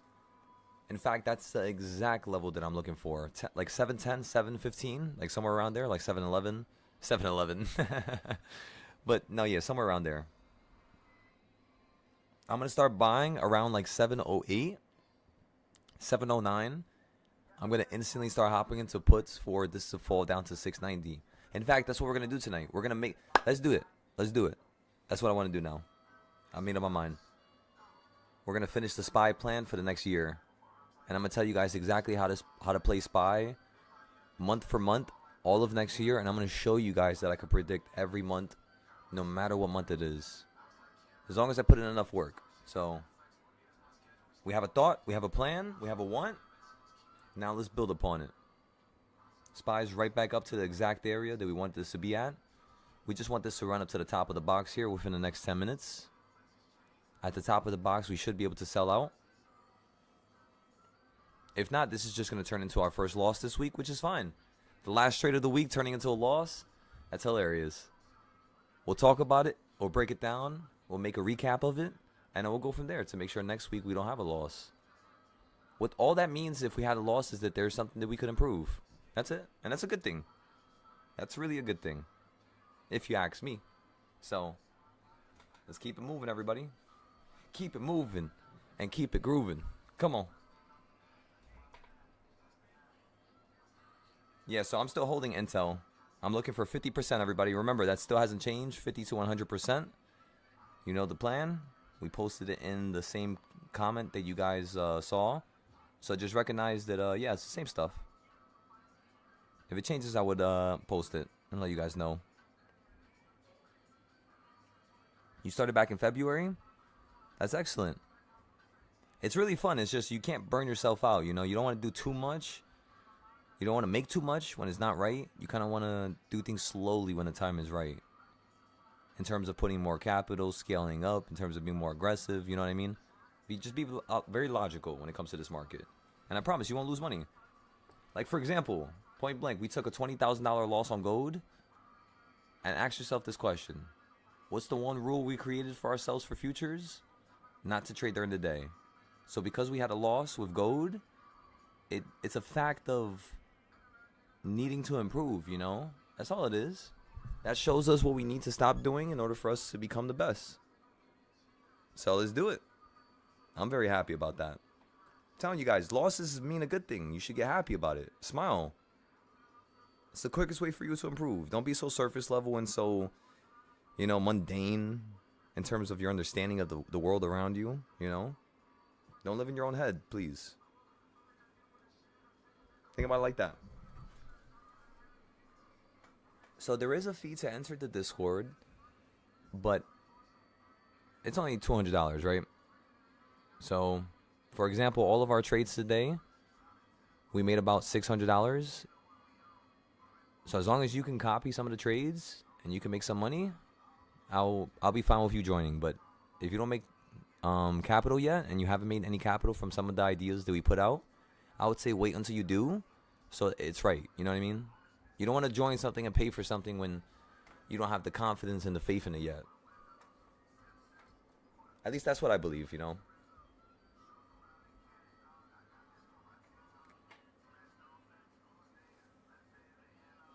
Grew up with the grooms, yeah. Really sad. Do it for me.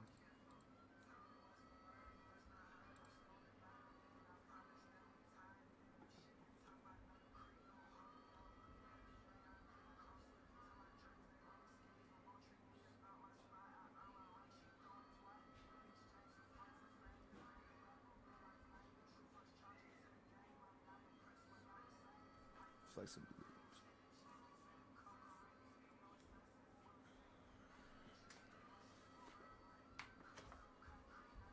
You really like me.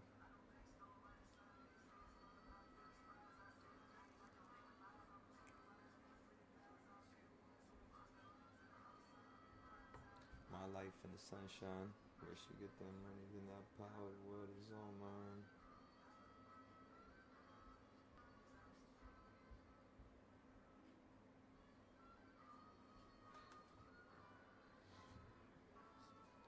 You said you made about 40K from September to October. That's awesome. Hell yeah.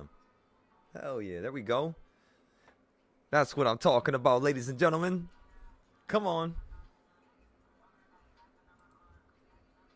That's what's up, brother. Just try to be safe. You know, take out some money for yourself. Put some money to the side to start other accounts. Maybe start a couple cheap accounts and try to grow those so you don't have to use your big one yet. You know what I mean? That's usually my favorite thing to do, so I don't have to lose too much capital. That's like, for example, earlier on this account, we had already taken out money and put it to our other account, right? And if, let's just say we had to take a loss on this trade, we only have 7 minutes left. No, actually we have 9 minutes. So we still have almost 10 minutes. Our options are right back at $10 here. So if this runs up to the top, we'll be able to sell out for a nice little gain. And yeah, you know, that's really all it is.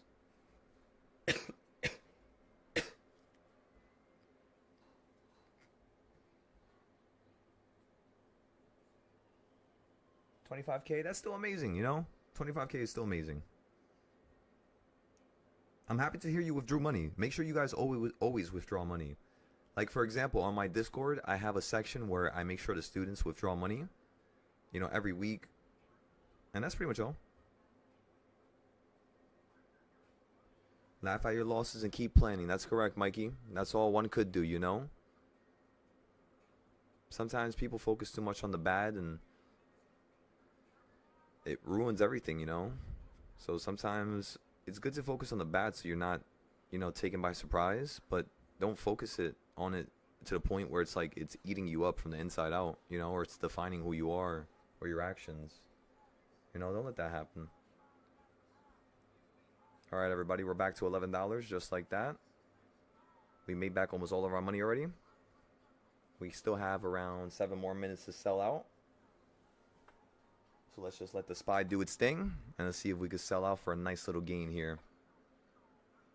Again, we already made most of our money back here. The options dropped down back to $2 and now they're right back at $12. $12, $13. So if they run up a little bit more, we'll be able to sell it for like $27, $30.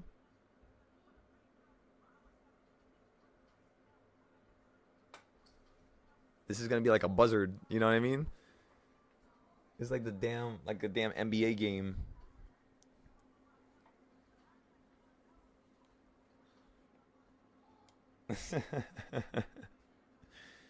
Shit, I'm shooting from full court.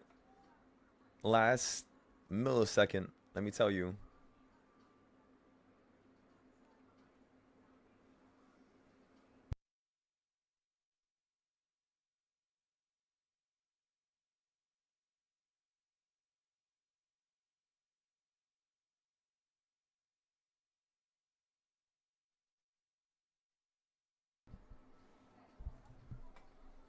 There we go, everybody.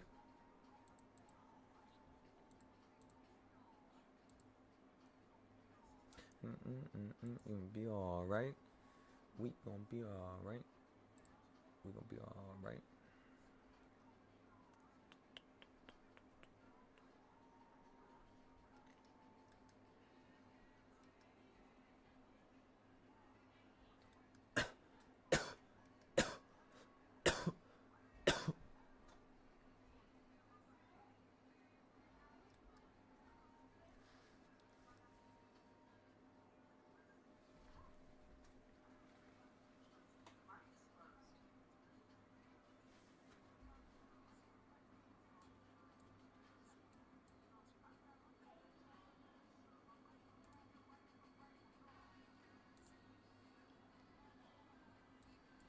Wait, everybody, it didn't liquidate me.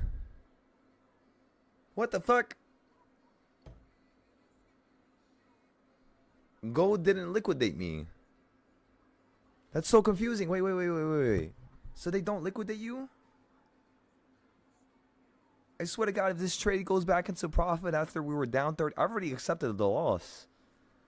We're down 30,000 right now. If this thing holds here and runs up by Sunday, oh my God. I think it's going to do it. There's no way they let me hold that. Oh, they just sold it right now. They sold it for a loss right now. That was so funny. They just sold it for a loss right now. Literally, as soon as I said that. Yo, oh my God, that was so funny. I literally just saw it disappeared. I saw the message pop up on the bottom left. Okay, so we took the loss. So we're only down 22K.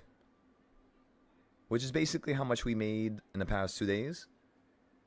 We're up still 50,000 in total. So, yeah, it's a little unfortunate, but it was just because of one wick, which is crazy. One candle. I kid you guys not. One candle, 20K. That's how gold moves. But that's the beauty of it. So now, over the weekend, we actually can go over the loss. And yeah. And then Sunday, we'll make the money back, and then we'll go from there. Did we lose the account? No. Therefore, does it matter if we took a loss? And the answer is no. It just means we need to improve, but it's not the end of the world. I took out 5K last week, plus I didn't lose the account, plus I started 4 more accounts, plus those accounts haven't taken a loss, and we're up on those. So come on now. I'm very happy. Even if I had to take a $20,000 loss, because we're up way more than that. You guys got it? Sometimes little setbacks happen, and that's okay. It's normal. We're playing aggressively, and we expect that. So, let's keep it moving. Let's keep it grooving. Ladies and gentlemen, we're going to go ahead and end this live, and then we're going to go ahead and start the next live, which is going to be us talking about the companies that we're going to break down for next week, and the companies that we're going to buy for next week whenever we get some extra profit. So, yeah, just get ready for that, okay, everybody? I'll see you in a little bit. You guys are absolutely amazing. I don't know how you guys stayed the whole entire day, and you guys continue to stay every day the whole entire day, but it's much appreciated. Make sure you understand that, you know? A week ago, I only had 2 people on my live. Now, I mean, it's crazy. We got like 40 to 50 people the whole entire day. And I'm sure it's going to keep going. So, whenever you guys have questions, just ask me, text me, let me know. Never feel like, no matter how big we get, never feel like you can never reach out and ask me anything. You know that? Just saying for the future, okay? Always feel and understand that you can ask me anything. Alright, everybody? Lim, I'm gonna see you, brother. Have a good night. We'll see you in the morning on tomorrow. Technically, that's your night, but... So yeah, we'll see you tomorrow night, if anything.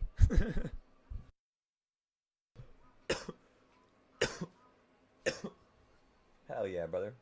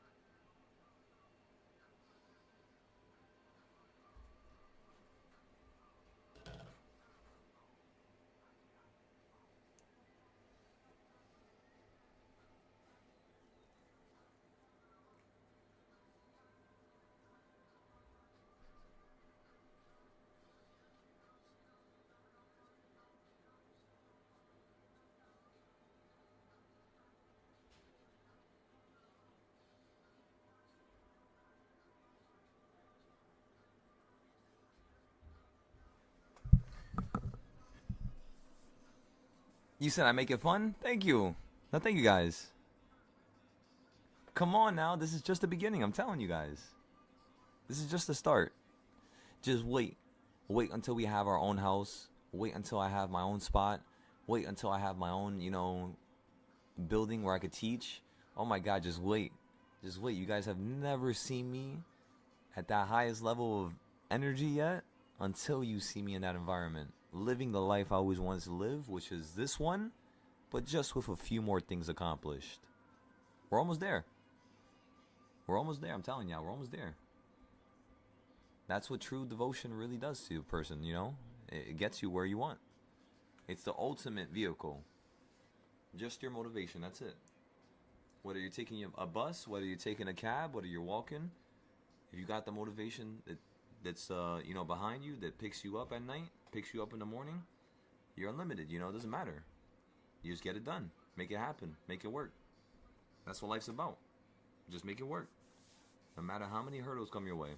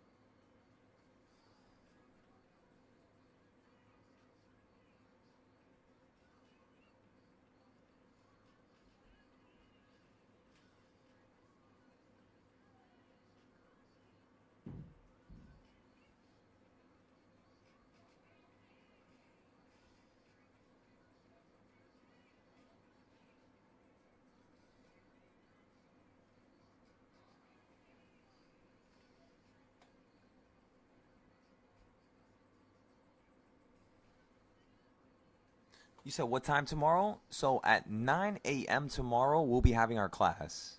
At 9 a.m. in the morning. Remember, it's going to be on the Discord only.